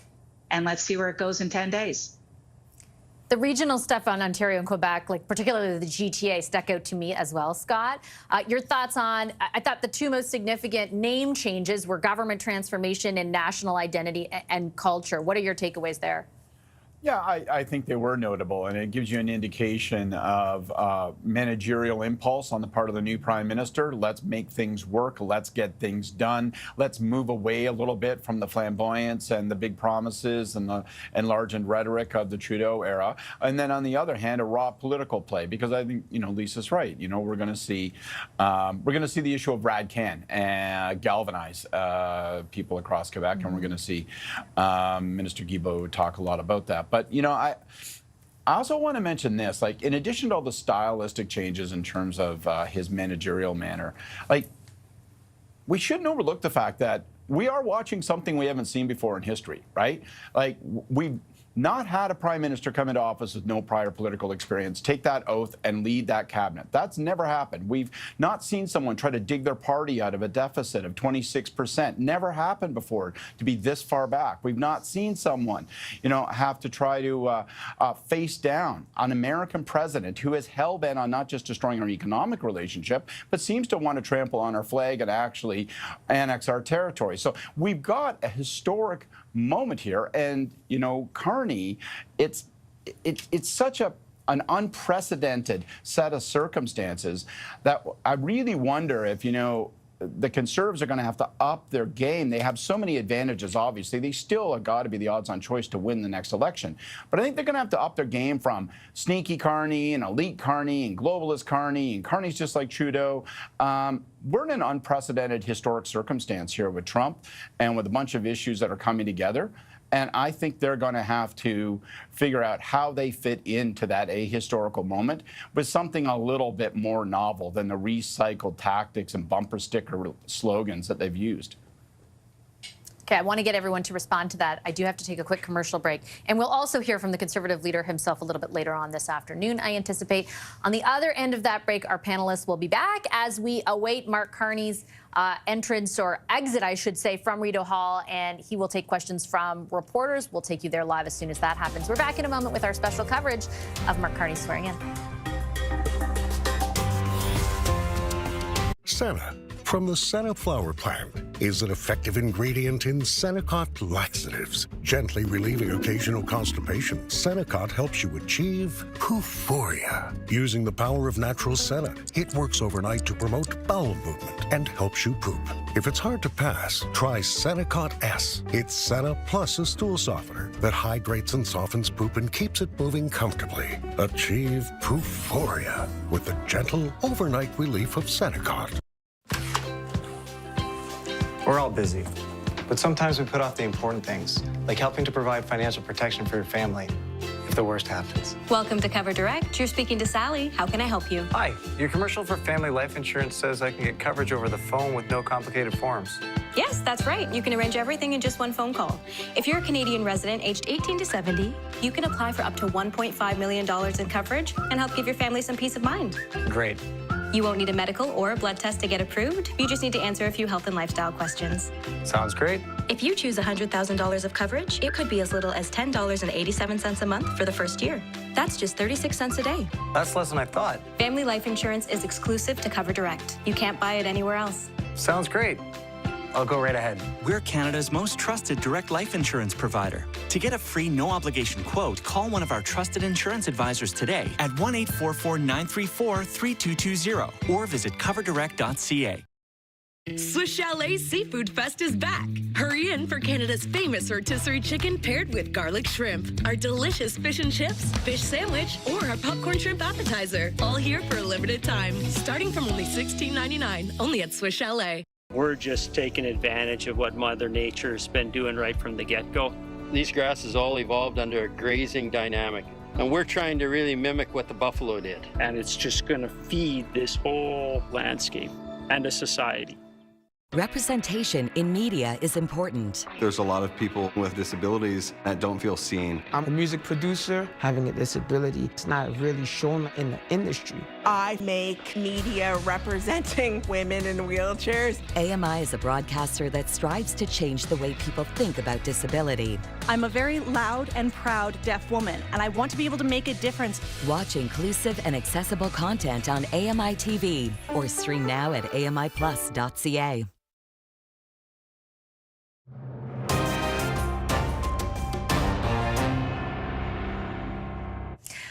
Welcome back to our special coverage here on CTV of Mark Carney's swearing in. He has just become the 24th Prime Minister of this country. Cabinet was also sworn in, a new-ish cabinet, you could say, new technically very much so. 23 different ministers, 24 the total size of cabinet. When you include Mark Carney, that's down from 37, the most recent tally under former Prime Minister Justin Trudeau. We are minutes away, I anticipate, from taking you live to Rideau Hall. I believe we can show you the shot right there. Mark Carney himself will be speaking. Some of the ministers, I believe, behind him any moment now. And when that happens, he will take questions from reporters as well. We are told we will take you there live. I am here with Scott Reed, Lisa Raitt, Nick Nanos, and Kathleen Monk. Before we went to break, we were talking a little bit about opposition positioning. In particular, Scott had raised the Conservatives and where this heads from here if, in fact, an election is called in the next 10 days. Your thoughts on their positioning, why we've seen the polls go the way we have over the last 6 weeks, and what you anticipate, Nick? Well, I'm not sure there's very much that the Conservatives can do in the next 7 days because it's going to be like the Carney show, right? Especially with his trip to Europe. So he's basically stacked it up to basically jam the news. I think this is a bit of a Doug Ford strategy. He's going to go to Europe. He's got to come back with something that might annoy President Trump, and then Trump will start engaging Mark Carney. I agree, Kathleen, there's not going to be a meeting face-to-face because that would be way too risky for Mark Carney. But I think for the Conservatives, they're probably going to have a bit of a holding strategy in the short term, basically to try to connect Mark Carney and this cabinet to the previous administration and to show that it's not really big change. But it's going to be a change election because we have a new person that's Prime Minister, and we have also Pierre Poilievre and the Conservatives that are poised on the time for change. So it's going to be interesting to see what happens.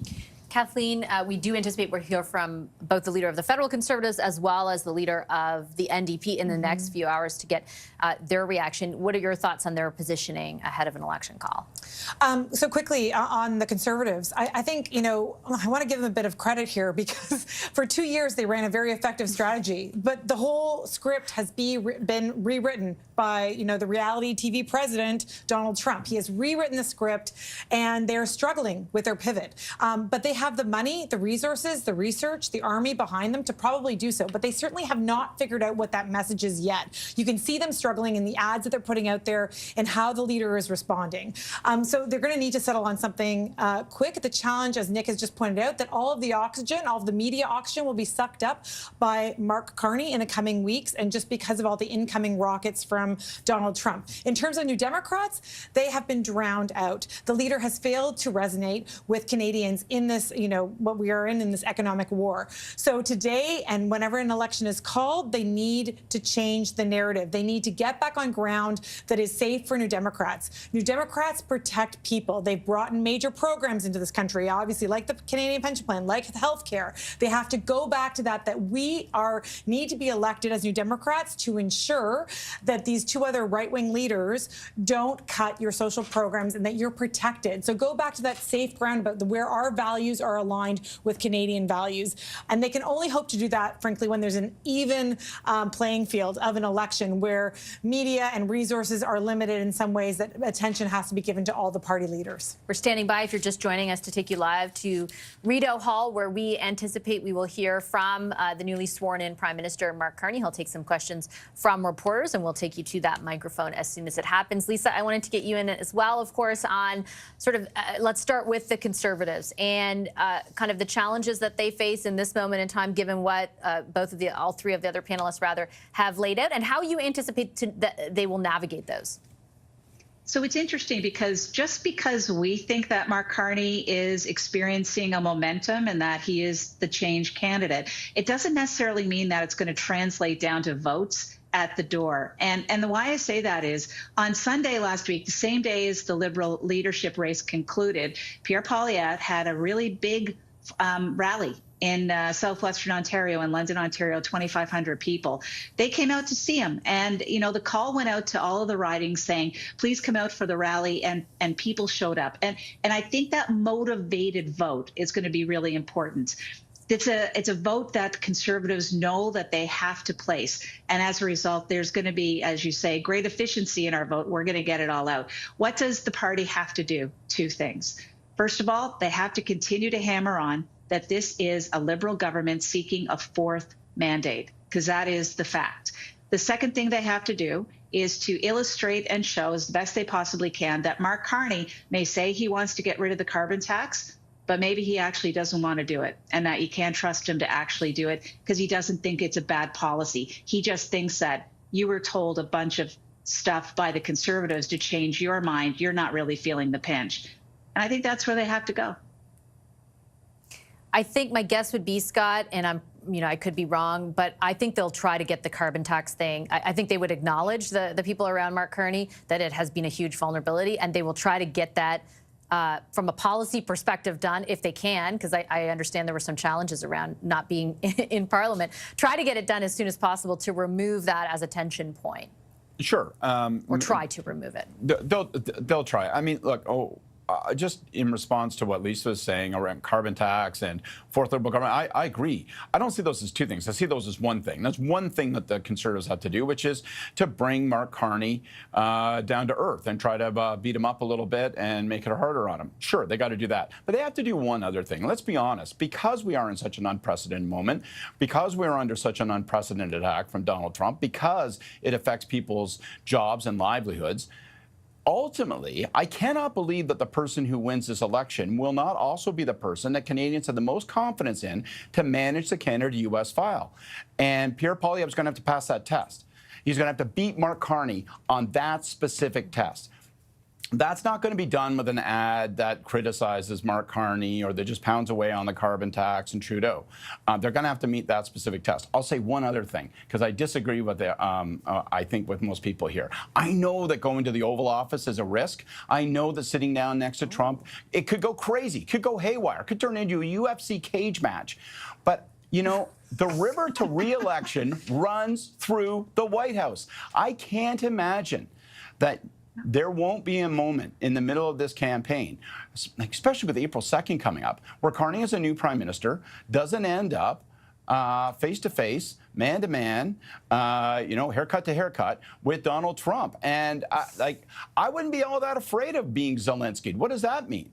If he treats him disrespectfully, Carney can tell him to go fly a kite and Canadians will cheer. If he could come away with some kind of détente, some kind of a deal that saves jobs, well, then that's a win. I'm not sure it's the slam dunk crazy nut bar risk that people are portraying it as.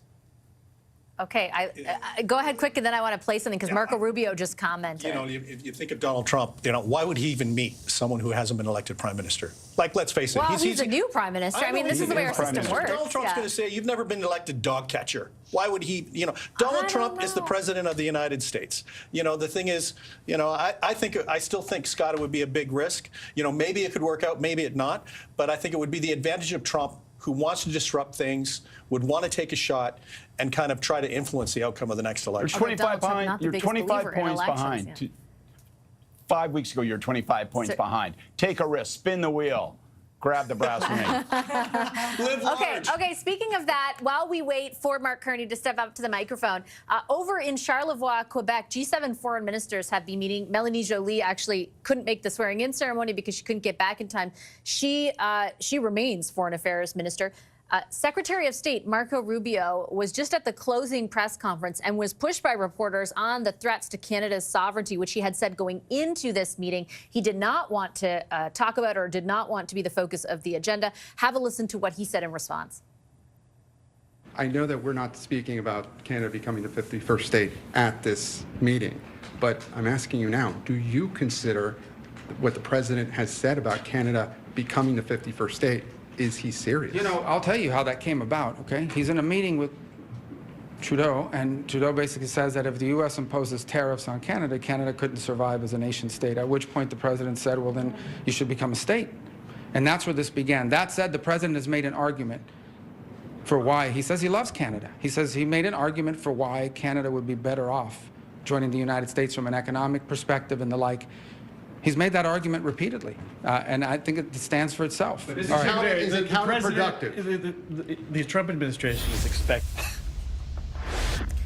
Okay, that's Secretary of State Marco Rubio doubling down on the threats that we've heard from Donald Trump about his view around making Canada the 51st state. Kathleen, I'll get you to jump in. It sort of emphasizes, or it's emblematic of everything we've been talking about how much of an issue this will continue to be over the coming, I mean, gosh knows how long, but particularly from an election perspective over the coming weeks. I just got one phrase. If this is love, if this is love, Marco Rubio, what Donald Trump is doing to us, I got a different perspective on what love is. Yeah, I think he's going to continue to dominate. It's not going to, the relationship won't change over the course of whether the election is only 36 days or even longer.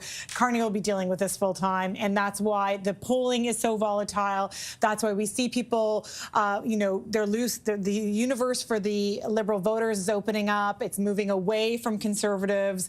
They're fleeing back to what it seems like someone who they feel right now is the stable choice, who has the resume and the credentials to go up against what many Canadians consider to be, the madmen in the White House. Do you think that narrative changes at all with more specifics added to what Mark Carney will do, who he intends to be as Prime Minister? Because he has largely, I mean, he did some media, he did some, questions during the campaign, but Scott, and this isn't like a partisan point, like he just really, it was like the headline around him, the idea of him that clearly I think all public opinion polling now points to resonated.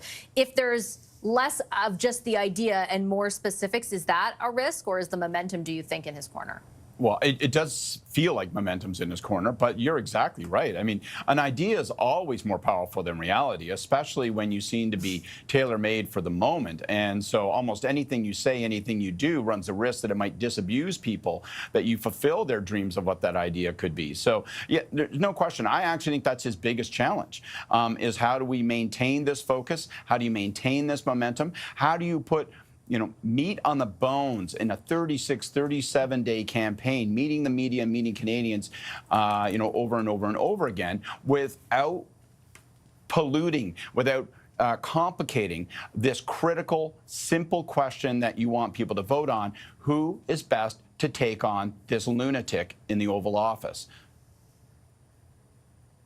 Oh, okay. Well, and Lisa, your thoughts on that? Sorry, I don't normally stop talking. I thought there would be another couple of minutes. I'm not used to it, Scott. My goodness. Yeah, what happened? I'm going to go back to the Oval Office point. I think my spidey sense on that meeting yesterday, it did not go as well as the ministers or Doug Ford have said. I think that the Canadian delegation probably got a stern talking to, and may have been told a little bit more about the length of the timeline we're looking at to get to some kind of ground where we're going to be feeling more comfortable vis-a-vis our United States relationship. The fallback on saying it was all about process just to me screams that there's a significant problem there. So Mr. Carney is going to have to deal with this situation in the long term, whether or not he goes in and meets Donald Trump right now, when it seems Donald Trump and all the people around him are just digging in on the issue as being something that they fundamentally believe in from an ideological point of view. I just think it's tough. Yeah, I think you're right. I spoke to someone who was well briefed on the call, and the meeting yesterday, which was 90 minutes long. Apparently, the tone was much more civil, and it was not like yelling at each other. But at the same time, they walked away very certain that those tariffs on April 2nd, not just applied to Canada, but around the world, are coming. Like, that is their restructuring of trade policy. They intend to implement it, and that they will negotiate on a country-by-country basis after about escaping those tariffs or exemptions. And Canada will likely be near the top of the list, but that's kind of the substance of what they ended up walking away with. I do want to swing over to my colleague Michael Couture, who is on the ground at Rideau Hall as we wait for Mark Carney to step up to the microphone and take questions from reporters. Mike, I know you're in constant contact with people in and around the Prime Minister. What are they telling you, I should say, about the possibility of a White House trip, if anything? Yeah, Yeah, I mean, at this point, I think a lot is up in the air, especially when you consider whether or not he will be making a trip to Europe first. I think trying to figure out exactly how the next week will play out, that is job number one, and trying to get an idea of where they will go and whether or not they would accept that type of a meeting, I think is an interesting question as well. To Scott's point, you know, could it be a win either way for somebody like Mark Carney to show that he's standing up, standing up to Donald Trump, even if he gets to sit there in the Oval Office and potentially undergoes some sort of a berating like the J.D. Vance, the vice president, and President Donald Trump did do for Volodymyr Zelensky, the Ukrainian president. So interesting to see whether or not that will play out in any way, shape, or form. But Carney has been clear, and you know, the last time he had spoken about this, he says he will only take that meeting if there is the clear basis that Canada is a sovereign country. And that is agreed upon going into it. So, you know, hearing what we just heard from Marco Rubio, the Secretary of State, it sounds like we're not at that starting point just yet. And it sounds like that meeting wouldn't be possible right now. But that is certainly something that I think people will want to ask Mark Carney when he does come out here at taking those questions for the first time as Prime Minister, as well as a whole host of other questions. And, you know, we also understand that there will be some sort of a statement and possible announcement from him going forward on some sort of initiative and exactly the direction of his country, of his government, and where he wants to take this country. So I think that a lot of people are waiting to hear that, to get an idea of where to go next with questions from Mark Carney, not the least of which is, you know, what does the next week look like, and when are we coming back to Rideau Hall? Because we all know that he has to come back here if he is going to call an election, and we are widely expected that we are not going back to Parliament Hill at all for the seating of the House of Commons, which is supposed to come back on March the 24th. We're likely getting on campaign buses before then. Vassy?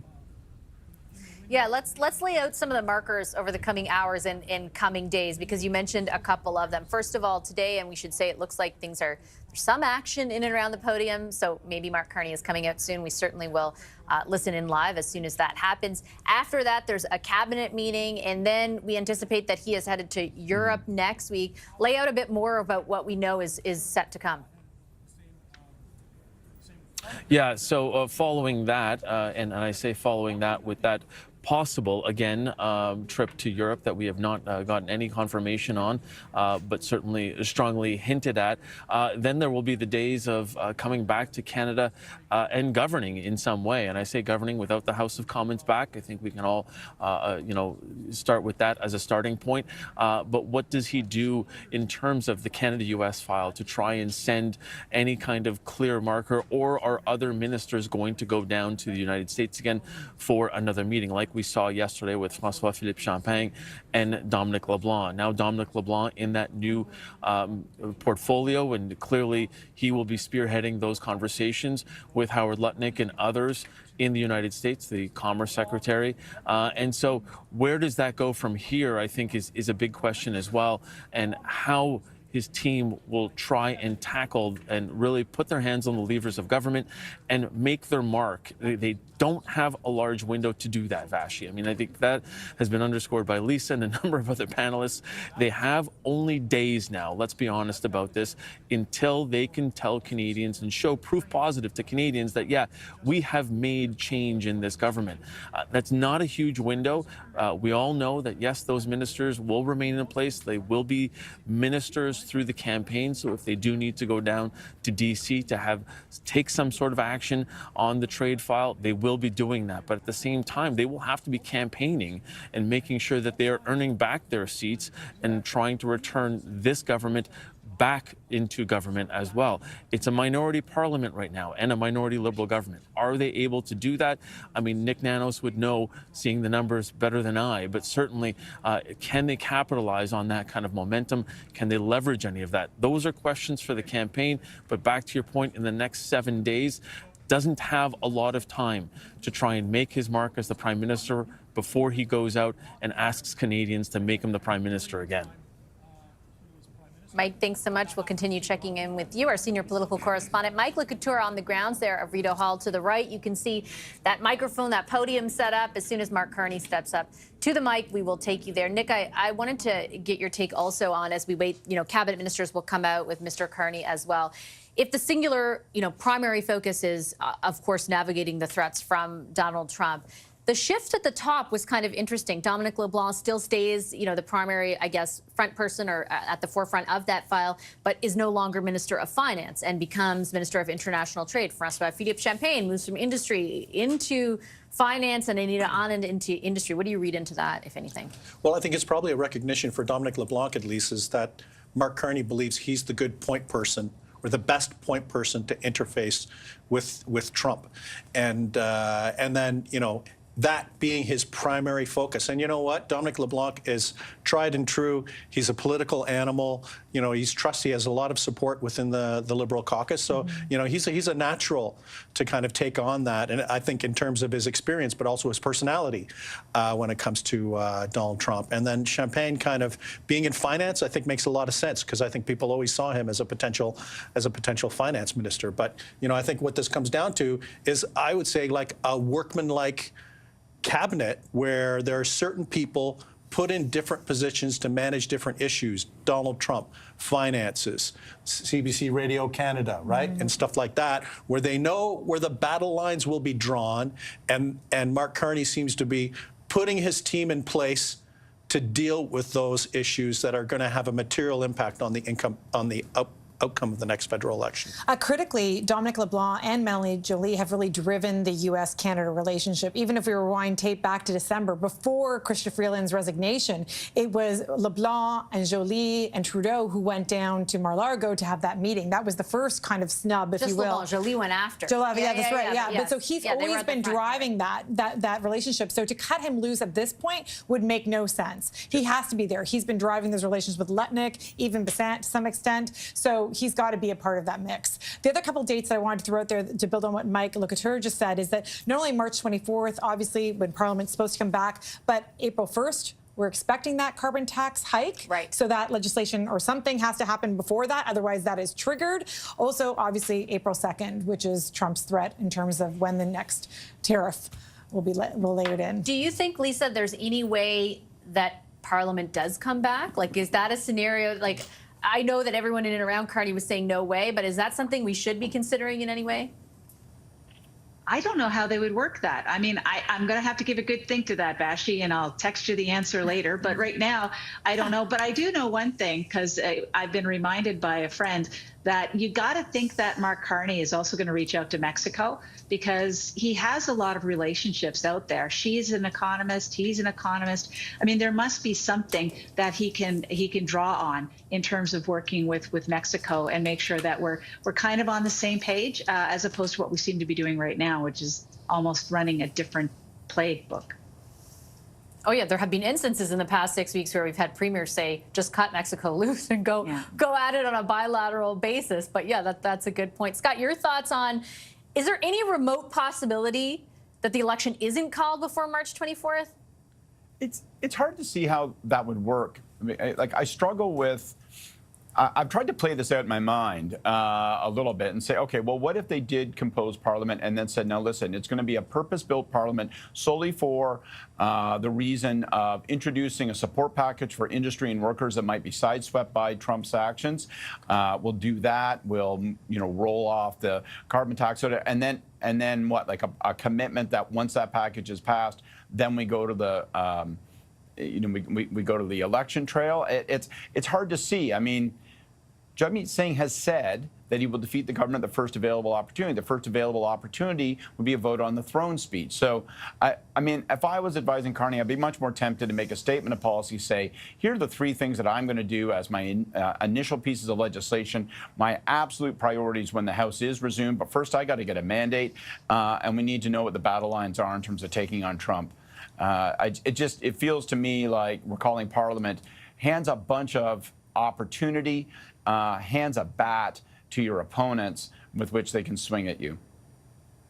Yeah, the mandate part especially, I think Nick strikes out to me because he doesn't have a seat in Parliament. I think the Jagmeet Singh stuff is not maybe as certain. Just over the past few weeks, he's made some comments, particularly if the House came back and it was all about addressing the crisis right now. I don't know if he would still stick to what he said last year and bring them down right away. But the idea that you want to go to the electorate so that you're not sitting outside the House of Commons while all this important stuff is debated does resonate. Yeah, I think for Mark Carney, he's either in control or he's not in control. If the House if he tries to go back to the House, he's not in control. And what is he going to do? Sit up in the gallery, like put a spotlight on the fact that he's not been elected? Peons in the press gallery? Come on, no, yeah. I know. It's a great and fun place to be. But I think for the Liberals, the fact of even potentially being defeated in the House is just a non-starter because, why don't you just go back to the House and get defeated? Congratulations, that's the first thing that you've done as Prime Minister, or maybe the second thing or the third thing. But it's just not good politics. And the thing is that all Canadians, we're in election mode. They're expecting an election. Rip the Band-Aid off. Let's go and let people decide what direction that they want to go in. To Nick's point, I even have the sense that if the NDP, let's say, did keep the government alive, I don't think that's the message the Carney camp want out to Canadians either. No, I don't think that the Liberals would necessarily want that either, because that would be the key point of differentiation between Carney and Trudeau, right? But just to clarify that point, I'm pretty sure that Jagmeet Singh has said, happy to be corrected, but has said that in fact he would support a direct package for workers in light of the upcoming tariffs. If it came first and then later. So how they would do that, it's unclear. But some messaging changes to note in Carney's cabinet today. You noted a few of them in terms of government transportation. Another key one that I'm getting a lot of messages about is the Minister of Labour is no more, nor is the Minister of Women and Gender Equity. Those are all folded into a new department, it looks like, Jobs and Families. So that's big Minister messaging. McKinnon, right? It's a big messaging change to move from the Minister of Labour to the Minister of Jobs and Families. But that's the message that Carney wants to send, that I'm in it for the families. I'm in it for getting Canadians jobs, for keeping those jobs. And he used the word pragmatic a lot in his speech the other night. I think that's the message he wants to send too. Yeah, I think so. Okay, I'm going to take a quick commercial break. We continue to wait for Mark Carney to come out and take questions from reporters. So maybe we can get some clarity on the stuff that we've been raising. We'll take you there as soon as it happens. I'll take a quick commercial break. We're back with more of our special coverage after that. Welcome along to the Australian Grand Prix on TSN and TSN+. Welcome to Jackpot City. Enjoy classic casino games such as blackjack or take a spin with roulette. Explore our exciting virtual range of the best slots, including the Jackpot City exclusive Mega Millionaire Wheel. Jackpot City, casino games perfectly made for you. Now I'm in my 50s, I'm all about making the right choices, like eating right and staying healthy. And another thing I can choose is how to look after my family if anything ever happened to me. Welcome to Senior's Choice, the #1 direct choice for Canadians over 50. How can I help? Hi, I'd like...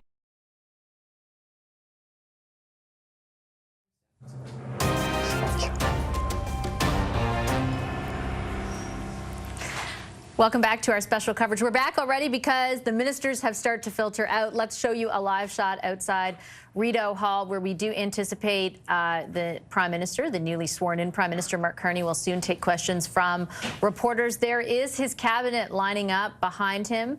Most, if not all, of them have assembled. It is a chilly day in Ottawa, but not nearly as cold as it has been, and we actually have some sunshine. So he will take questions for about 15 to 20 minutes from reporters. It's the first opportunity reporters have had in a while, I think since the debate, since after the English language Liberal leadership debate, to ask questions. And of course, there are a number of significant changes to ministries, name changes, as well as changes to what those ministers will actually be doing that we'd love some clarity on. We don't have a lot of specifics yet. The press release that announced the naming of cabinet ministers certainly went into some detail as to the message that Prime Minister Carney and his team are trying to send through this.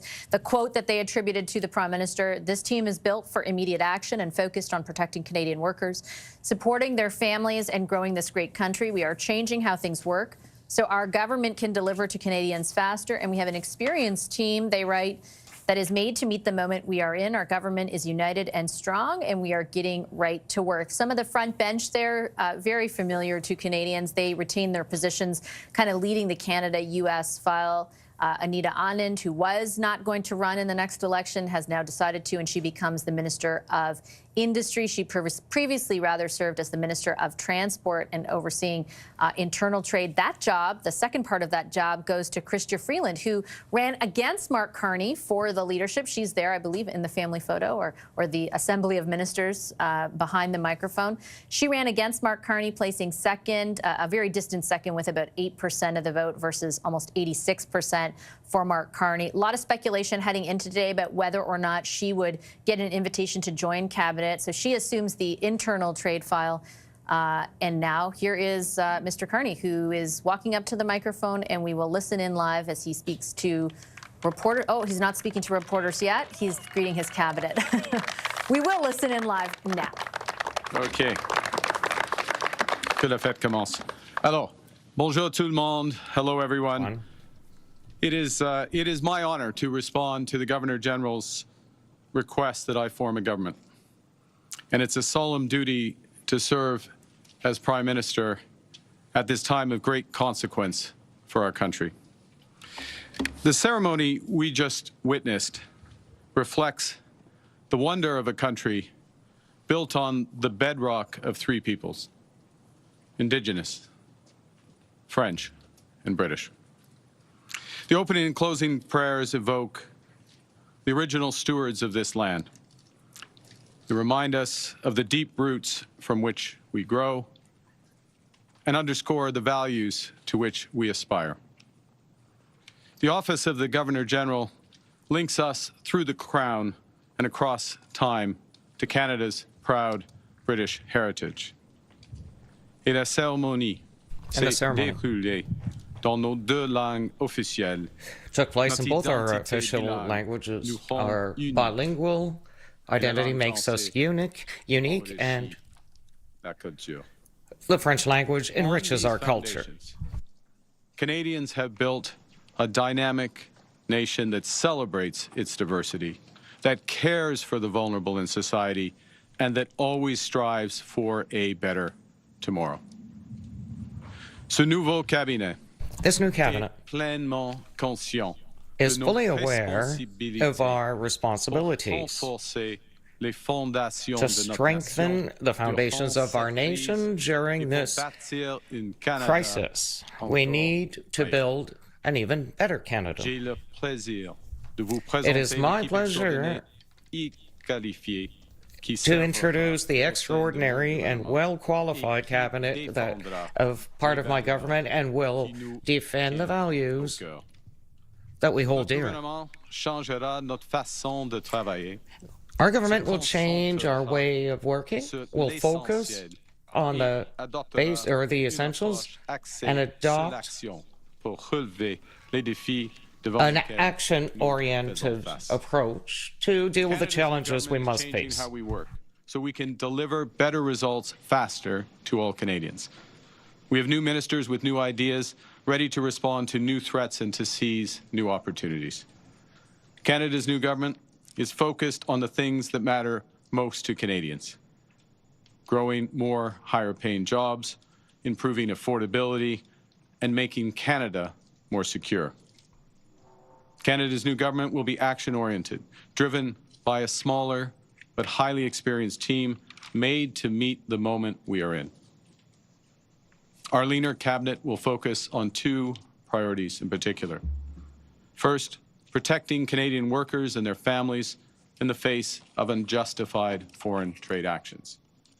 And second, growing this great country by putting more money in Canadians' pockets, by ensuring that government spends less so Canada can invest more, by building millions of homes, by making Canada a superpower in both conventional and clean energies, by creating new trade corridors with reliable partners, and by forging one Canadian economy out of 13.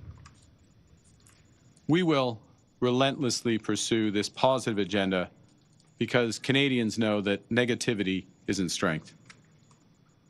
They know that negativity won't pay the rent or the mortgage.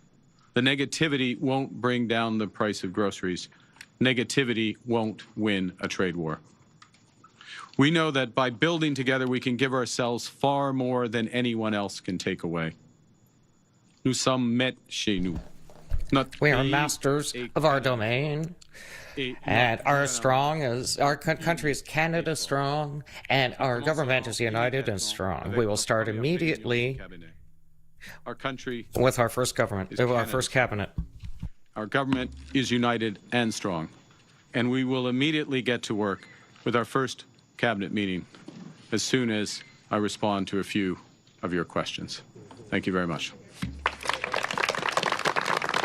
Thank you. Merci, Monsieur le Premier ministre. Nous allons maintenant passer à une période de questions de 15 minutes. We will now have a question 15-minute Q&A. Question period, one question, one follow-up. Merci. Bon Fillon de TVA. Bonjour, Monsieur From le Premier TVA. ministre. Hello, Mr. Prime Minister. Enchanté.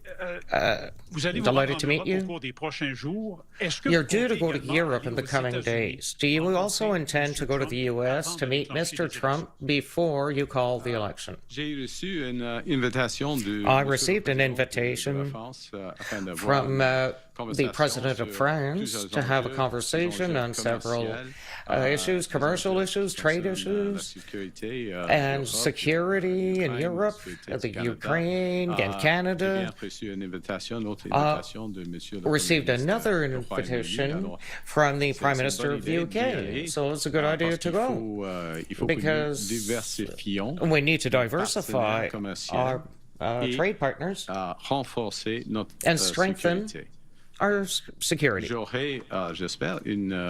hope I'll have a conversation with the President of the U.S., but I don't have any plans for the moment to go there. I received the questions on a trip to Paris and London in a few days. I received an invitation from the President of France to discuss a variety of issues, both economic, commercial, to reinforce those relationships, also issues related to security in Europe, in Canada.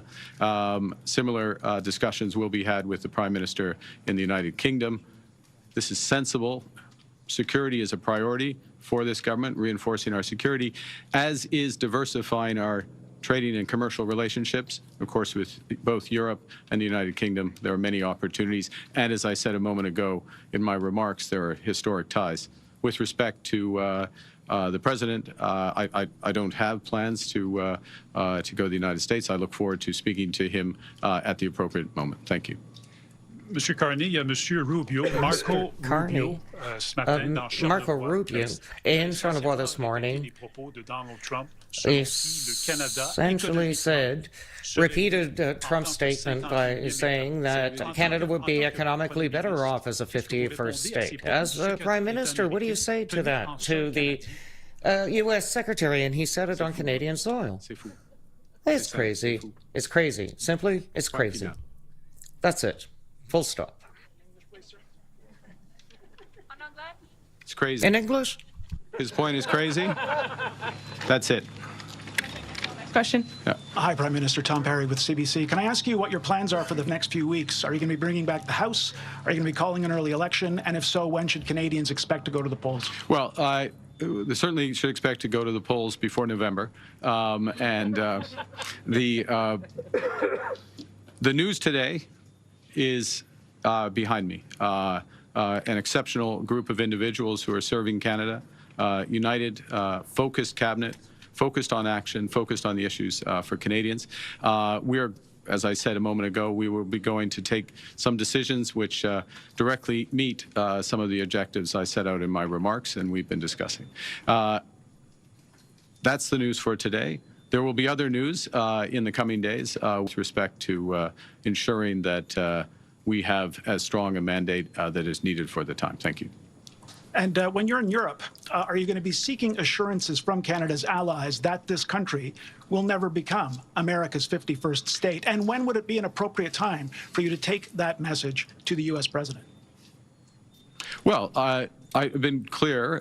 Personally, I've been clear. The ministers behind me, I think, to an individual, when asked, have been clear that we will never, ever, in any way, shape, or form, be part of the United States.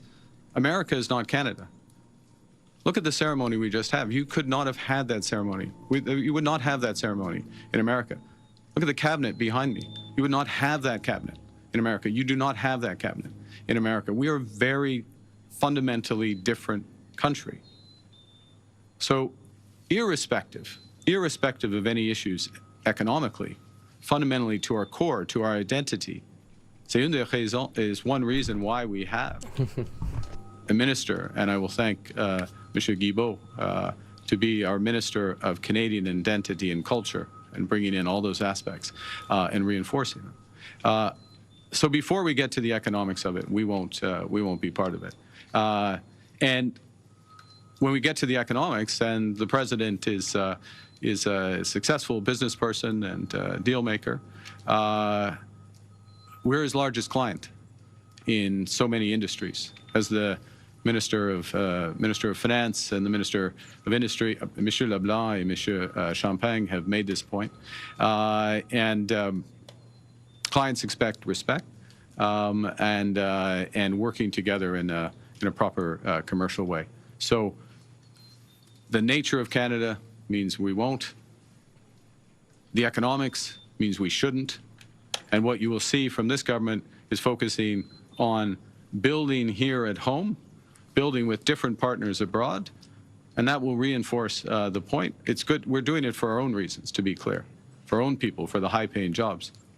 But eventually, the truth will out, and the Americans will understand as well. Thank you. Our allies, sir, do you want to? I don't think we need. I don't think we need to hear it from. Nous sommes maîtres. We're masters in our home. We're in charge. You know, we're in charge. It's always nice when people say nice things about you, but we don't need it. We're not seeking it. What the discussions I will have on behalf of the government in Paris and in London will relate to opportunities that both our countries share, as well as our shared history. Monsieur le Premier ministre, Valérie Gamache de Radio-Canada, Mr. Prime Minister of the CBC, I'm delighted to meet you. You have no Alberta-based minister, no ridings in Alberta. Is that because you're thinking of maybe running in an Alberta riding yourself? Vous avez raison que You're j'ai right that I grew up in Alberta. Ma campagne à Edmonton. And I lost my campaign in Edmonton. Now's not the time to announce my riding. So, yeah. I'm complimenting the journalists from Radio-Canada, and I would like to compliment the very existence of Radio-Canada, and I'd like to reinforce that my government will be reinforcing. It goes back to Canadian identity, culture. This is away from the news, but the broader sense. So I'll finish the answer. I compliment the question. She's recognizing that I grew up in Alberta. I launched my campaign in Alberta. I'm just reinforcing today. Today, the story is behind me. And there will be more news because those behind me will be taking some important decisions this afternoon. Monsieur Carney, depuis le début de votre point de presse, vous avez 3 fois mentionné les langues officielles. Pourtant, le nom langues officielles n'apparaît pas dans le nom du ministère de Monsieur Guilbeault. Et vous avez remplacé patrimoine par identité canadienne. Est-ce qu'il y a là un message title not include official languages? Pas du tout. C'est un renforcement de notre identité. La langue française est au sein de l'identité canadienne. Et M. French Guilbeault, language is il est un ministre exceptionnel. at the basis of il a impossible to hear. La responsabilité. Il a encore des responsabilités pour les langues He officielles. has really responsibility. Cette question d'identité canadienne, c'est plus large de notre langue officielle. C'est plus large de notre patrimoine. Ça existe maintenant. On renforce, on bâtit l'identité canadienne. Ça inclut, ça c'est clé. L'identité canadienne inclut la nature. Et une des responsabilités de M. Guilbeault est de ramasser toutes nos responsabilités en ce qui concerne la nature, la biodiversité, nos océans, et de les protéger et les promouvoir. Merci. J'ai une question. Next question. Prime Minister Carney, first off, congratulations. Thank you. Second, David Baxter, Canadian Press. April 1st is fast approaching, the date the consumer carbon tax is set to increase once again. You've talked about getting rid of it. How are you going to do it in the next 2 weeks? Your question, how are we going to do it by the end of the day? That's a great question. And we'll come right back to you on that following the cabinet meeting. In that order? you have a better follow-up than that. Oh, there is a better follow-up, but just to get clarification, you are going to do it by Then that would be cabinet three order. questions, and everyone else will get angry. There we go. We'll go back to it. So you've talked about Trump needing to show Canada respect. President Trump. President Trump needs to show Canada respect. You said that again just now. Are you not going to speak with President Trump until he cuts out this 51st state talk? No. I look forward to speaking with President Trump. Just to be clear, we respect the United States. We respect President Trump. President Trump has put some very important issues at the top of his agenda. We understand his agenda. We understand the importance of addressing the scourge of fentanyl, which is a challenge here in Canada as well as the United States. And I would say that the measures that have been put in place in recent weeks in Canada and Mexico, also the United States, means that we are making tremendous progress. I'll speak specifically for against fentanyl. We understand the importance President Trump places on American workers and American jobs. We want him and his administration to understand the importance we put on Canadian workers and Canadian jobs. And we will look for avenues to work together so that both objectives are met in terms of both our great economies, just as we are doing, and the people behind me have led this, just as we are doing with respect to the scourge of fentanyl. Thank you. Prochaine question. Next one. Hi, Prime Minister Carney. I'm Jillian Piper with Global News. I understand that your assets have been put into a blind trust. I wanted to ask you, what is the value of the assets and where did they come from? How can Canadians know that there's no conflict of interest if they don't know where the assets come from? That's an odd question, or odd way of framing it. The assets are in a blind trust. So, and can I point out that for those who don't follow this, I have 6 months to put, or 120 days to put the assets in a blind trust. I already have put the assets in a blind trust. And once assets are in a blind trust, you don't know that. By definition, you don't know the assets because the trustees take over the responsibility. I would like to reassure you that the assets that I have were earned through employment income, employment as a public servant, and employment in the private sector. And I would note as well that employment in the private sector is something that the leader of the opposition has never experienced. And I would point as well that complying or meeting standards expected of a leader of a party, let alone a prime minister, is something that the leader of opposition has not respected either, and I'm speaking directly with respect to his refusal, still at a time of great crisis, to get his security clearance, something I managed to do in 2 weeks. En ce qui concerne mes actifs, as for my assets, j'ai eu des jobs dans le secteur privé. I've held jobs in the private sector. Des actifs maintenant, et c'est dans une fiducie. And that's where I accumulated these assets, and they're in a blind trust. I no longer know what the assets are made of. That's the point of a blind trust.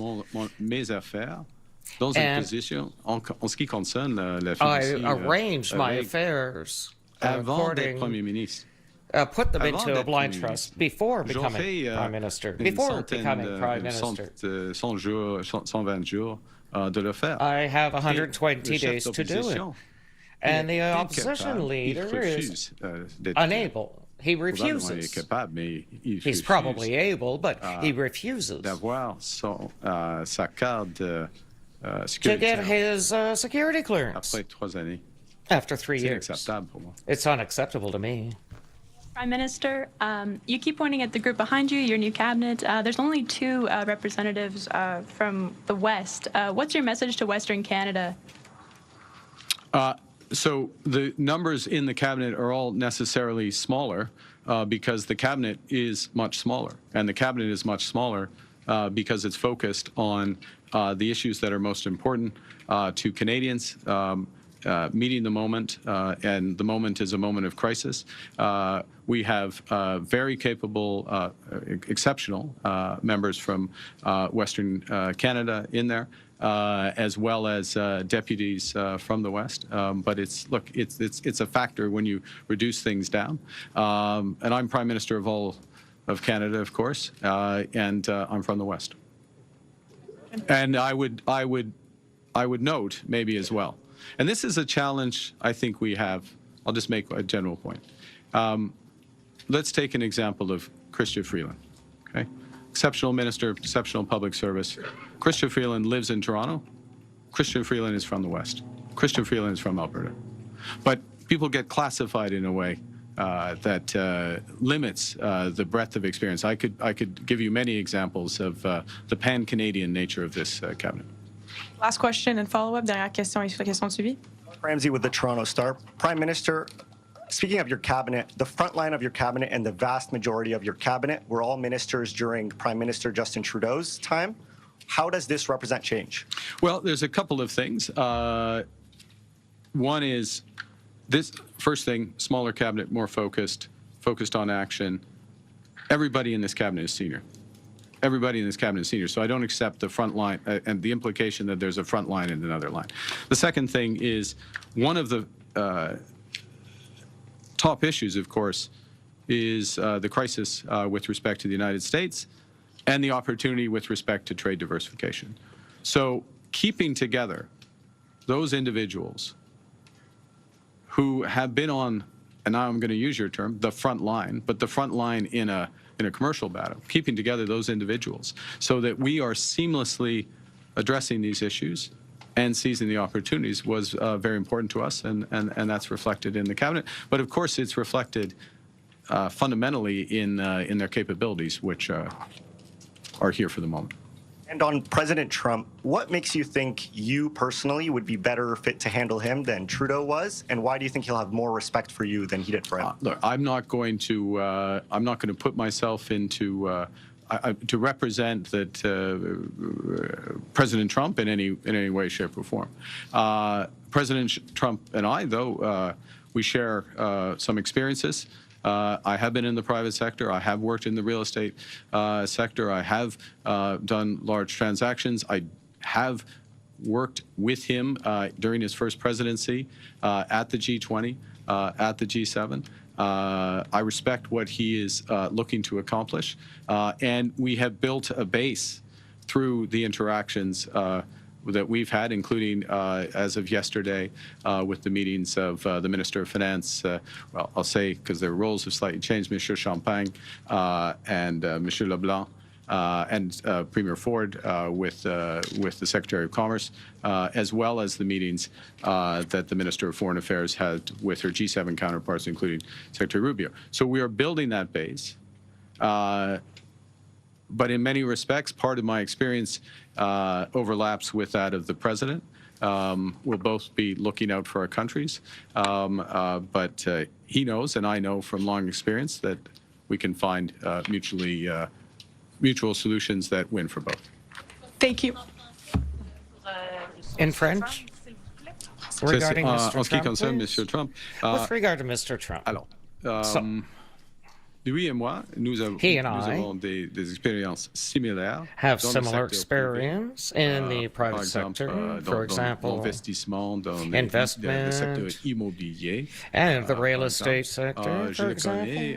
I know him, and I worked with him, for him, actually.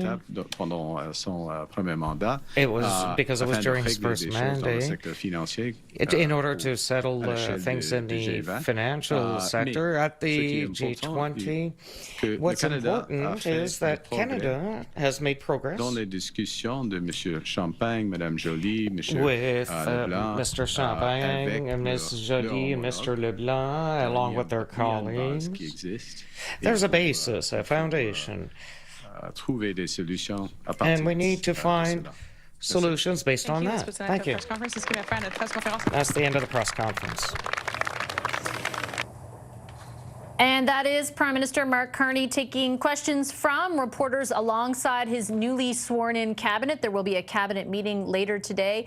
He says his government, for however long it ends up lasting, will be focused on two distinct priorities. The first, protecting workers and families, he said, against the threat of tariffs and economic ruin of sorts from Donald Trump, from U.S. President Donald Trump. And the second on looking inward and, in his words, building the Canadian economy out. A number of other notable points made or bits of news out of that press conference. He did confirm, Mr. Carney did confirm that he will head as Prime Minister to Europe next week, that he will do so on the invitation of French President Emmanuel Macron, who wanted to have a discussion that he mentioned would involve issues around security and economic ties.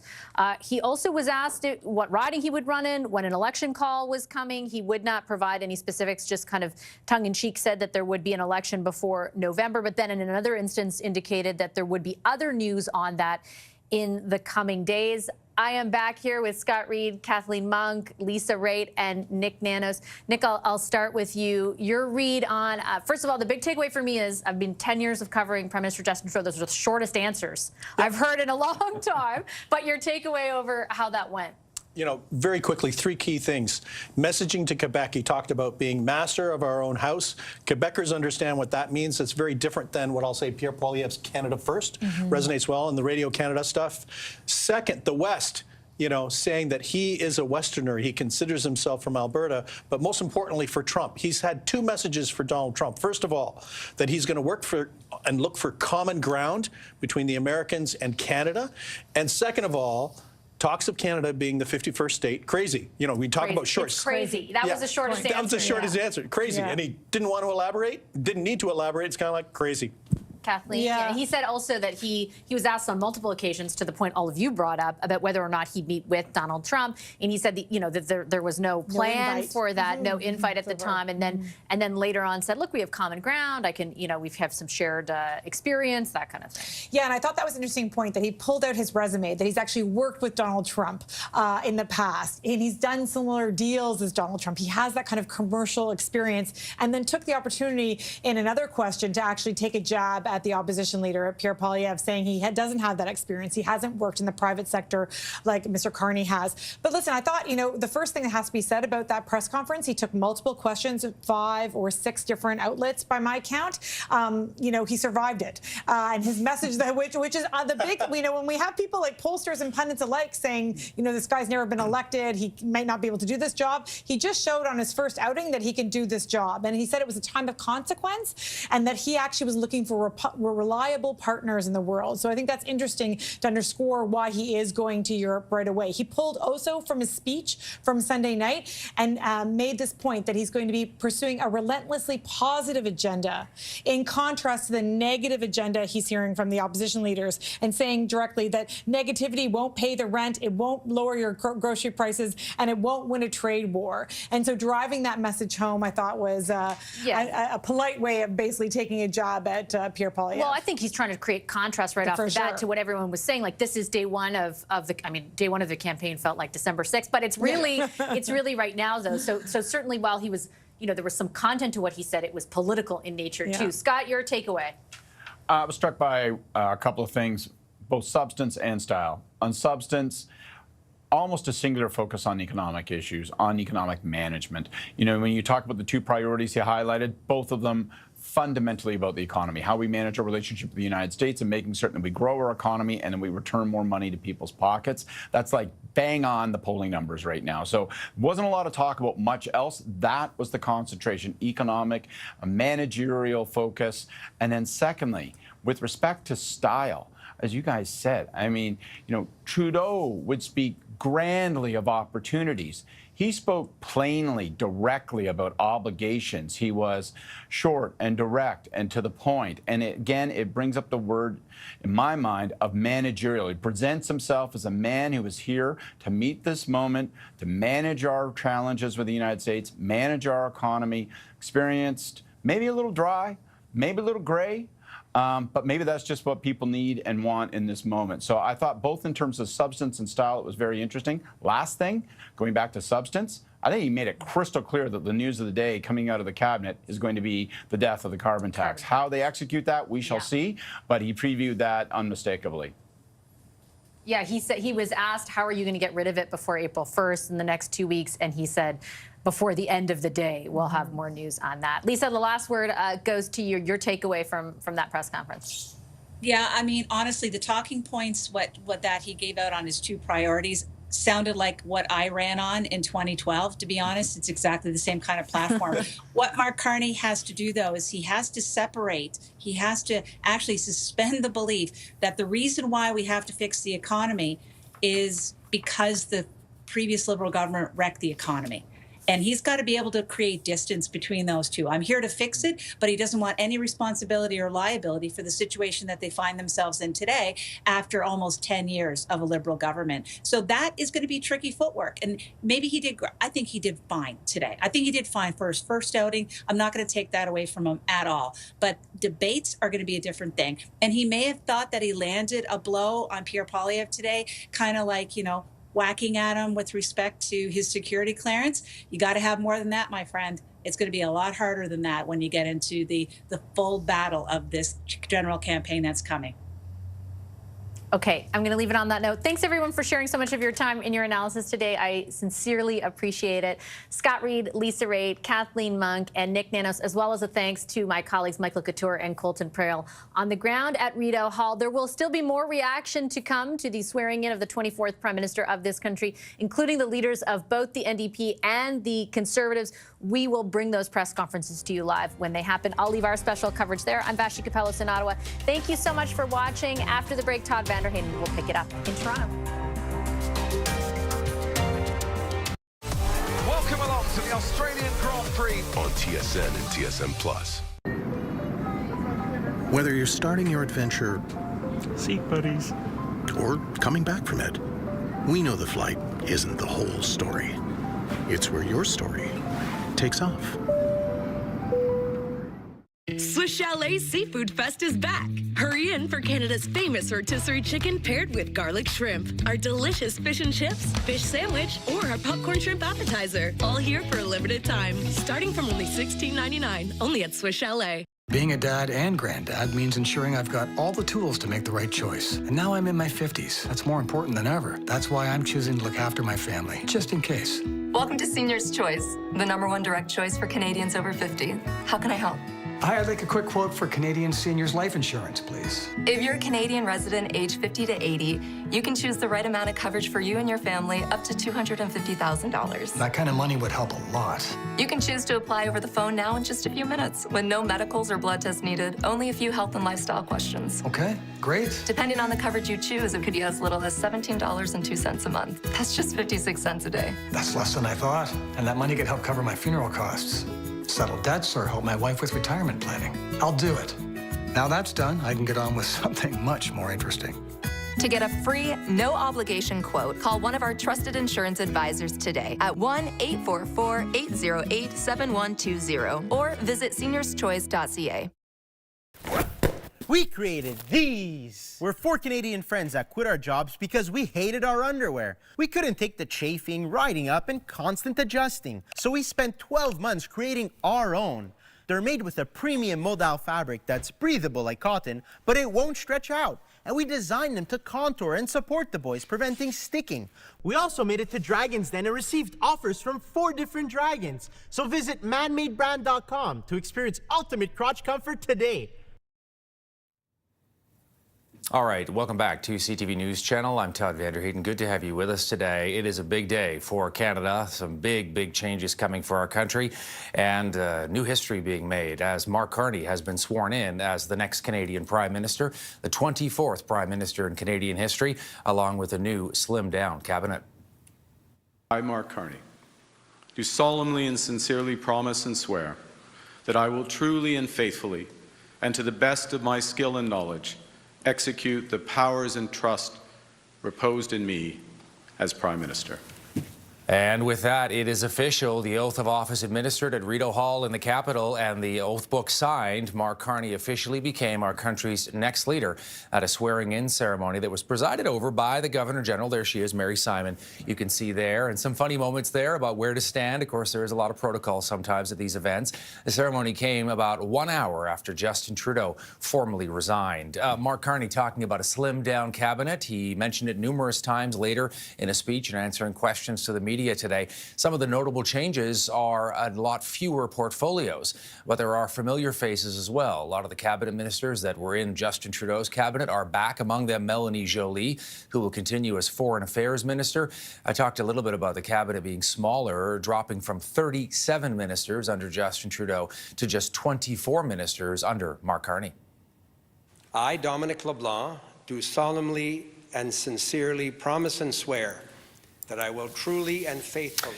After briefly serving as finance minister and, of course, navigating the tense relationship these days with the United States, Dominic LeBlanc will now be in charge of international trade, intergovernmental affairs. Well, he will continue to play a big role in trying to manage the damaged relationship right now with the United States. But François-Philippe Champagne getting a promotion. He will take over as finance minister. Replacing him at industry is Anita Anand. Former Deputy Prime Minister Chrystia Freeland will now serve as Transport and Internal Trade Minister.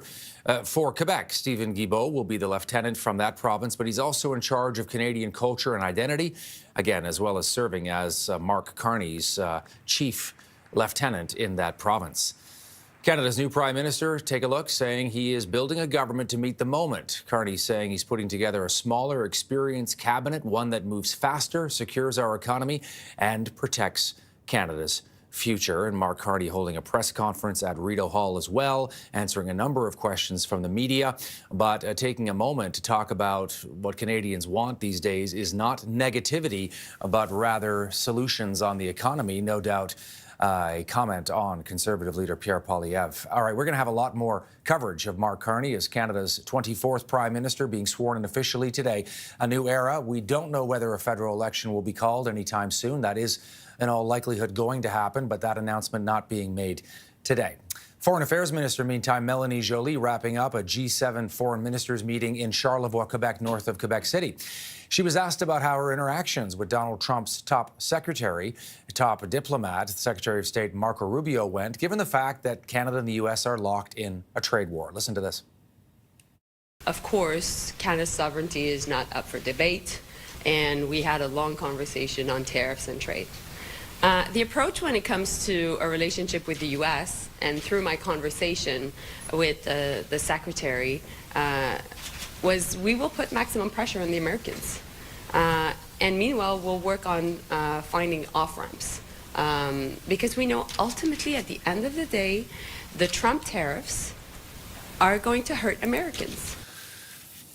The G7 foreign ministers also backing an American proposal for a ceasefire in Ukraine, saying that the ball is now in Russia's court. Rubio was put on the spot at one point in a Q&A with reporters where he was asked about Donald Trump's comments about trying to annex Canada as the 51st state. And Rubio tried to suggest that this was actually a result of a conversation that Justin Trudeau and Donald Trump had, in which Trudeau said an American trade war would undermine Canada's integrity as a state. Rubio trying to say that's why Donald Trump began talking about Canada joining the U.S. as a 51st state.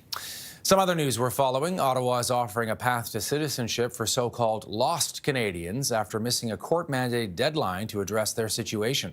Back in 2009, the then Conservative government of Stephen Harper at the time changed the law so Canadians born abroad as citizens could not pass those rights down to future generations. Then in 2023, the Ontario Superior Court of Justice found the law was unconstitutional. Immigration Minister Mark Miller saying Ottawa is asking for a 12-month extension to get a related law passed, with the court's deadline to do so coming next week. Those affected by the change in rules can now apply for citizenship on a discretionary basis. Nova Scotia's wildfire season begins tomorrow. It'll run for 7 months until the middle of October. People in the province being reminded that wildfire restrictions mean there is no domestic brush burning allowed, no campfires allowed between 8 a.m. and 2 p.m. As well, daily burn restrictions are posted online at 2 in the afternoon. People are also reminded to never leave a fire unattended and to fully extinguish every fire before leaving it. The City Council in Regina is reconsidering putting fluoride in their water supply. The decision to add fluoride was approved back in 2021, but was to be implemented after upgrades to the Buffalo Pound water treatment plant.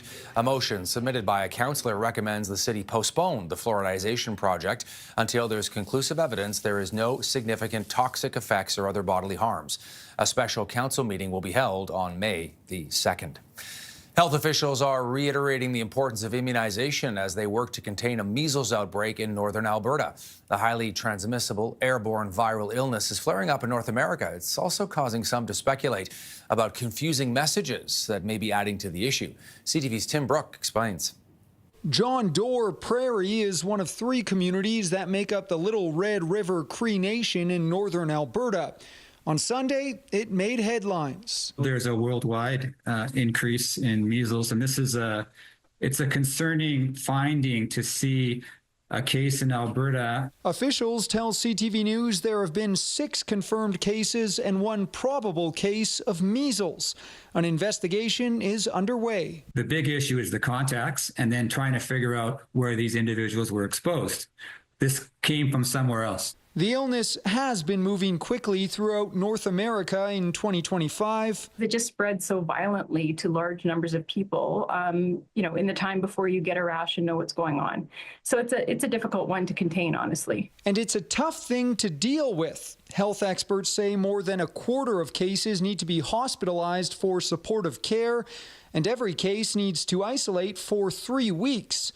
The good news? Measles is easy to avoid. This is almost the standard of vaccine-like success because it's highly effective at preventing disease in the realm of 97 to 99%. But Thursday, Alberta's health minister still wouldn't recommend all residents get the measles vaccination. It is a parental choice, and parents and guardians have to make sure that they're well informed and make the best choice that's right for them and their families. Adriana LaGrange says her family has had the shot, but stopped short of endorsing it for everyone else. It's reminiscent of the province's stance on other vaccines and completely contrasts the approach just north of Alberta. I urge all residents to check their vaccination status and make sure that they are up to date. Science has given us the tools to fight this disease. It's up to us to use them. Tim Brooke, CTV News, Calgary. All right, thanks very much, Tim. Still ahead for us, sky watchers delight astonishing views of the overnight lunar eclipse known as a blood moon. You're watching CTV News Channel. Stay with us. Vengeance has no timeline with the mafia.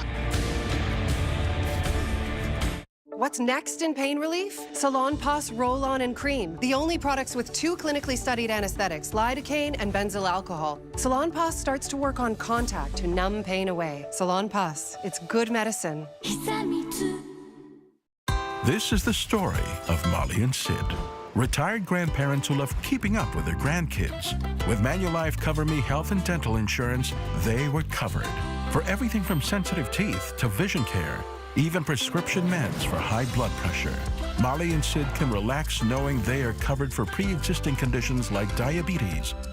Call 1-877-COVER-ME or visit coverme.com to get a quote today. Manulife, where will better take you.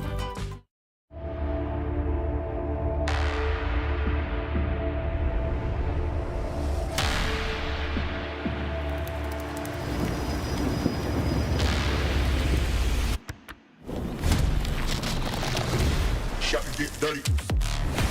Get dirty.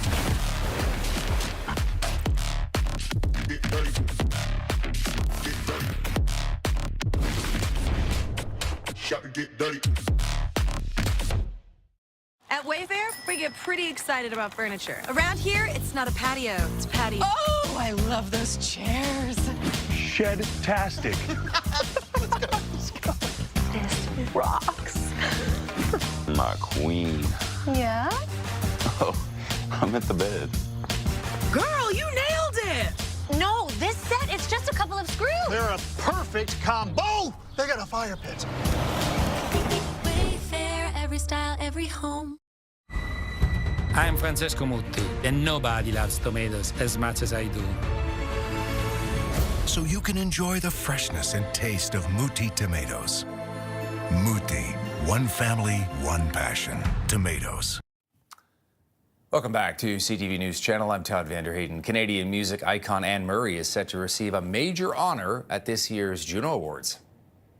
Spread your tiny wings and fly away into That song never gets boring. Snowbird, one of her classics. The Canadian Academy of Recording Arts and Sciences announcing Murray will receive the Lifetime Achievement Award presented by the National Arts Centre. Organizers say Anne Murray is the first artist to receive the award, which hasn't been given out since Pierre Junot received it back in 1989. This year's Junot Awards will be handed out on Sunday, March the 30th.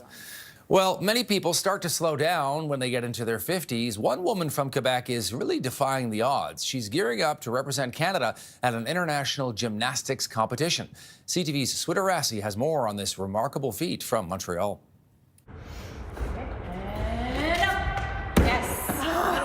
Yes. As a master's level gymnast, Milda Graham can flip, tumble, and do cartwheels with ease. She's keeping up with people less than half her age. She's 59. And then they see me tumbling, and then they're like, wait. So it's really fun to kind of push the boundaries of people's expectations. The gymnast has always loved the sport, playing competitively on and off for decades. Something kept pulling me back. I think it was my inner child. Just really loved gymnastics as a kind of a pure expression. Warming up and doing stretches is a vital part of her routine. Graham says the key is listening to your body. You get a personal teaching experience of your own body to understand what you must accommodate. Graham has a serious competitive side too. In May, she will be competing at an international gymnastics competition in Germany. And although she was born in the US, Graham is hoping to bring back a medal for Canada. I've made my home in Montreal. I love Montreal, and the idea that I'm representing in this climate something that's really passionate to my identity and my locale and my community is off the charts for me. Up and come down. That's the best solution. Her coach, Andrea Ripoleski, couldn't be more proud. I can't even describe it. I'm thrilled. I'm thrilled for Milda. She works hard for it. She always shows up. If anyone deserves to represent Canada, she does. And while the world of gymnastics might look a certain way, Graham is hoping her story inspires change. I feel like I'm standing up for, women and women's bodies. Proving that age is truly just a number. Swida Vassy, CTV News. And there was a special treat overnight for those who had their eyes up on the skies. A total lunar eclipse, which is also known as a blood moon, cast a red hue over Canada and much of North and South America as well. This phenomenon occurs when the Earth is between the moon and the sun, and the moon passes through the shadow that's cast by our planet. The eclipse is the first of its kind since 2022. Here's what some stargazers had to say about it. It was awesome. It's a first time for me. It's first time for camera shooting. It's a very exciting event. I think it's the first lunar eclipse of the year, and I'm very excited. Last time I was in Boston, and today I'm in Toronto, so I'm very happy. I thought it was beautiful. It was really neat to see. I mean, I was excited to come out here, but I wasn't expecting it to be like that red. So yeah, it was really cool. The peak of the total eclipse was around 2:30 a.m. Eastern. It lasted for about an hour for those of you who may have been awake at the time. All right, in a moment, Canada now has a new Prime Minister, Mark Carney, sworn in today in Ottawa as our country's 24th leader. He unveiling the smallest federal cabinet and ministry in years. We'll have the latest in a moment right here on CTV News Channel. Stay with us.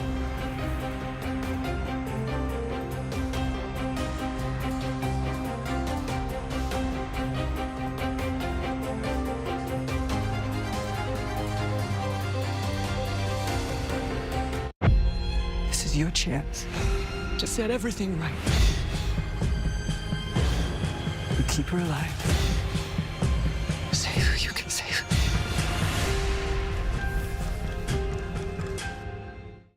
Get this. I dislocated my shoulder washing my hair. Just thinking about blood pressure raises mine. Well, I've been exiled to the couch till I get a CPAP machine. Been there. Speaking of couches, well, my therapist said my dreams should be a podcast. Aging doesn't have to be rough. Green Shield offers health coverage and care all in one place. That means access to registered mental health professionals when you need it. So call 1-833-377-7077 or go to getgreenshield.ca for coverage and care that puts you first. Feel the clarity of non-drowsy Claritin. Get fast relief from symptoms caused by over 200 outdoor and indoor allergens associated with types of pets, dust, and pollen. So you can enjoy every moment. Live Claritin Clear. Want to get more fiber and enjoy it? Restore Fiber is naturally sourced prebiotic fiber in a delicious gummy and 6 tasty fruit flavors. Choose Restore Fiber. It's fiber made fun. And now, try new Restore Fiber Plus with 6-in-1 health support. The Ram 1500 wins on highways, on driveways. It wins in the backcountry and back in the city. Ram wins in quality and capability. No wonder it won Motor Trend's 2025 Truck of the Year. And that's worth celebrating. Visit the Ram Motor Trend Truck of the Year celebration event and get a 2025 Ram 1500 with 0% financing for 60 months. Plus get $4,745 in total value on Motor Trend's top choice. In Siggy's yogurt, every simple ingredient has a purpose. It's made with 3 times more milk for 3 times more protein than the leading yogurt. And low in sugar. Because at Siggy's, simple is better. Practice starts in 20. Let's get it. T-Mac. Who shaves for practice? My game face doesn't take days off with Gillette Labs. Its green bar releases trapped hairs, so you can get virtually every hair in a single stroke. That's smooth. The best your game can get is Gillette Labs. I'm very good at what I do. Nothing good comes without risks. I will drink to that. Hold on.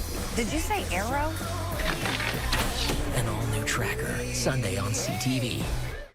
My squad nice, my squad good, my squad rep, my city, my hood.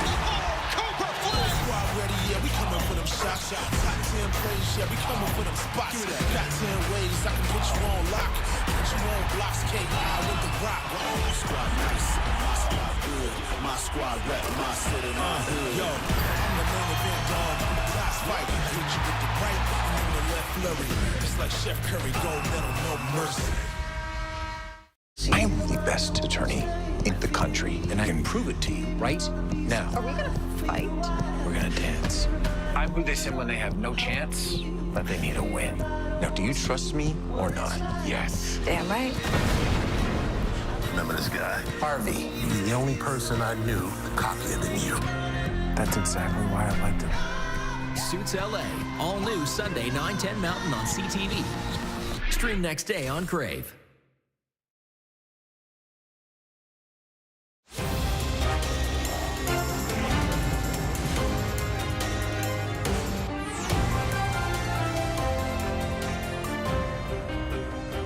I, Mark Carney, do swear that I will be faithful and bear true allegiance to His Majesty, King Charles III, King of Canada, his heirs and successors.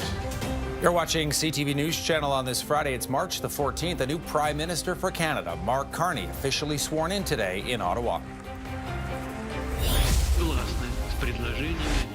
President Trump is now saying there is, quote, a very good chance the war that Russia started invading Ukraine can end after what he's calling productive discussions with Russian President Vladimir Putin.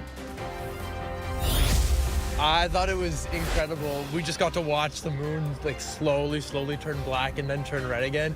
And a total lunar eclipse filling the sky over much of Canada overnight. The rare blood moon happening at the same time as it goes through a full moon phase for March. I'm Todd Vanderheiden. This is CTV News Channel. It's great to have you with us on this Friday, and it's a big day for our country. It's official. Mark Carney is Canada's new Prime Minister. He was sworn in earlier today in Ottawa. Carney taking the oath of office, replacing Justin Trudeau. He, of course, immediately faces the economic trade war launched by President Trump on Canada. Here's a bit of what the ceremony this morning looked like from Rideau Hall, with the Governor General presiding over the transfer of power. I, Mark Carney, do solemnly and sincerely promise and swear that I will truly and faithfully, and to the best of my skill and knowledge, execute the powers and trust reposed in me as Prime Minister. With the oath of office administered and the oath book signed, Carney officially became Canada's 24th Prime Minister. It came about an hour after Justin Trudeau formally resigned. One big takeaway, a much smaller team of ministers from 37 under Justin Trudeau down to 24. Mark Carney saying a slimmed down top team makes sense right now. You can see some of the moving around there with the protocol, where to stand for the photos, etc. Then after that event, Mark Carney came out with his ministers all behind him at Rideau Hall and spoke to reporters for the first time officially as Prime Minister, laying out his government's top 2 priorities. Listen to this. First, protecting Canadian workers and their families in the face of unjustified foreign trade actions. And second, growing this great country by putting more money in Canadians' pockets, by ensuring that government spends less so Canada can invest more, by building millions of homes, by making Canada a superpower in both conventional and clean energies, by creating new trade corridors with reliable partners. Some other interesting takeaways. Number one, Carney confirming that he will be going to Europe next week to meet with the President of France, Emmanuel Macron, and British Prime Minister Keir Starmer. So that's interesting that Carney is choosing to go to Europe on his first official trip as Prime Minister. Let's talk about the cabinet. I mentioned it's slimmer down than it used to be. There are still some familiar faces in key portfolios. Melanie Joly will stay on as Foreign Affairs Minister. We also know that the number is going down to 24 from 37. Dominic LeBlanc will no longer be finance minister. Instead, it'll be François-Philippe Champagne from Quebec. Listen to this. I, Dominic LeBlanc, do solemnly and sincerely promise and swear that I will truly and faithfully. After briefly serving as finance minister and trying to navigate that very, very ugly trade war with the Americans, Dominic LeBlanc will now be in charge of international trade and intergovernmental affairs. François-Philippe Champagne, I mentioned, will be taking over as finance minister. He was industry minister, but now he will be one of the point people, of course, in this negotiation with the U.S. And there is Anita Anand. She will take over as industry minister. Former Deputy Prime Minister Chrystia Freeland is back. She will be transport minister, internal trade minister. And Stephen Guilbeault will be in charge of a new ministry. It's called Canadian Culture and Identity. He'll also serve as the Liberals' Quebec lieutenant. And we got this message as well from Mark Carney. Today, we're building a government that meets the moment. Canadians expect action, and that's what this team will deliver. A smaller, experienced cabinet that moves faster, secures our economy, and protects Canada's future. We're also waiting for Conservative leader Pierre Poilievre to comment. We're hearing that that could happen at about 2:30 Eastern or 11:30 Pacific, and we'll bring it to you as soon as it gets underway. No doubt he will be commenting on Mark Carney as Canada's new Prime Minister. One other wrinkle, during Mark Carney's speech outside of Rideau Hall, he did talk about how his team will focus on doing things for Canadians, on the economy, on all sorts of different items, and he said now is not the time for negativity. He repeated that several times. No doubt a reference to what the Liberals are trying to say about the Conservatives, that their leader, Pierre Poilievre, is always negative. Well, let's bring in Conservative strategist Regan Watts, who's standing by. Regan, good to see you. Thanks for taking the time for CTV. First off, your thoughts on Mark Carney as Prime Minister? My pleasure and happy to be with you, Todd. Look, Mark Carney, I know him. I wish him well. He's our Prime Minister today. But unfortunately for Canada, this is nothing more than a case of trend-clad rust paint on a wagon known as the Liberal Party that has been governing this country for 9 years and has put us in the position that we are in, where we have weak economic growth. We have Canadians who are scared about their livelihood, and we are in a position where we are showing weakness all over the country, different industries, as well as, not to mention, the issues we have with President Trump and on trade. The comments that Mark Carney made about negativism, your thoughts on that negativity and whether you think that is a vulnerability for Pierre Poilievre or not? Well, I think there's whether the Liberals will call it negativity. I think it's important, Todd, that Canadians understand that the new government that Mr. Carney is now leading is just like the old government. It's the same series of ministers who've been in place for 9 years. It is not negative, in my view, to communicate to Canadians that the new guys are just like the old guys. That is a fact. Stephen Guilbeault, while he is not the Environment Minister, is now the Quebec Lieutenant. Any hopes that Canadians had, in particular in Western Canada and the oil and gas sector, about Energy East or a trans-country pipeline, will have been dashed because we have people who are in place now, who have been in place previously, who have opposed many of the policies that it's almost universally accepted now that we need to bring forward, which is more oil and gas development, diversifying our trade partnerships, and finding new customers. And so, it's not just trend-clad rust paint that is the issue du jour. It's a government that is still struggling to find its way in helping Canadians. We have not seen any action to build more pipelines since Justin Trudeau announced his resignation. We may hear some actions later today from Mr. Carney coming out of his cabinet meeting, where he says, I expect he will announce that he will remove the consumer carbon tax. But Mr. Carney still believes in carbon pricing. And so we will still have a government that believes in increasing the cost of business for Canadian manufacturers. And ultimately, that is going to mean more of the same for Canadians. And pointing that out is not negative. That is should be expected for political debate in this country. Right, Regan, I'm just going to ask you to stand by because there are ministers coming out in Ottawa. We're hearing from Anita Anand, who is the industry minister, and I see that Rachel Ben-Simon of Montreal is speaking. She's the new immigration minister.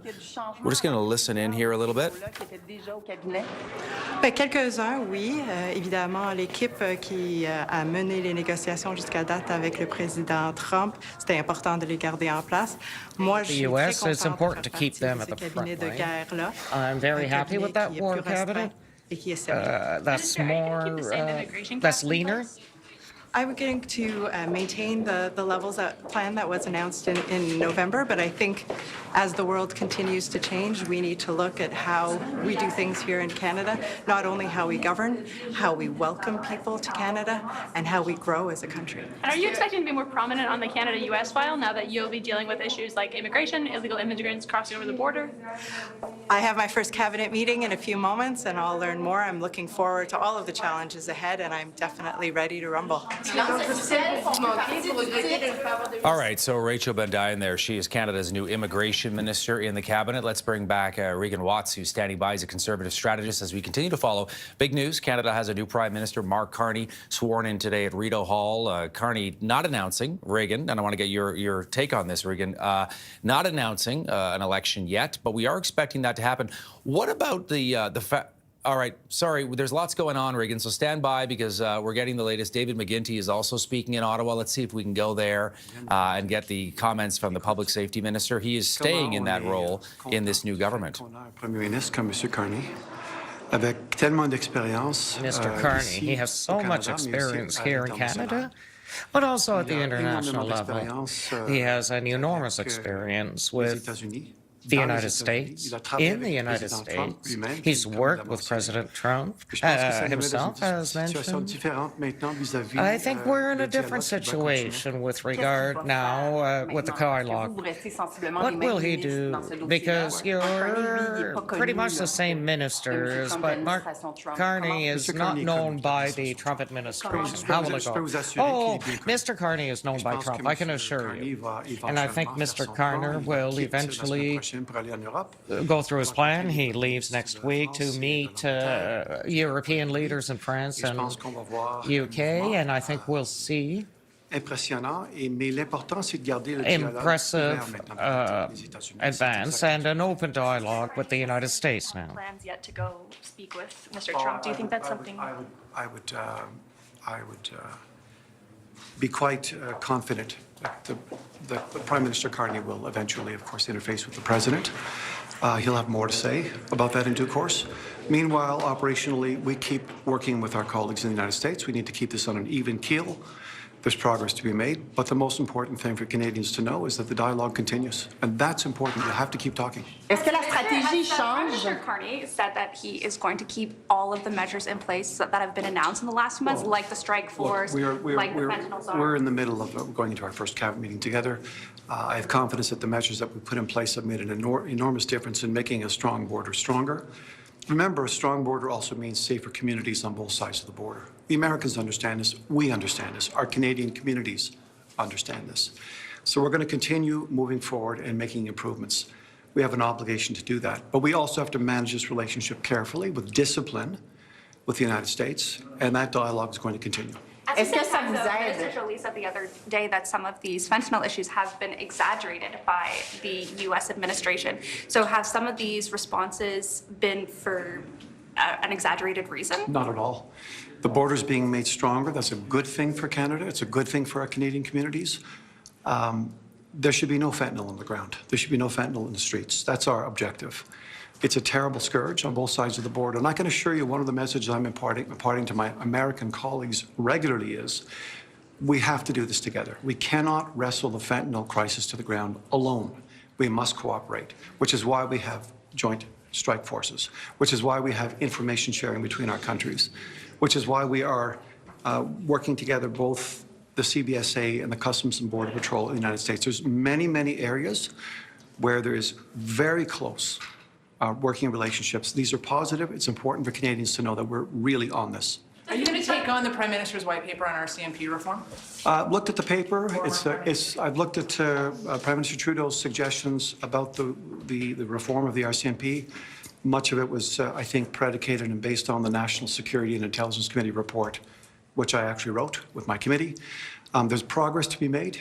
I think it's a very, very good contribution to a debate that's going to continue about the future of federal policing. But I can tell you one thing, and Canadians should know this. We should have incredible trust and confidence in the Royal Canadian Mounted Police. This is a very strong police force doing very good federal policing work for us. They've been of great assistance at the border, but there's improvements to be made. Thank you very much. All right, David McGuinty there. He is staying on as Public Security Minister there in the new Carney cabinet. And we continue to watch because there is a cabinet meeting going on and different cabinet ministers are coming through and they are, in some cases, stopping to speak to the media. We do have Regan Watts, who is standing by. He's a Conservative strategist.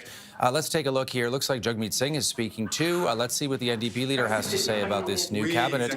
And Mark Carney as the next Prime Minister. Plus en centre. C'est cool pour toi aussi. More centrist. Okay, I'll give you a quick opening and then I will be looking forward to your questions. So I'm looking at you just because it's better shot. Go for it. So what we saw today with the cabinet selection really shows you the priorities of Mark Carney at a time when people are really worried. There's a lot of fears, resilience and strength, but a lot of worry about the cost of living already being high and a trade war increasing it. People are worried about losing their jobs. And what Mark Carney has shown is that he has not made a priority a lot of the people in our country. Women, there's no minister related to issues impacting women, youth, people living with disabilities, people with diversity. He's also notably, and this is one of the most notable things, he does not have a minister for labor. Even Stephen Harper had a minister for labor. At a time when we do not have a plan for workers if they lose their job, 60% of workers are not covered by EI. He doesn't have a minister for labor. Now, you might say it's just a name. Well, the name means something. He's signifying clearly that he is not interested or not prioritizing labor, unions, workers. That is very problematic to me. He's also showing us his plan. His plan is to ignore the plight of working people and to have a tax cut for millionaires, to cut services and cut workers. That is not the right plan for Canadians. Also, notably, Karina Gould is not in cabinet. And that's sending a message to progressive Liberals that there's no place for you in this new Liberal Party with Mark Carney at the head. We're going to continue to fight for workers. We're going to continue to fight for supports for those workers. I'll do that in French and then I'll talk. Donc, ce qui est clair maintenant, c'est... So what's clear now is the fact that Mark Carney has selected his cabinet, and his selections show his priorities. And what's clear with Mark Carney, he has neglected many people: women, diverse people, handicapped people, and notably, he doesn't have a minister to talk to workers. A minister for the workers, for the unions. It's clear that this is a message he sent. It's not important, despite the fact that people are going to be losing their jobs. There's no protection for many workers, and we're in a time where life is already too costly, will be even more expensive with a trade war. And I want to also underscore that Karina Gould is not in the cabinet, which means that in Mark Carney's government, there's no room for progressives. So I think that's the wrong thing to do. We should be making life affordable and protect workers and work for people. for a Minister of Labor? Well, I think it really sends a message. Like, the names have meaning, and we're in politics, so of course there's a purpose behind that name and that name change. And the fact that he's purposely not having a Minister of Labor is sending a message that he doesn't value labor at a time when workers are at such a crossroads where there's massive potential job losses. He is saying that they don't matter and that unions don't matter. I say the opposite. This is a time when we need to double down on protecting workers, and we need labor at the table at those discussions. Isn't this then, I mean, opening up a bit of a political gift to you? Some room for your party to actually make gains among a segment of the population that, as you delineate here, may in fact look at this cabinet and say, there's nobody here that looks like me? Yeah, I think it's certainly showing Canadians that a Mark Carney government is a race to the right between Mark Carney and Pierre Poilievre, and it's a race where workers lose. It's a race where people lose. And I want to make it clear, for me, the priority always has been and always will be working people, everyday people, people that should be reflected in government. And all those voices, all those people were purposely cut out by Mark Carney.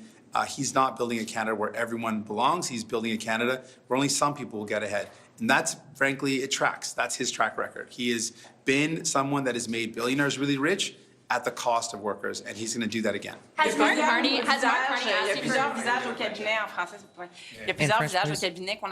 Many faces are in the cabinet that we've already seen. They were already part of the Trudeau government. We're not into so much newness. Do you see something that will change under Mark Carney? And the message sent to the Canadians? Yes, absolutely. He sent a message today. He said, I think, who he's going to work for, and he showed that for him, women aren't important. Diversity is not important, and notably, workers are not important. Unions are not important. He sent that message today in the choices he has made, and he sent the message in a time of precariousness. It's a bad time for these people. Will you try to speak with Mr. Carney in the coming days to bring the House back? As I said, we need to call Parliament in. It's more important than ever, because with his priorities, he showed that he doesn't want to put in place protections for workers. So we need to call back Parliament to put together a set of measures to protect workers in these hard times, to guarantee that, yes, we'll have support for workers impacted by the tariffs and this trade war. So I want some programs to be put in place, a plan for the economy that's more resilient, where we build Canadian with Canadian products before the election. Has Mark Carney asked you for a meeting yet? No. And would you like to meet with him? Of course, I'd meet with the Prime Minister. How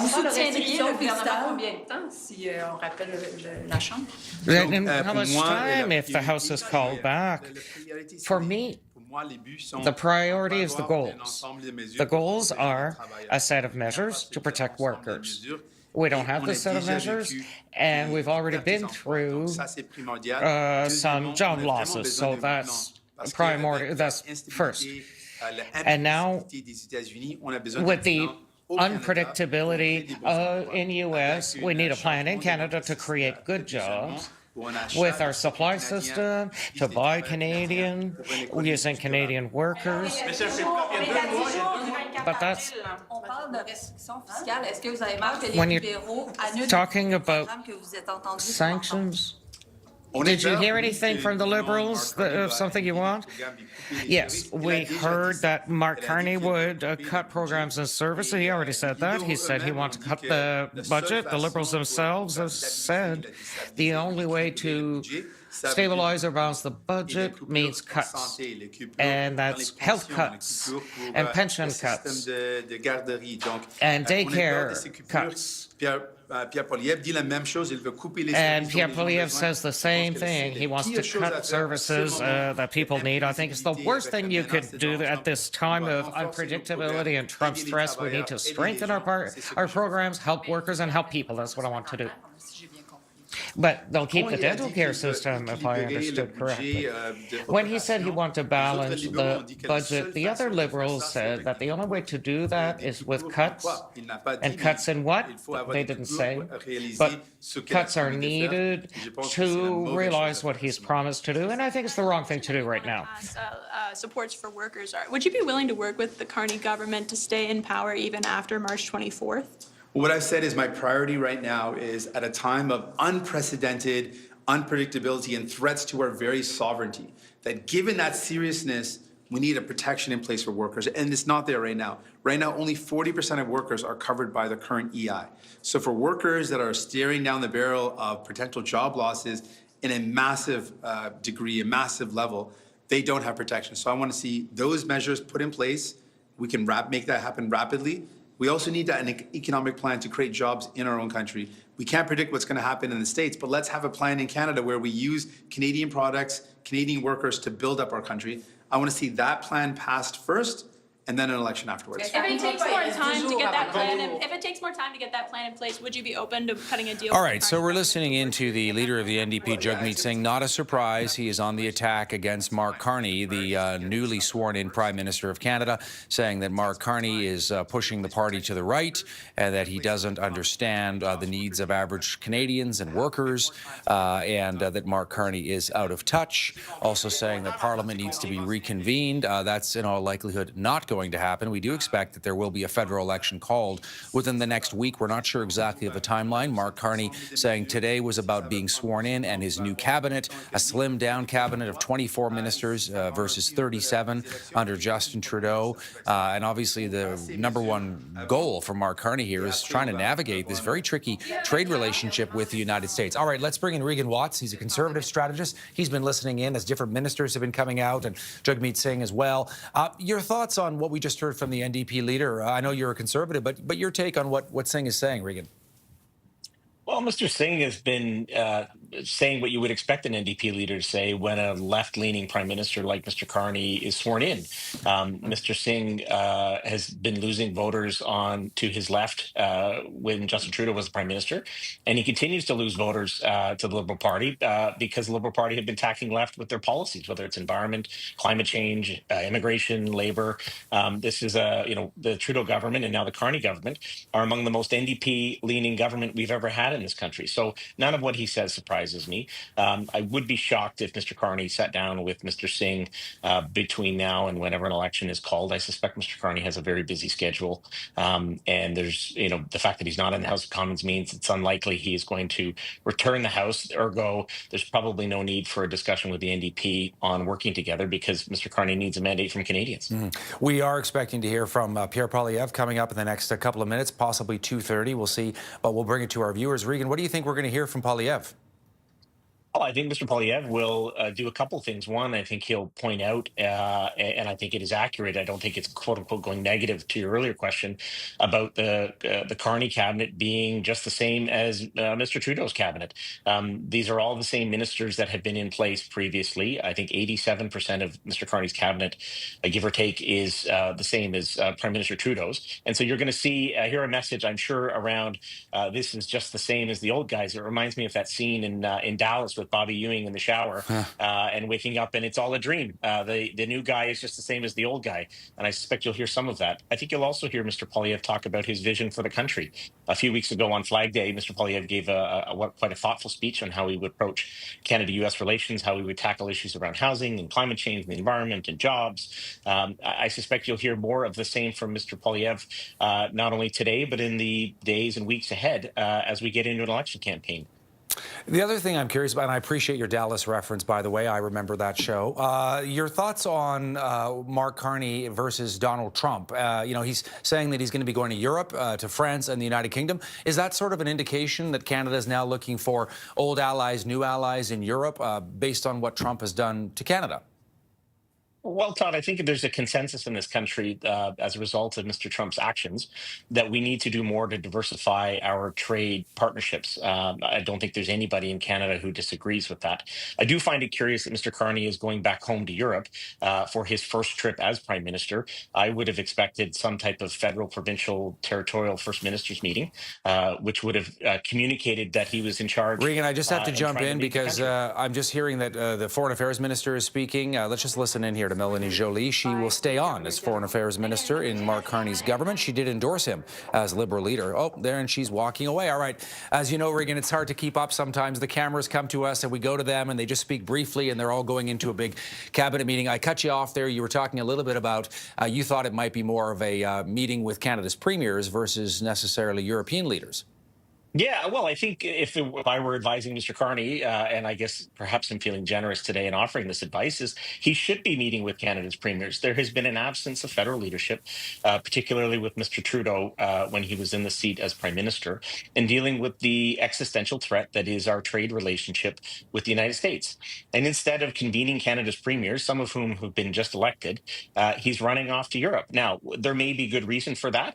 My hope is that with Mr. Carney, when he sits down with the United Kingdom Prime Minister Keir Starmer, he asked Mr. Starmer why Mr. Starmer didn't defend Canada and our right for independence and to exist when Mr. Starmer was in the Oval Office. With Mr. Macron, Canada and France have a long, deep, abiding relationship. Mr. Carney is absolutely right about that.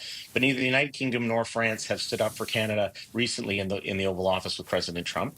And if you're going to unite Canadians around a vision for the country and showing strength, rather than go and hang out in Europe, I would have expected and would have advised Mr. Carney and his team to call a First Ministers meeting and to tour the country. As far as I know, Todd, Mark Carney hasn't knocked on any doors in this country. He's met with Liberal Party members and has done community events, but he hasn't knocked on doors. And that is, I think, the difference between he and Mr. Poilievre, at least in the short term, is that Mr. Poilievre has spent the last 3 years talking to Canadians.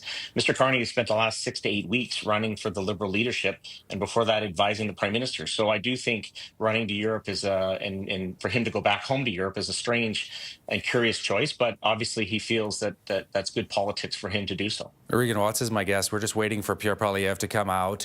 He will be giving his comments and a speech in the next couple of minutes or so. We're hearing 2:30. As you know, Regan, sometimes the timeline shifts, but we've got you in the meantime. Can I ask you as well about recent polling and whether, as a Conservative strategist, you're at all concerned with the tightening of the polls? At one point, the Conservatives were way ahead of the Liberals, 20-some points, give or take. Now it seems to be a much closer race. What's going on there? Todd, the long national nightmare known as Justin Trudeau is over. And when he left office, that was inevitably going to tighten the polls. There was a number of Canadians, demographics, age groups, regions, who had had enough of the Prime Minister and this government. And so you saw that number reflected prior to his departure as Prime Minister. As with any change, the polls were going to tighten up. We saw this last year in the U.S. presidential cycle when Vice President Harris became the Democrat nominee. You saw the polls tighten between the Democrats and Republicans at the top of that ticket and down the ticket at the state level and the governor level. You're seeing the same thing here in Canada. I do observe, and I would surmise for your viewers, that the country has said regularly and consistently that they think it's time for a change, which is why Mr. Carney's cabinet choices today, for me, are somewhat peculiar because the new team is the same as the old team. And if you want to demonstrate that you are going to be different and you are going to have change, you certainly don't select a sitting caucus member as your chief of staff, and you don't take 87% of the previous cabinet and put it in your current cabinet. And so while the polling was inevitably going to tighten, for me, and my view, is that the Canadian people consistently have asked for change. Mr. Carney will present his vision for change in the upcoming election, and Mr. Poilievre has consistently offered his vision for change over the last couple of years. But for me, as a Conservative, I like where we are. I think we're in a good position. We have a positive message for the country, which Mr. Poilievre has shared, and it'll be up to the people of Canada to decide in an election, which hopefully will be coming soon. Great to have you with us, Regan. Thanks so much for taking the time joining me here on CTV News Channel. Thanks for having me. Yeah, Regan Watts is a Conservative strategist with his take. He is in Toronto today. And again, a reminder, waiting for Pierre Poilievre to come out momentarily with a new cabinet. Of course, comments on Mark Carney's new cabinet. Poilievre is set to come out momentarily, and we're going to bring you more as soon as we get back right here on CTV News Channel. Stay with us for that. Meantime, there is a new chapter in Canadian history, the swearing in of Mark Carney as our country's next Prime Minister, along with a new and slimmed down cabinet going from 37 ministers to just 24. Here's how it looked today at Rideau Hall, the Governor General presiding. I, Mark Carney, do solemnly and sincerely promise and swear that I will truly and faithfully, and to the best of my skill and knowledge, execute the powers and trust reposed in me as Prime Minister. And with that history is made, the 24th Prime Minister of Canada, Mark Carney, taking over from Justin Trudeau. We also know that the ceremony coming just about an hour or so after Trudeau formally resigned. And after that event inside of Rideau Hall, Mark Carney went outside of Rideau Hall. You can see them there just dealing with some protocol issues, where to stand for the photos. He went outside of Rideau Hall and he held his first news conference as Prime Minister. Behind him, all the new members of his team. Mark Carney was very direct when he was asked about Donald Trump's repeated calls that Canada should become part of the United States. Listen to this.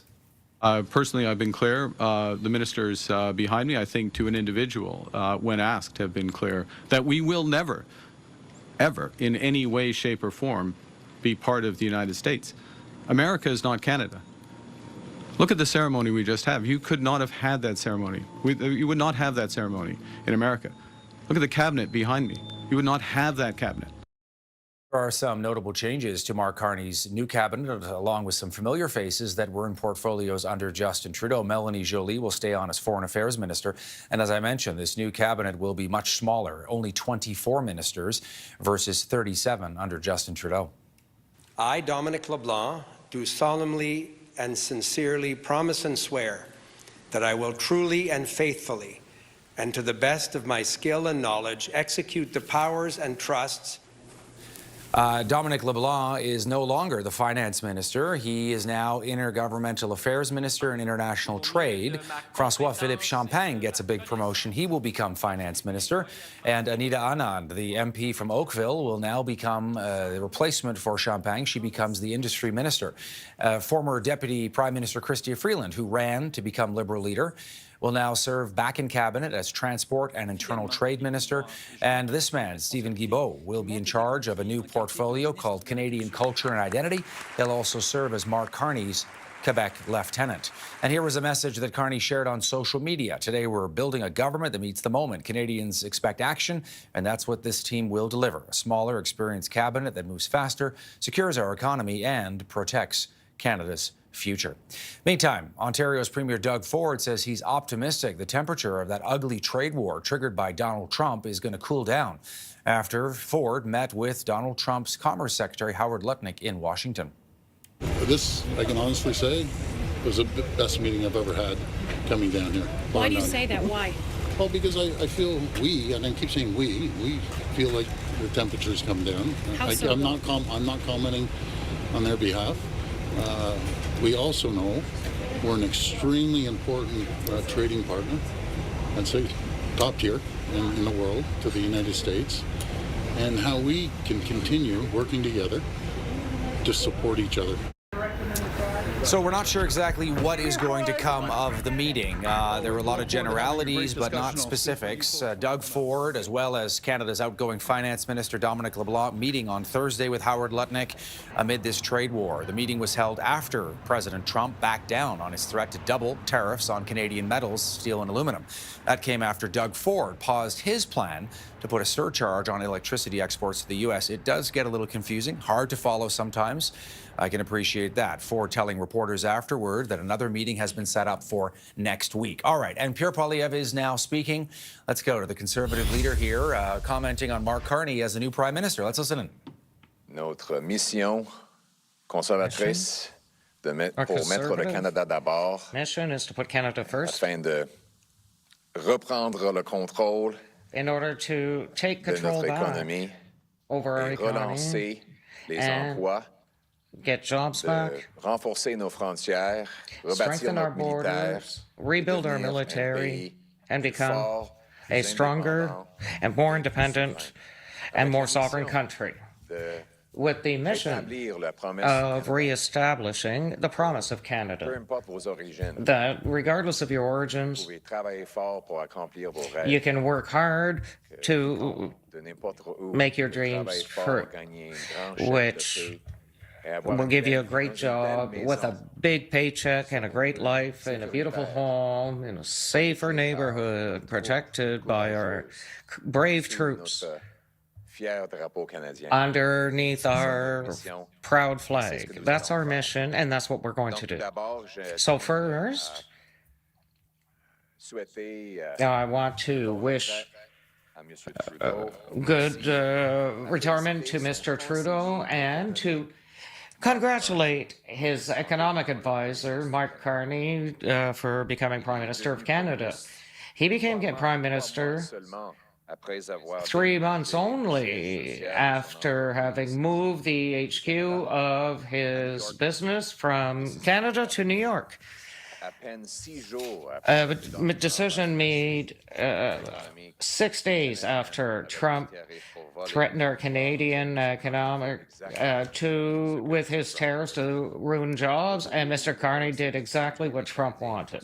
But today, the Liberals tried to trick Canadians in order to get elected a 4th time with the same Liberal ministers, the same Liberal MPs, the same Liberal advisors, the same Liberal promises, and it will be the same Liberal results. 80% of the ministers announced today by Mr. Carney were ministers in Justin Trudeau's cabinet, and 100% are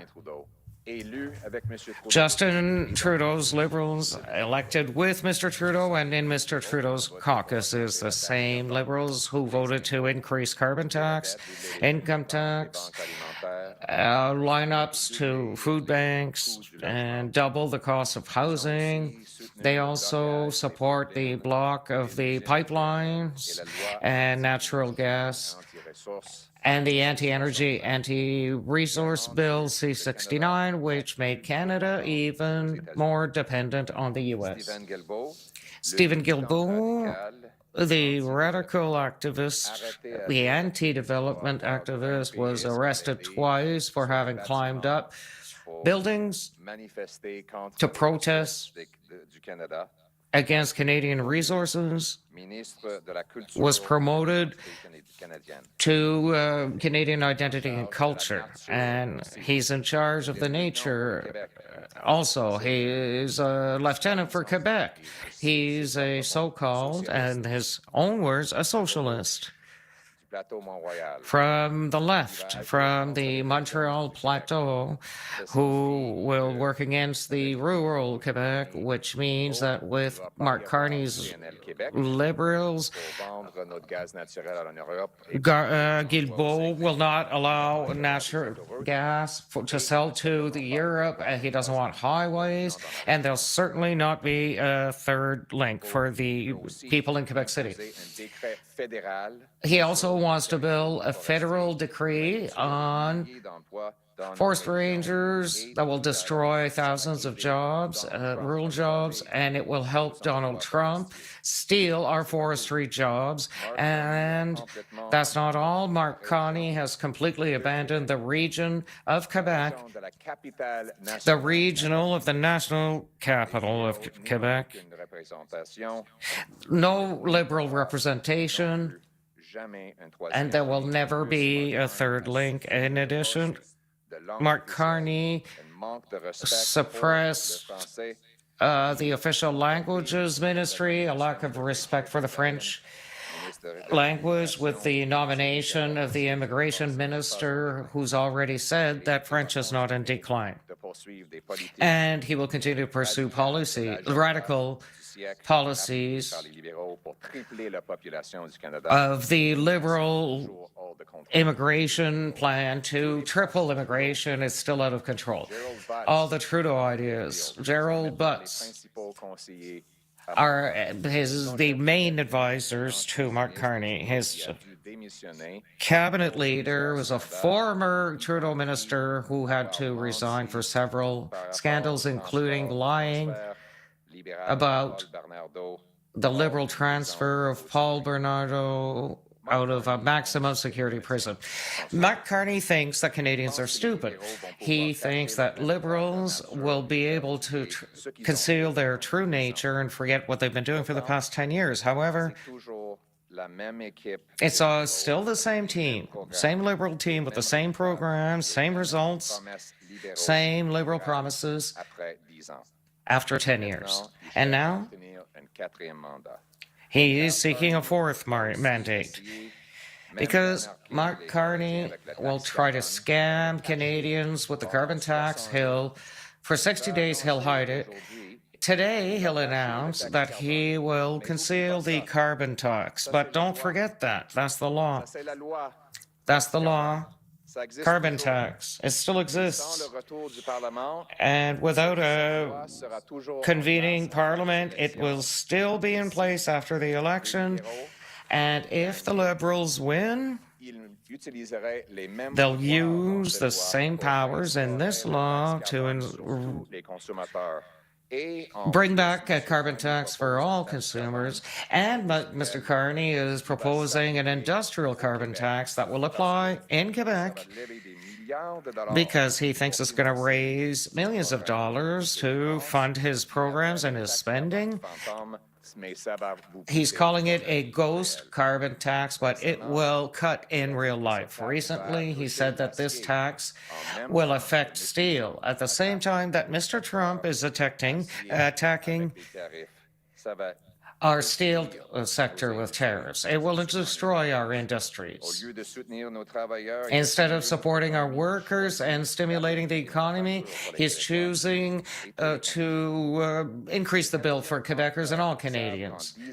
Canadians know that in 10 years, the Carney Liberal budgets doubled the debt, doubled housing, doubled food bank lines. They've made us weaker face to the U.S. Giving the Liberals a fourth mandate will change nothing. If you cannot eat without using a food bank after 3 Liberal mandates, you won't be able to do it after 4 Liberal mandates. If you are scared that Canada will be drowning in debt and income tax after 3 mandates of the Liberals, it won't change with a 4th Liberal mandate. If you are scared of crime and chaos after 3 mandates of Liberal policies, it won't change with a 4th Liberal mandate. If you're a senior who has to choose between paying for the heat and eating after 3 mandates, it won't change after 4 mandates. And if you fear that Canada won't be able to build anything and that we're more dependent on the U.S. after 3 Liberal mandates, it won't change after 4 Liberal mandates. This Prime Minister has already sold out Canada. He already moved his HQ to the U.S. just 6 days after Trump's tariff threats, saying he will take away our jobs. Mr. Carney puts himself first. I will put Canada first, which means that we will face President Trump directly. We will reply with counter tariffs, and that also means that we have to take back control and restart our economy. We have to cut bureaucracy and taxes and income tax, protect our borders, and favor free trade between provinces, exploit our natural resources, including Quebec, to ensure our economic and sovereignty, and protect Canada from Donald Trump's threats. We will be independent, sovereign, and autonomous, will cut taxes and income tax, including removing GST from new homes, reducing income tax so that your work is more pay, and reduce tax on investment, and accelerate project approval to make ourselves independent and autonomous, especially to put Canada first. We have to restore the promise of Canada. And if we work hard, we can have a great life in a good community, in a beautiful home, in a safe neighborhood, protected by brave Canadian troops, and under our proud Canadian flag. Canada first. This is the common sense. Let's bring it back. Everyone for being here today. Gives me a chance to state the Conservative mission to put Canada first, to take back control of our economy and become a sovereign, self-reliant, and stronger nation, to stare down American economic aggression and better stand on our own 2 feet, to bring home Canada's promise that hard work gets you a great life in a beautiful home, on a safe street, protected by solid borders and brave troops under a proud flag. That's our mission. But today I'd like to begin by congratulating, well, I should begin by wishing Mr. Trudeau a happy retirement and all the best to his family, and congratulating Mr. Trudeau's economic advisor, Mark Carney, on becoming Prime Minister only 3 months after he moved his headquarters out of Canada to New York, moving jobs away from Canada.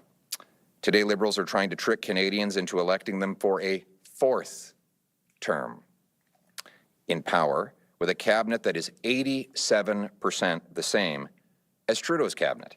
100% of today's Liberal cabinet were in Justin Trudeau's Liberal caucus. These same Liberal MPs voted to hike the carbon tax, double the debt, double food bank lineups, and double housing costs. The same Liberals all supported blocking pipelines, LNG plants, and passing the anti-energy law C-69 that has made Canada even more reliant on the U.S. Stephen Guilbeault, for example, the radical anti-development activist twice arrested for climbing buildings illegally to block resource projects, a self-described, and I quote, socialist, has been promoted to be the minister responsible for all of Quebec, but also responsible, according to Mr. Carney, for nature. That means nothing will get built anywhere in Canada because he will be standing in the way. Meanwhile, all of Trudeau's Liberal advisors, Gerald Butts and Tom Pitfield, are now top Carney advisors. They were in attendance today, not even hiding that they're still the ones running the show. The same people who ran Justin Trudeau are now running Mark Carney.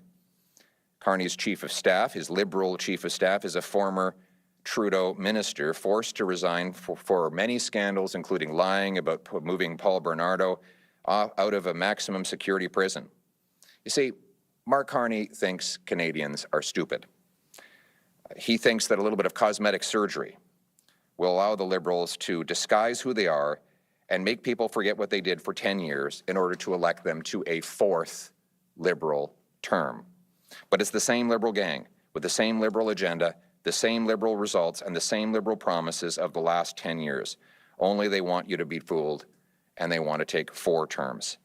Carbon tax Carney will try later today to pull another fast one. This one's going to be very sneaky, very sneaky. I call it the carbon tax con job. I told you this was going to happen, by the way. Don't say I didn't warn you. He's going to hide the consumer carbon tax for 60 days. And if he's reelected, he'll bring it back bigger than ever with no rebate.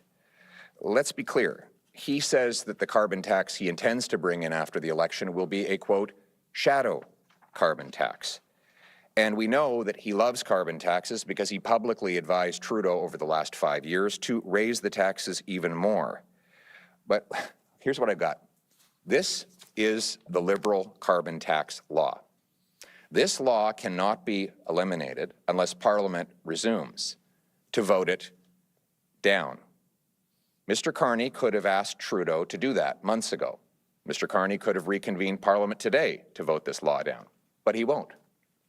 He will keep the carbon tax law in place even while he temporarily hides the carbon tax from the gas pump for 60 days leading up to the election. And after that election, if God forbid he were reelected, there would be a bigger carbon tax than ever before, because Carney would no longer need your vote, but he'd still need your money. Canadians know that over 10 years, the Trudeau-Carney Liberals doubled the debt, doubled housing costs, and doubled food bank lineups. They've made us weak facing the Americans. Giving the Liberals a fourth term will not change any of that. If you cannot afford food or a home after 3 terms of Liberals, nothing will change after 4.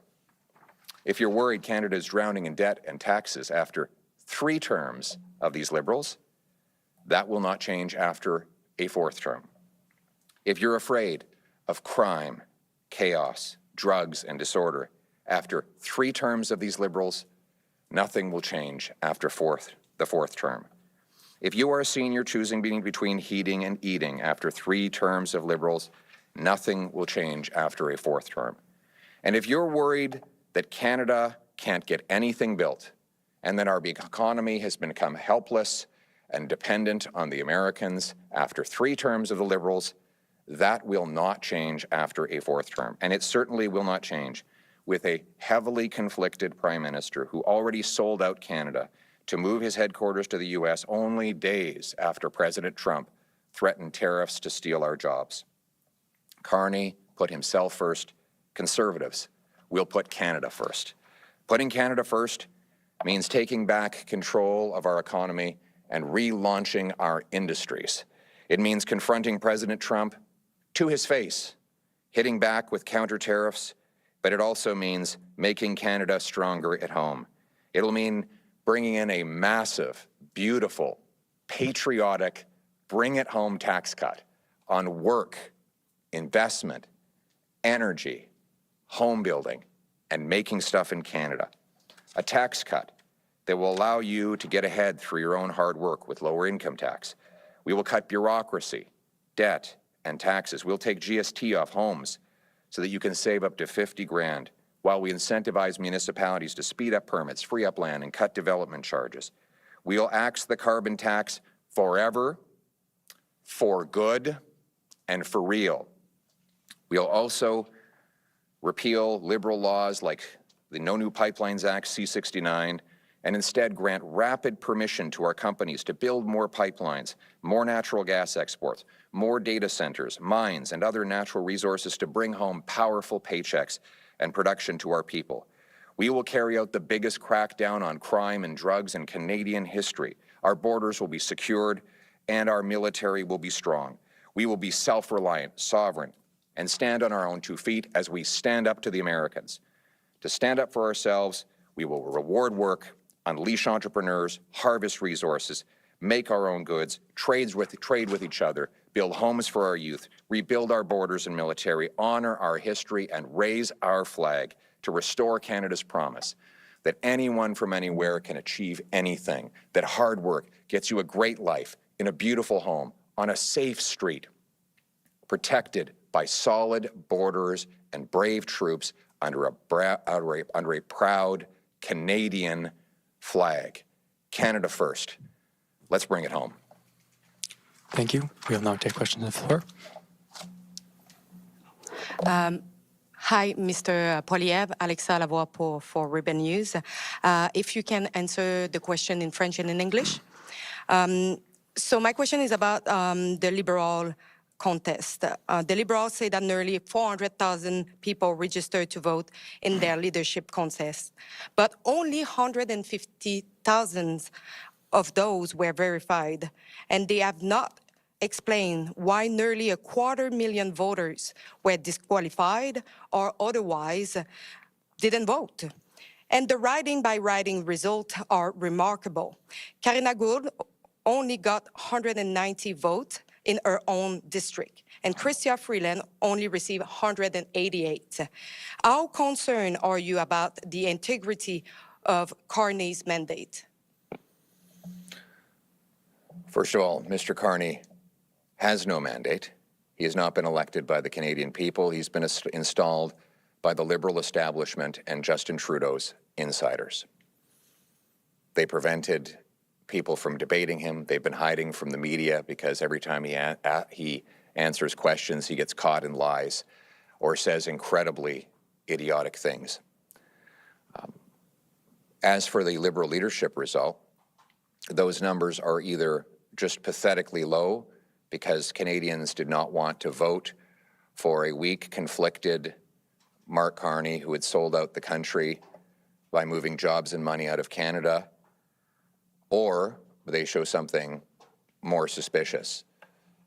But unfortunately, I don't have all the details. All I can say is that it is a very small number of people that voted in the Liberal leadership race, much smaller than in ours. We excited people because people thought this is a chance to bring home the Canada that we knew and still love, where you can work hard and have a great life, where you can afford a home and where seniors can put food on their tables, where our streets are safe.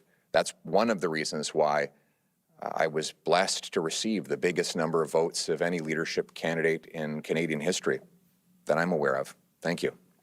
En français. Merci beaucoup. Thank you very much. It's clear that Mr. Farr has no mandate. He's working with the Liberal establishment, Justin Trudeau's advisors, to continue the same policies that Trudeau put in place. Mr. Trudeau obviously chose Mr. Carney as economic advisor because they agreed on this, on everything. So the result, very few votes shows that the Canadians were not very inspired to vote for somebody who would sell out Canada and move his business out of the country, or there's problems in the system that need to be scrutinized.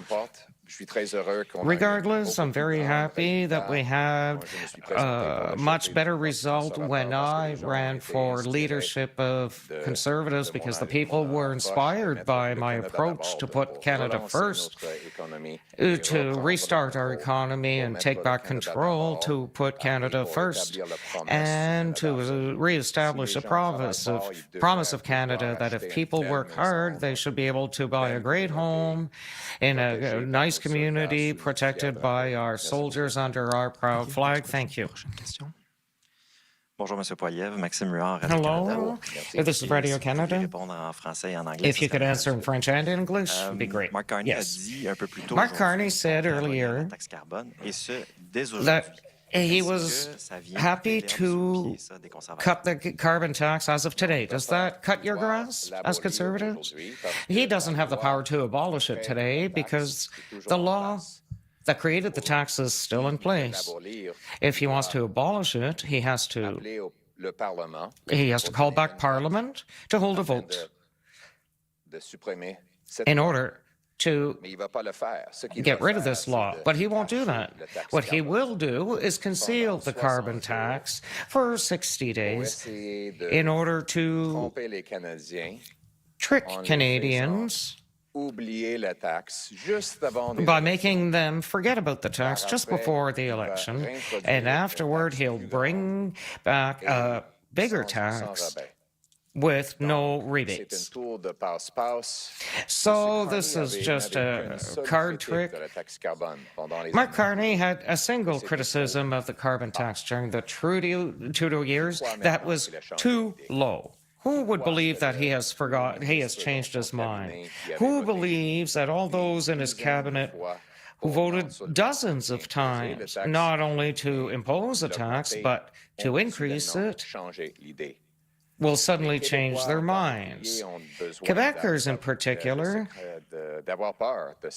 should be scared of this new tax proposed by Mr. Carney because he said that it would go beyond the carbon tax that already exists. All right, so we're following Conservative leader Pierre Poilievre in Ottawa holding a press conference commenting on Mark Carney becoming the new Canadian Prime Minister today. Poilievre targeting Carney several times, saying Carney is just like Trudeau. We are expecting there could well be a federal election coming up in the next week or so that may be called by Mark Carney. We're not sure. CTV's Scott Hurst will have ongoing coverage of Pierre Poilievre and his comments on Mark Carney right here on CTV News Channel. Let's continue to listen in.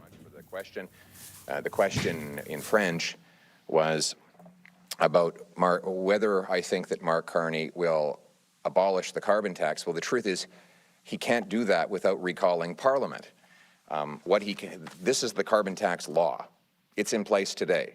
Until Parliament is recalled, this carbon tax law will be the law of the land. What he might do is hide the carbon tax by telling CRA to stop collecting it for 2 months before the election. So let me ask you if you think this is a believable proposition. 100% of his ministers voted dozens of times not just to impose the carbon tax, but to raise it. Mr. Carney, his only public criticism of the Liberal carbon tax was that it was not high enough. They've had this tax now for over 7 years. The law that they still have in place would quadruple it to 61 cents a liter. And you believe that they're not going to bring it back 2 days after the election? Well, I think Mr. Carney has some land he might sell you in Florida, some swampland he might sell you in Florida if you believe that whopper. The reality is that Mr. Carney loves carbon taxes, and if you elect him, you will pay a brutal price. And he has also said he will be bringing in a shadow carbon tax targeting Canadian industry, and he has specifically singled out steel. There will be tens of thousands of steel, aluminum, cement, and other industrial jobs lost under Carney's carbon tax. The combination of Trump tariffs and Carney's carbon tax will destroy our industrial sector and make us hopelessly dependent on the Americans, all while profiting Mark Carney's personal investments in other countries, investments that he still knows he has, investments that, like the carbon tax, he just wants to hide. The good news is that common sense conservatives will axe the tax for real, for everyone, for good. We will make sure it never comes back. There is only one way to axe this tax, and it is to vote for the Canada First Conservatives. Thank you. Next question. Prochaine question. Good afternoon, Evan Dyer, CBC News. If you could answer in English and French also. If elected Prime Minister, do you still intend to fire the Governor of the Bank of Canada? My view is that if waitresses, barbers, mechanics, or other people don't do their jobs, they get fired. You know, Mark Carney should have been fired when he was the head of the Bank of England, and he acted as, in the words of the London Telegraph, as an unreliable boyfriend, changing his mind constantly, printing too much money, which led to inflation. But he doesn't think that people like him should ever get fired. They should just get promoted after they raise people's costs and ruin people's lives. I disagree. I believe that government officials should be accountable for their decisions, and when they fail, government officials should be fired. That is how the life works in the real world, and that is how life will work when I'm Prime Minister of Canada. En français. In French, Moi, je crois que I believe that les mécaniciens, mechanics, les plombiers, plumbers, et d'autres personnes qui and other échouent people dans leur travail who fail at their sont jobs congédiés quand ils font pas leur travail. are fired when they don't do their C'est job. pour ça que je crois que Monsieur And Carney this is aurait why I dû believe être that quand il était le Mr. gouverneur Carney should have been fired when he was the governor of the Bank of England. Les journaux l'ont décrit comme The newspapers described him as unreliable. They criticized him for de l'argent printing money avoir causé de l'inflation. and caused inflation. He was completely incompetent. As the newspapers reported it, obviously the Canadian media is trying to hide his disastrous record in England, but he wants to increase costs for the working class while he's being promoted. And I don't agree with Mr. Carney on that. I think that government officials who make mistakes and don't do their job and work against their mandate should be fired. That's how it is in the real life, and that'll be the reality when I become Prime Minister of Canada. Hi, Mr. Poilievre, Colton Prale with CTV. Again, French and English if you could. A month ago, your party was up 20 points in the polls. Now you're statistically tied. What does that say about your leadership? Well, I think that the choice that Canadians will face is whether they want to give the Liberals a fourth term after they doubled housing costs, doubled food prices, doubled the national debt, and made our economy weak and reliant on the Americans. Whether they want to elect somebody who sold out the country to ship jobs to New York and out of our country, and who has brutal conflicts of interest that will have him working against Canada in the future. Or whether they want Canada First Conservatives who will axe taxes, build homes, fix the budget, and most importantly of all, unleash our economic independence by building pipelines, mines, LNG plants, and other economic infrastructure that will allow us to sell to ourselves and the rest of the world. That is the choice. More of the same with a fourth Liberal term, or Canada First change for the Canadian people. Merci beaucoup pour la question. Thank you for the question. La décision pour les Canadiens dans les prochaines élections. The decision for Canadians in the coming election is, will we re-elect Liberals for a fourth term after they doubled the debt, doubled the cost of housing, doubled the lines at the food bank, and weakened our economy with regard to the Americans? If they want to vote for a Liberal leader who already sold out Canada by sending jobs to the U.S. with his HQ, or if he can put Canada first to take back control and relaunch our economy so that we can cut bureaucracy and taxes and income tax and favor trade between provinces, exploit our natural resources, and become truly masters of our own home. Question. Hi, Mr. Poilievre. Sarah McFarlane with iPolitics, and in French and English, if you don't mind. This week, Canadians heard Ontario Premier Doug Ford, a Conservative, praise the new Prime Minister Mark Carney, saying that he can, quote, smooth things with Trump and has an astute business mind that will appeal to the President. How would you convince voters otherwise? By reminding them that the choice is, do you want to elect Liberals to a fourth term after they doubled the debt, doubled housing costs, doubled food bank lineups, doubled gun crime, and weakened our economy, making it more dependent on the United States? Or do they want to vote for common sense, Canada First Conservatives, who will axe taxes, build homes, fix the budget, stop the crime, and unleash production and paychecks so that we can declare our full economic independence from the Americans? That is the choice that Canadians will face. En français. In French, by reminding Canadians that the choice in the coming election. Following Conservative leader Pierre Poilievre holding a press conference in Ottawa, commenting on Mark Carney becoming the new Canadian Prime Minister today. Poilievre targeting Carney several times, saying he's just like Trudeau, pointing out the cabinet that was also sworn in today is much of the same under Trudeau and not worth a fourth term. According to Pierre Poilievre, we'll most likely find ourselves, of course, in an election campaign quite soon, so all parties will get a chance to pitch themselves to voters. However, Carney would not comment exactly on the timing of when an election could be held. Hello and welcome to CTV News Channel. I'm Scott Hurst. Thanks for keeping it here on CTV News Channel throughout the day. It is a new chapter in Canadian history with the swearing in of Mark Carney as the country's 24th Prime Minister, along with his new slimmed-down cabinet. I, Mark Carney, do solemnly and sincerely promise and swear that I will truly and faithfully, and to the best of my skill and knowledge, execute the powers and trust reposed in me as Prime Minister. With the oath of office administered and the oath book signed, Carney officially became Canada's 24th Prime Minister. It came about 1 hour after Justin Trudeau formally resigned. One big takeaway, a much smaller team of ministers from 37 under Trudeau to 24. Carney saying a slimmed-down top team makes sense right now to meet the moment. He says it is a team that is focused on action. Speaking with reporters for the first time as Prime Minister after the swearing-in ceremony, Mark Carney laid out his new government's top priorities.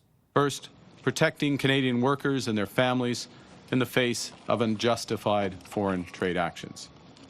And second, growing this great country by putting more money in Canadians' pockets, by ensuring that government spends less so Canada can invest more, by building millions of homes, by making Canada a superpower in both conventional and clean energies, by creating new trade corridors with reliable partners. There are some notable changes in the Prime Minister's cabinet, along with familiar faces in key portfolios.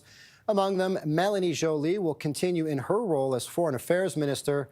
The new cabinet is also much smaller, as we mentioned, dropping from 37 ministers under Justin Trudeau to 24 under Mark Carney, 23, plus the Prime Minister.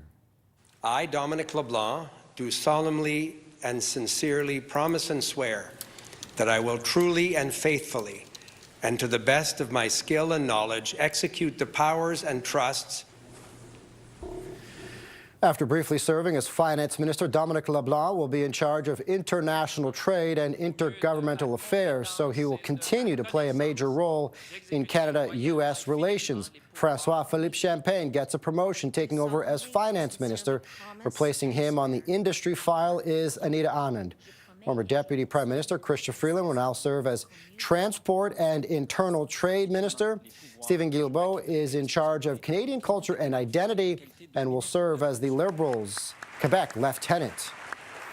Canada's new Prime Minister, in a message on social media, says he's building a government to meet the moment. Carney saying he's put together a smaller, experienced cabinet that moves faster, secures our economy, and protects Canada's future. Of course, it is a team that will likely only be in these roles for a little over a week until an election is expected to be called. Well, fresh off hosting the G7 Foreign Ministers meeting in Charlevoix, Quebec, Mélanie Joly is back in Ottawa for the cabinet meeting and spoke about her role at the cabinet table.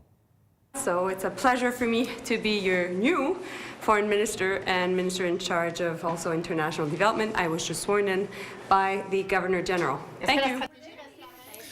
Of course, Joly has been and will continue to be a key player for the government as it deals with the Trump administration's tariffs and ongoing response to the economic warfare that has been sparked by our neighbors to the south. Heading into today's cabinet meeting, Public Safety and Emergency Preparedness Minister David McGuinty was asked about when Prime Minister Mark Carney will meet with U.S. President Donald Trump. I would be quite confident that Prime Minister Carney will eventually, of course, interface with the President. He'll have more to say about that in due course. Meanwhile, operationally, we keep working with our colleagues in the United States. We need to keep this on an even keel. There's progress to be made, but the most important thing for Canadians to know is that the dialogue continues, and that's important. You have to keep talking. Stephen Guilbeault is now the Canadian Culture and Identity and Parks Canada Minister, as well as the Quebec Lieutenant. Previously, he was the Minister of Environment and often a lightning rod of controversy, targeted for his stance on the consumer carbon tax by the Conservatives. He was asked what he thinks about Prime Minister Mark Carney's plans to get rid of the consumer carbon tax. I mean, I've been very clear about that some weeks ago, and remember, it's the consumer pricing element that he wants to replace. What he said is that he wants large polluters to do even more. So the industrial price remains. The industrial price gives us 3 times more emission reduction than the consumer portion of carbon pricing. So there's no surprises there. And we're also getting reaction from opposition leaders. NDP leader Jagmeet Singh spoke to the media, providing his reaction to Mark Carney and the newly appointed Liberal cabinet. What we saw today with the cabinet selection really shows you the priorities of Mark Carney at a time when people are really worried. There's a lot of fears, resilience and strength, but a lot of worry about the cost of living already being high and a trade war increasing it. People are worried about losing their jobs. And what Mark Carney has shown is that he has not made a priority a lot of the people in our country. Singh also said that it is not the time for an election and that he wants to recall Parliament and pass legislation to support workers. He also criticized the change from Ministry of Labour to Jobs, saying it leaves out unions and organized labor. Conservative leader Pierre Poilievre, as we just heard from a short time ago, is slamming the Liberal government's new cabinet and says the new Prime Minister is going to pull a, quote, carbon tax con job on Canadians. It's the same Liberal gang with the same Liberal agenda, the same Liberal results, and the same Liberal promises of the last 10 years. Only they want you to be fooled, and they want to take 4 terms. Carbon tax Carney will try later today to pull another fast one. This one's going to be very sneaky, very sneaky. I call it the carbon tax con job. I told you this was going to happen, by the way. Don't say I didn't warn you. He's going to hide the consumer carbon tax for 60 days. And if he's reelected, he'll bring it back bigger than ever with no rebate. Let's get to the latest now in the trade war with America. That will no doubt be priority #1 for the new Prime Minister. CTV's Kamal Karmali is standing by in the national newsroom with more. So, Kamal, we saw that meeting in Washington, D.C. yesterday. Where do we go from here? Yeah, so the big takeaway from that big meeting between the Canadian delegates and Trump's team was that they are going to meet again next week, hopefully to move the needle even further in trying to, on Canada's side, at least eliminate these tariffs. And another thing that came from this meeting was, according to Premier Doug Ford, Ontario Premier Doug Ford, the meeting went very well and was very positive.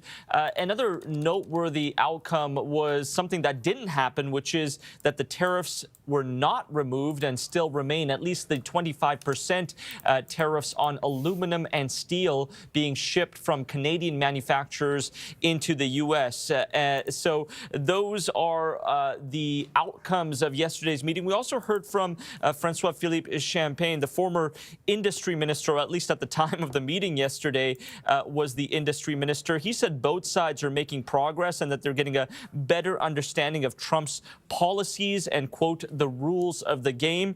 We know that this back and forth really escalated earlier this week when Ford, the Ontario premier, put a 25% surcharge on electricity being shipped or sent from Ontario into 3 U.S. states, and then Trump bit back, saying that that he would double the duties on Canada. And so that's when cooler heads decided to prevail. They decided to meet today, and once again, the headline is that they're going to meet once again next week with the hope on Canada's side that they will eliminate these tariffs. We also heard from Melanie Joly today. She was at the G7 ministers meetings in Charlevoix, Quebec today that has been taking place in the last couple of days. Have a listen to what she had to say regarding the tariffs and what might happen next. I feel the urgency, and the team feels the urgency of making sure that we are putting maximum pressure on the American administration, the Trump administration, while conveying to the American people, who are the only ones that can ultimately really have President Trump change course, to say to them, well, this is bad for you too. And to all the American friends here today, my message is clear. Trump tariffs are bad for American people. And we might hear from Trump later this afternoon regarding the tariffs. We know he's visiting the Department of Justice at 3 p.m., so he should be there now, and then we'll speak to media afterwards. I'm sure he'll be volleyed some questions on tariffs with Canada and the possible idea of annexation when it comes to Greenland as well. He's there to set out his vision on his new tough on crime agenda. And so once again, we're hoping that we hear a bit more on tariffs in Canada and his comments related to that. So we'll bring the latest on News Channel as well as other CTV networks as it comes in. Scott? CTV's Kamal Karmali from the National Newsroom. Kamal, thanks so much for this. Coming up, Ontario measles cases more than double over the last 2 weeks, with 31 hospitalizations reported. More on this, including a possible exposure at Canada's busiest airport, coming up after the break. Welcome along to the Australian Grand Prix on TSN and TSN+. You know, retirement doesn't have to mean giving something up. It should mean living life on your own terms. Well, thankfully, if you're a Canadian homeowner, age 55 and better, you can access some of your home's value in tax-free cash with CHIP. That way, you can live retirement on your own terms. Stay in the home and the neighborhood that you love. Because there's no place like home. Right, Rocky? If you're 55 or older, call now for your free, no-obligation CHIP reverse mortgage guide. With CHIP, you could get up to 55% of your home's value in tax-free cash. Take only what you need in a lump sum or over time with no monthly mortgage payments required. Call 1-866-519-2447. Maybe it's time for you to consider CHIP too. Call now for your free no-obligation guide. Call 1-866-519-2447. That's 1-866-519-CHIP. Or visit chip.ca. Call CHIP today and live retirement your way. When you're looking for effective pain relief, choose Tylenol. It's clinically proven to start working in 15 to 20 minutes. Tylenol. 5,000 years of Chinese music and dance in one night. See it at least once in your lifetime. Returning to 9 cities across Canada, starting March 21st. Tickets at Shenyun.com. Kids, they just love to keep going. Having a blast? Go. Shining bright? Go. A snack with a good taste? Go, go. Go, go squeeze. Snack on, play on. Practice starts in 20. Let's get it. T-Mac. Who shaves for practice? My game face doesn't take days off with Gillette Labs. Its green bar releases trapped hairs, so you can get virtually every hair in a single stroke. That's smooth. The best your game can get is Gillette Labs. Vengeance has no timeline with the Mafia.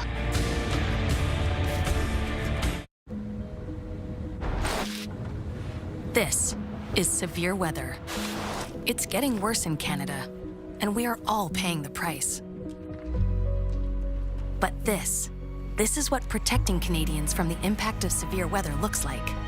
The 140,000 people in our home, auto, and business insurance industry working in your community, advocating for solutions that protect all Canadians. It's all part of our plan to protect the things we love.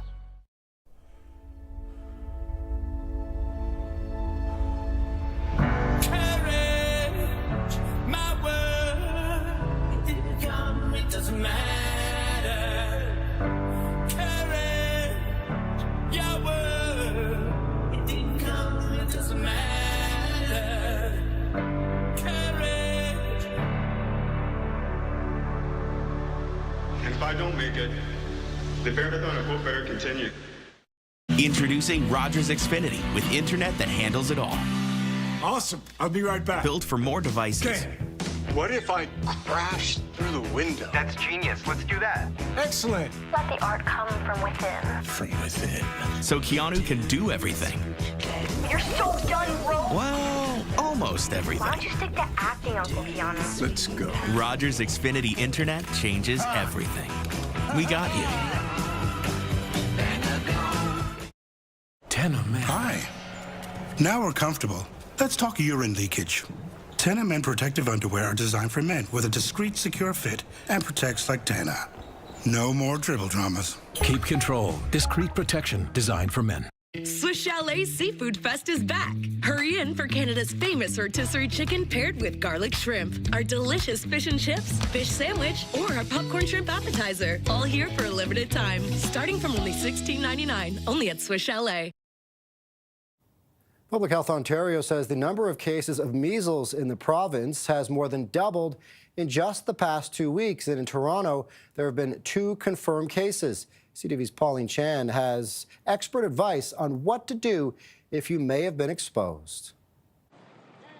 Toronto Public Health is currently warning the public about potential exposure to measles after a flight arrived on March 2nd from Tokyo, Japan. Anyone on Air Canada Flight 002, a direct flight from Tokyo to Toronto, or who was at Pearson International, Terminal 1, from 4:50 p.m. to 7:40 p.m. on March 2nd, may be affected. Sounds like a super big window, but that's because measles is so infectious. It can float around in the air and still infect you 2 hours after the person with measles has left the room. Dr. Elizabeth Ray says the first thing is to check your vaccination records to confirm you've received the required 2 doses of vaccine. For the city of Toronto, this is only the 2nd person diagnosed with measles so far this year. But many other communities have seen cases as well, such as Windsor, which recently sent out a public health notice about possible exposures at 3 locations on March 7th to 8th. There are measles outbreaks declared in Southwest Ontario, in Northwest Ontario now. Through the GTA, there are individual people with measles.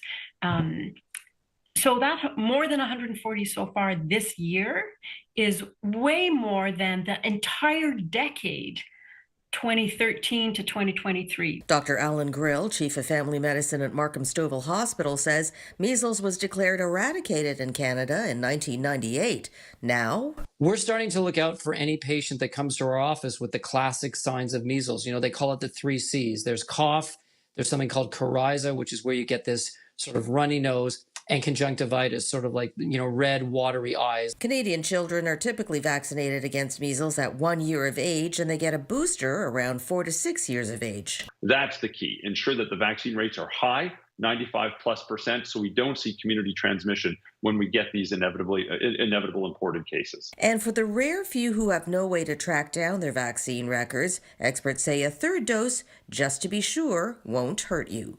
Pauline Chan, CTV News. Fans of the popular K-pop group Blackpink are not happy about how tickets were sold to the band's upcoming Toronto show. CTV's Pat Foran explains. Blackpink has been called one of the biggest girl bands in the world. The 4 members are all talented in their own way and have all had successful solo careers. But they've come together for a tour, something many fans have been waiting for. This is the first time they gather again, so I was very excited to be able to watch all 4 of them. Yihan Lua of Toronto wanted to see the group with her friend, and since there was only one Toronto show, July 22nd, she paid $1,000 each for 2 tickets, and she and her friend would be seated in different sections. But hours after she bought tickets, the band announced they were adding a second show for the next day. It meant Lua could have sat with her friend, and the tickets would have been much cheaper. Right now, I think there's a lot of empty seats for the second show. We just don't want to go anymore. Chris Young of Markham and his wife both have birthdays in July and plan to take their children to see Blackpink.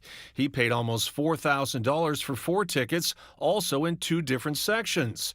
When the second show was added, he and his family could have sat together at a much lower price. I feel very upset and I feel very bad for my kids as well because we aren't able to sit together.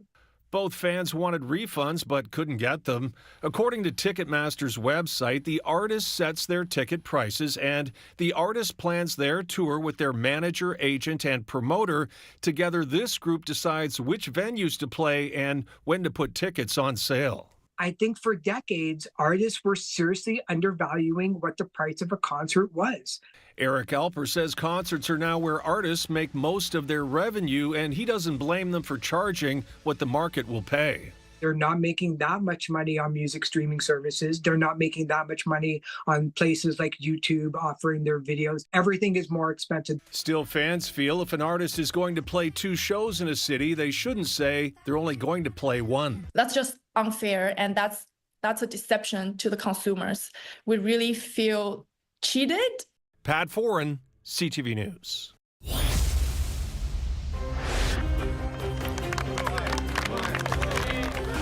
With the swearing-in ceremony and his new cabinet behind him, Canada's new Prime Minister faces the media for the first time. We'll have more on the challenges facing the country's 24th Prime Minister after the break.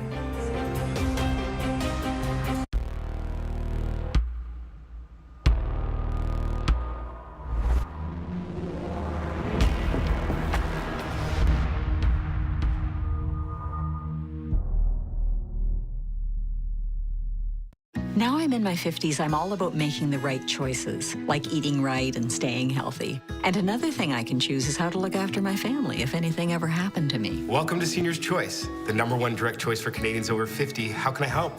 Hi, I'd like a quick quote for Canadian seniors life insurance, please. Okay, if you're a Canadian resident, age 50 to 80, you can choose the right amount of coverage for you and your family up to $250,000. Wow, that kind of money would make a real difference. You can choose to apply over the phone now in just minutes with no medicals or blood tests. Just a few health and lifestyle questions. Sounds good to me. You're covered for the whole of your life. Plus, you'll also get 100% advance for terminal illness. That's good to know. Depending on the coverage you choose, it could be as little as $14.88 a month. That's just 49 cents a day. That's less than I thought. And that money could help my family cover my funeral costs, support my husband's retirement planning, or even pay off loans. I'll do it. As you get older, it can feel like you have less choices in life. At Senior's Choice, we're here to help you have a say over your loved one's future. Senior's Choice are the #1 direct choice for Canadians over 50. Choose up to $250,000 in coverage. Choose peace of mind. Choose life with Senior's Choice. Now that's done, I can get on with something much more interesting. To get a free, no-obligation quote, call one of our trusted insurance advisors today at 1-844-889-3232 or visit seniorschoice.ca.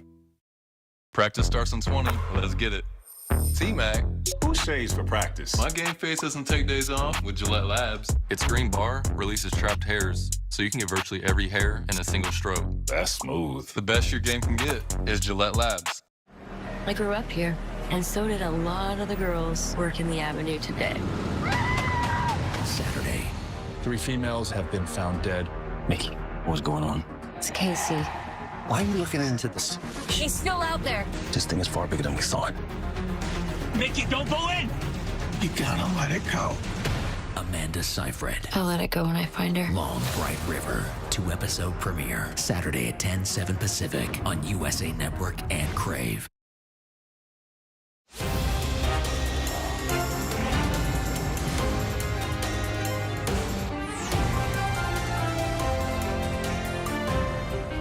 It is now official. Mark Carney is Canada's new Prime Minister. He was sworn in earlier today in Ottawa, replacing Justin Trudeau. I, Mark Carney, do solemnly and sincerely promise and swear that I will truly and faithfully, and to the best of my skill and knowledge, execute the powers and trust reposed in me as Prime Minister.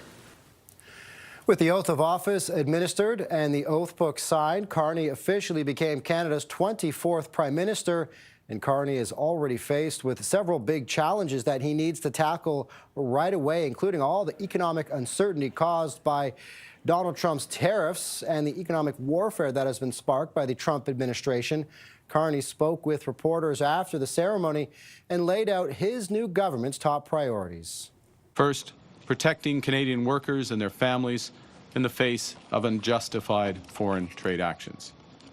And second, growing this great country by putting more money in Canadians' pockets, by ensuring that government spends less so Canada can invest more, by building millions of homes, by making Canada a superpower in both conventional and clean energies, by creating new trade corridors with reliable partners.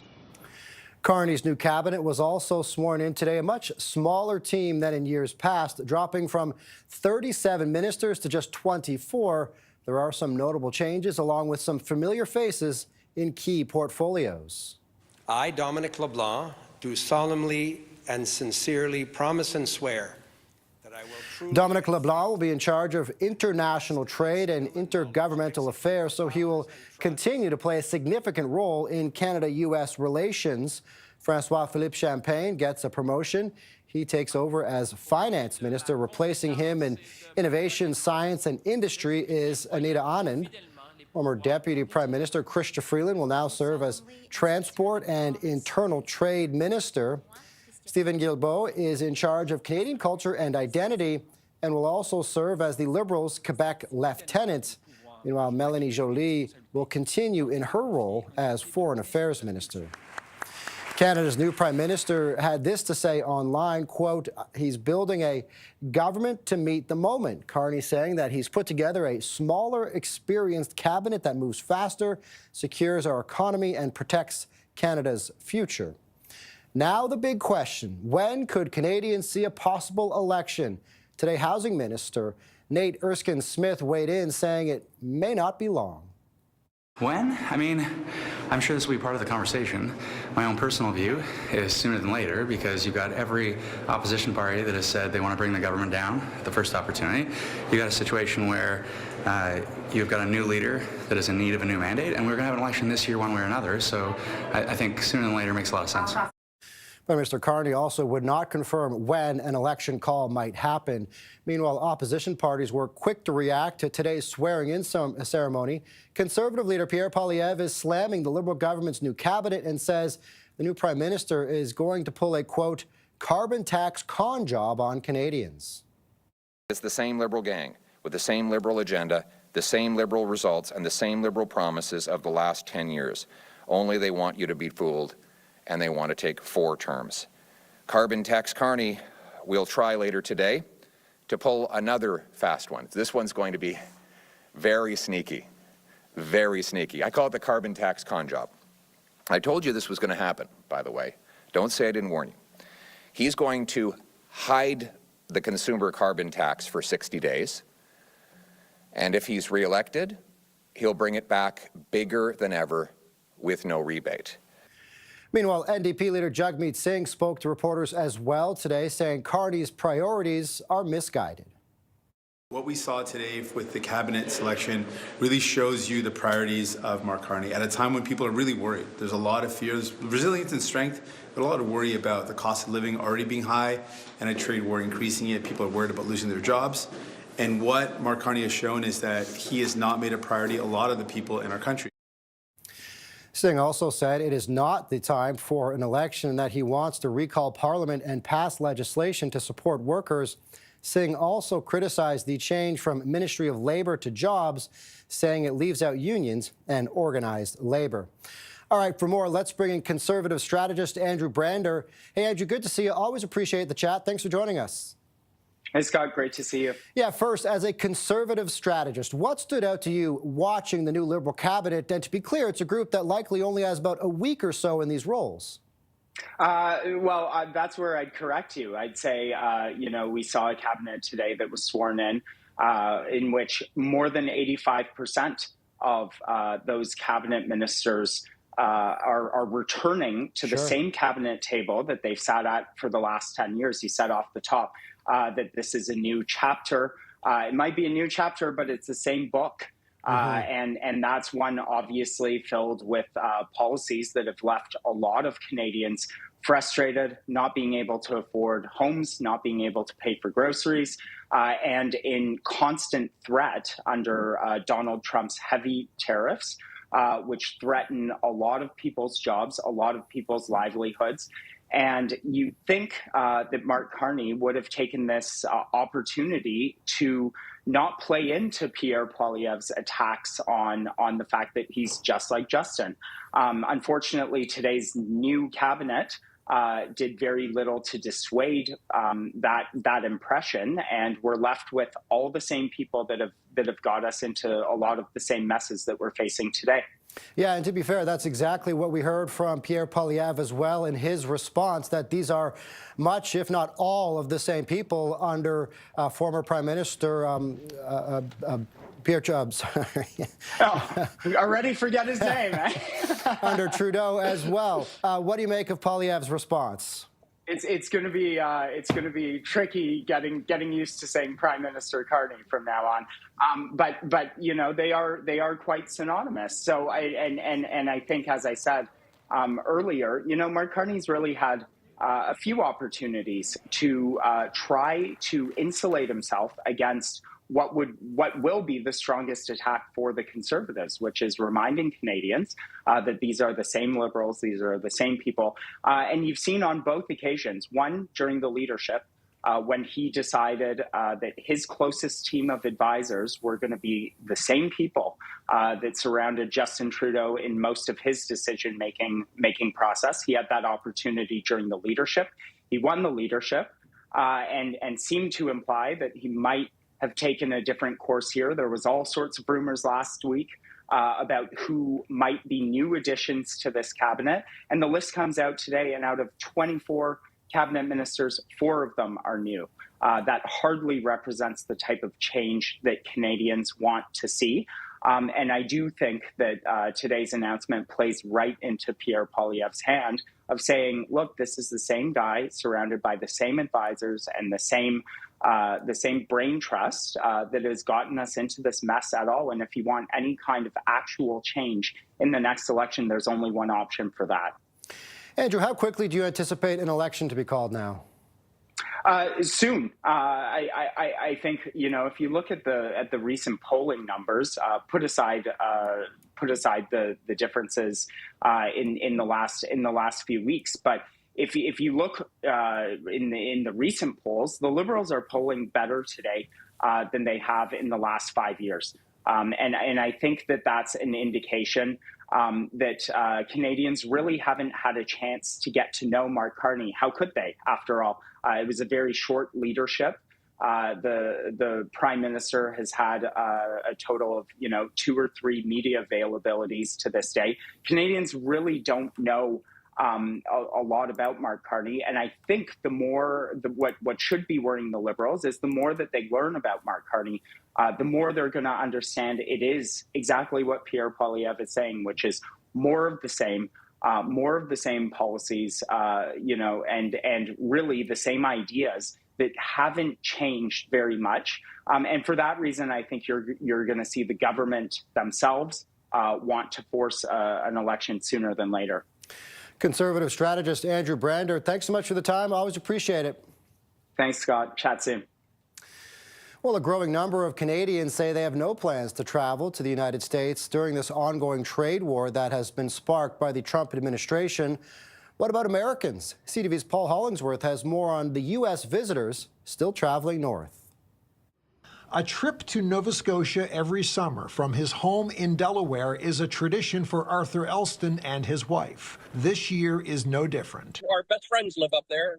We're going to come up and visit them for a couple weeks, and we enjoy being with them. Elston won't be alone. Group travel and cruise ship travel is increasing from the United States. Even as trade war tensions rise between Canada and the U.S., bookings are up.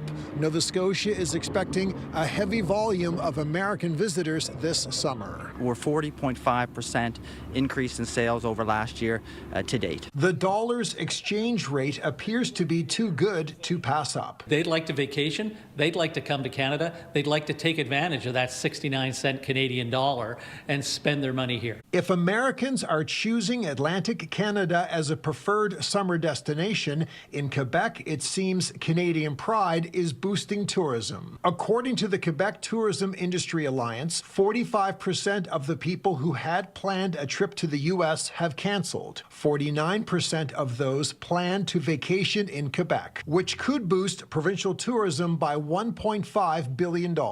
We don't need their lumber. As for U.S. President Donald Trump's attitude towards Canada, Elston is taking the high road and is tuning him out. I'm not a big fan of what he's doing, but it's not going to affect what I do. At this stage of life, he wants to spend quality time with his friends and is not concerned about politics. Paul Hollingsworth, CTV News, Halifax.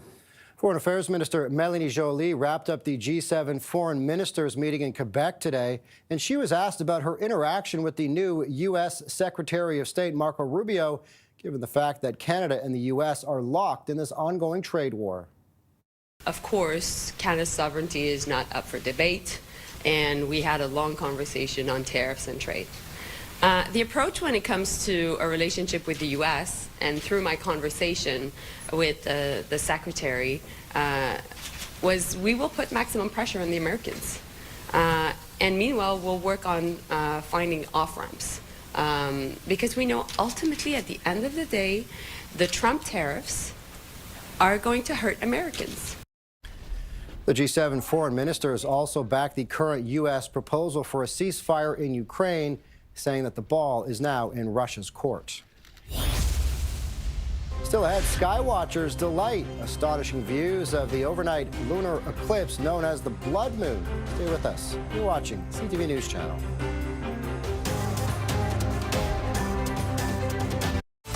Welcome along to the Australian Grand Prix on TSN and TSN+. First, we won J.D. Power, ranking Ram the #1 brand in new vehicle quality. Then we won 2025 Motor Trend Truck of the Year. Now, we're throwing our weight around even more with the new Ram Heavy Duty. Well, you know what they say. You win some, you win some. And every win is inspired by the ones who drive us. Ram, built to serve. Meet Milo. He's part border collie and part party animal. Meet the new Bissell Little Green Hydro Steam Pet. It's part steam-powered stain remover and part party animal patrol. Bissell, a new breed of clean. Everybody knows what you got. Tap into slots with over 1,000 games and new ones added daily. Tap into slots. Tap into Botano. Botano. The game starts now.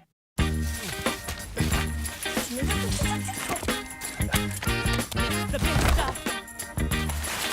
Who do you think you are? Mr. Big Stuff. You're never gonna break my heart. Cookies. Or cream. Crunchy cookies or smooth cream. How about both? With a swipe of a finger, you've got a shot at an amazing vacation. This Volkswagen ID buzz won't win itself. So do we roll over? No. We roll. Keep rolling on the Tim's app today. There's a lot of people with disabilities that don't feel seen. AMI is a broadcaster that strives to change the way people think about disability. Watch inclusive and accessible content on AMI TV or stream now at amiplus.ca. While many start to slow down in their 50s, a Quebec woman is defying the odds. She's gearing up to represent Canada at an international gymnastics competition. CTV's Sweeta Vassy has more on the remarkable feat.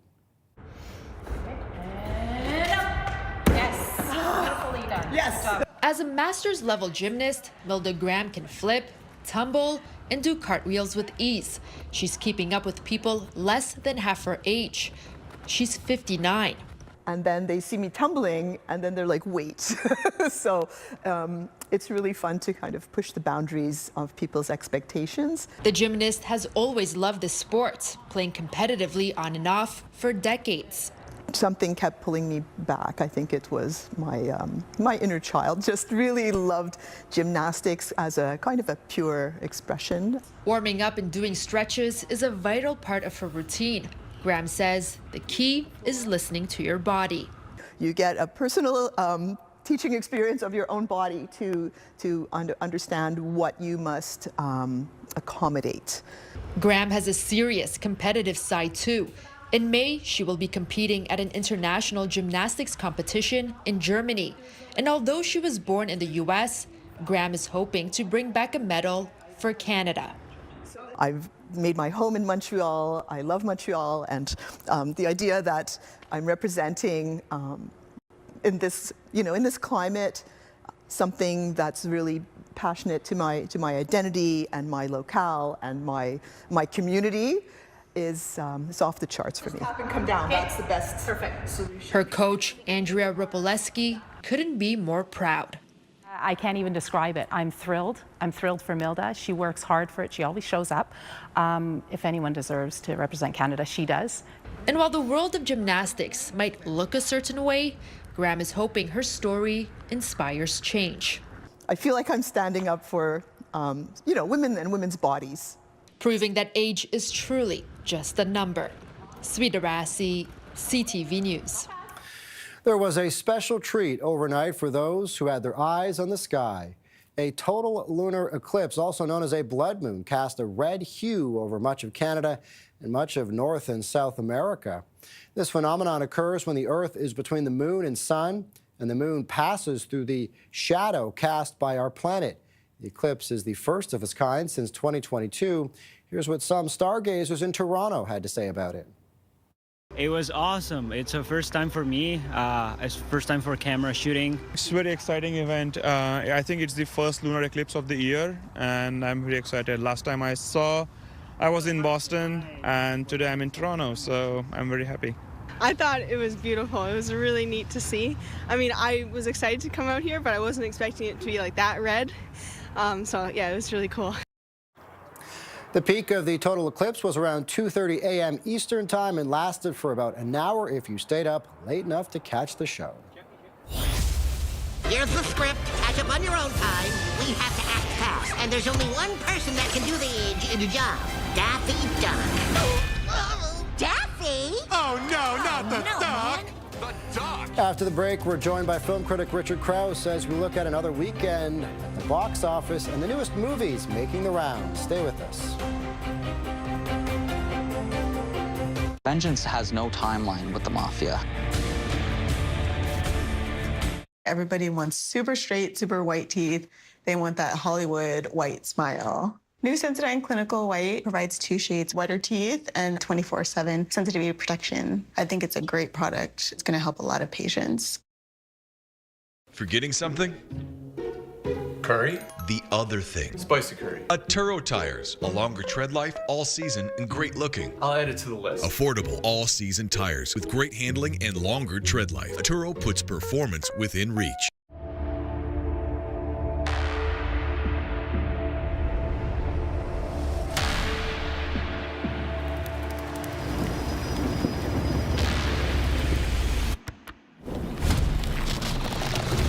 Shot and get dirty.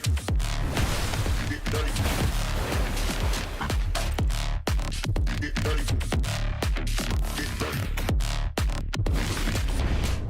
Shot and get dirty. This place is stunning. And I'm talking pain relief for the soul.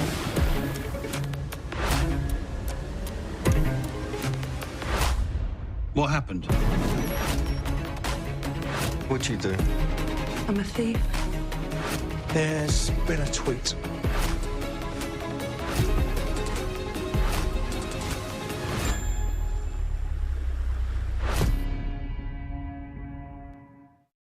Gold standard. Gold dust. Pot of gold. Solid gold. Golden opportunity. Is it just me, or is there some kind of clue here? I don't know. Your dream vacation plans probably don't include hepatitis A or B, but many common travel activities can put you at risk of acquiring these 2 serious liver diseases. So plan on talking to your doctor about Twinrix, because you are a traveler. If a situation presents itself, would you choose your marriage over everything else? My devotion to my marriage is my professional weakness. Love you. All right, looks intriguing. That was a clip from Black Bag, and joining us now to talk more about the movies of the week is film critic Richard Krause. Richard, thanks so much for joining us. First up, Black Bag, a new spy thriller. Tell us about it. Yeah, this is Michael Fassbender playing a master spy who is charged with finding out who has stolen a device that could kill tens of thousands of people. He's given a list of 5 suspects. The complicating factor in all of this, though, is that his wife, played by Cate Blanchett, is on that list. So he has to figure out if she's guilty or not. And this is directed by Steven Soderbergh, so it's really stylish. It zips along at the speed of light. It's 90 minutes, a really tight 90 minutes that will have you moving toward the edge of your seat. This is not a James Bond-style spy movie. This is more like John le Carré meets Mr. and Mrs. Smith. So lots of dialogue, lots of clues being dropped. You have to pay attention. But if you do, you get rewarded with a pretty great ending. So it's called Black Bag. I gave it 4 out of 5 stars, and it's in theaters right now. All right, 4 to 5 is a great rating. Next, a new psychological satire. Tell us about Opus. I wanted to love Opus because I love some of the actors in it. John Malkovich plays a faded pop star, once very popular in the 1990s. Now he is a reclusive guy that lives in a remote compound. When he invites a number of journalists, including Io Adebari, who we know her from The Bear and lots of other things. She's a neophyte writer at sort of a Rolling Stone style magazine, and they're invited up to his compound to hear the new music. And of course, there's lots more that happens once they all get there. Can't tell you what it all is, though. What I will tell you is that this is a movie with a lot on its mind. It's trying to get through a lot of stuff. Doesn't know really whether it wants to be a story about journalism and the responsibility that journalists have in telling the story, whether it wants to be a horror movie, whether it wants to be a thriller. 2 great performances at the heart of it, but the movie's a bit muddled, so I gave it 2.5 stars out of 5, called Opus, and it's in theaters right now. All right, Richard, tell us about Novocaine. Unlike Opus, which is kind of all over the place, Novocaine is as straight ahead as it could be. Jack Quaid stars as a guy who doesn't feel pain. He's a bank manager and just a sort of average, everyday guy, but he has this medical condition that makes him immune to pain. When his bank is robbed and the woman that he loves is kidnapped by the robbers, he takes out all the stops, or pulls out all the stops to find out what's happened to her. So this is a brutally, cartoonishly violent movie because he can feel no pain, they can do all sorts of wild things to him. You get past that, though, and you have a really likable actor in the lead. Jack Quaid, we know him from The Boys and a movie a few weeks ago called Companion, and he really brings it in this. He has enough charm to even overshadow the brutal violence. So I gave Novocaine, now playing in theaters, 3.5 stars out of 5. All right, so tell us now about Can I Get a Witness? This is a new Canadian sci-fi eco thriller that is about a world where world poverty has been eliminated. There's no more global warming, but the price that people paid for that is that everyone ends their life at age 50. So there's no overpopulation. There's nothing like that. No technology. It is really a back to basics kind of movement. Documenting all of this are young witnesses who draw pictures, and they are there at the end of life rituals.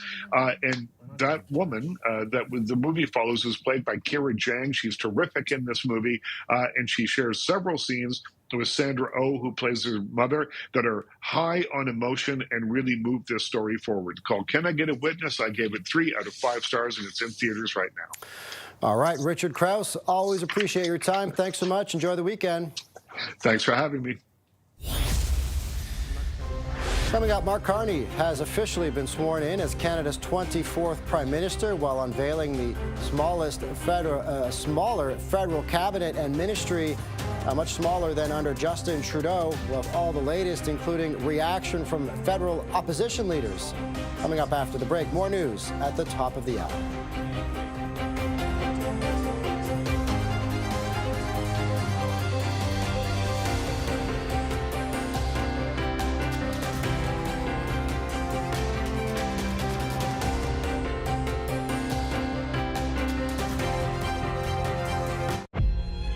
Your chance to set everything right and keep her alive. Save who you can save.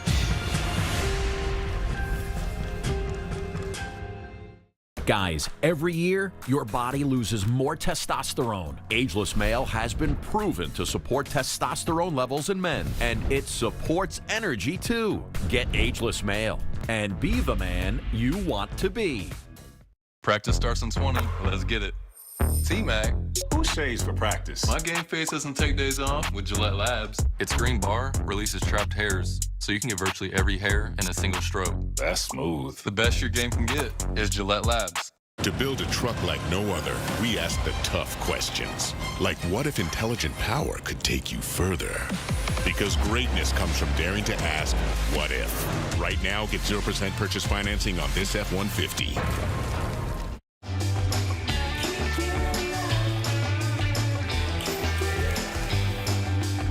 It's taken my family generations to perfect the perfect curry.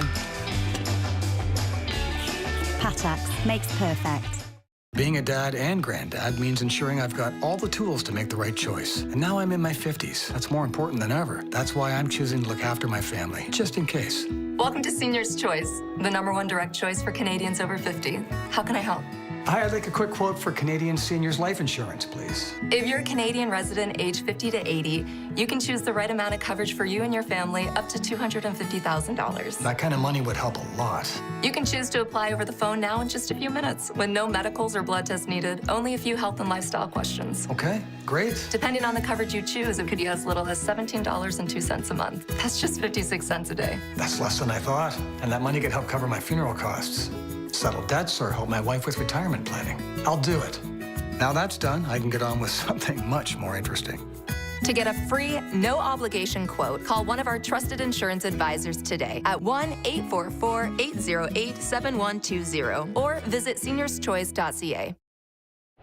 I'm very good at what I do. Nothing good comes without risks. I will drink to that. Hold on. Did you say Arrow? An all-new Tracker, Sunday on CTV.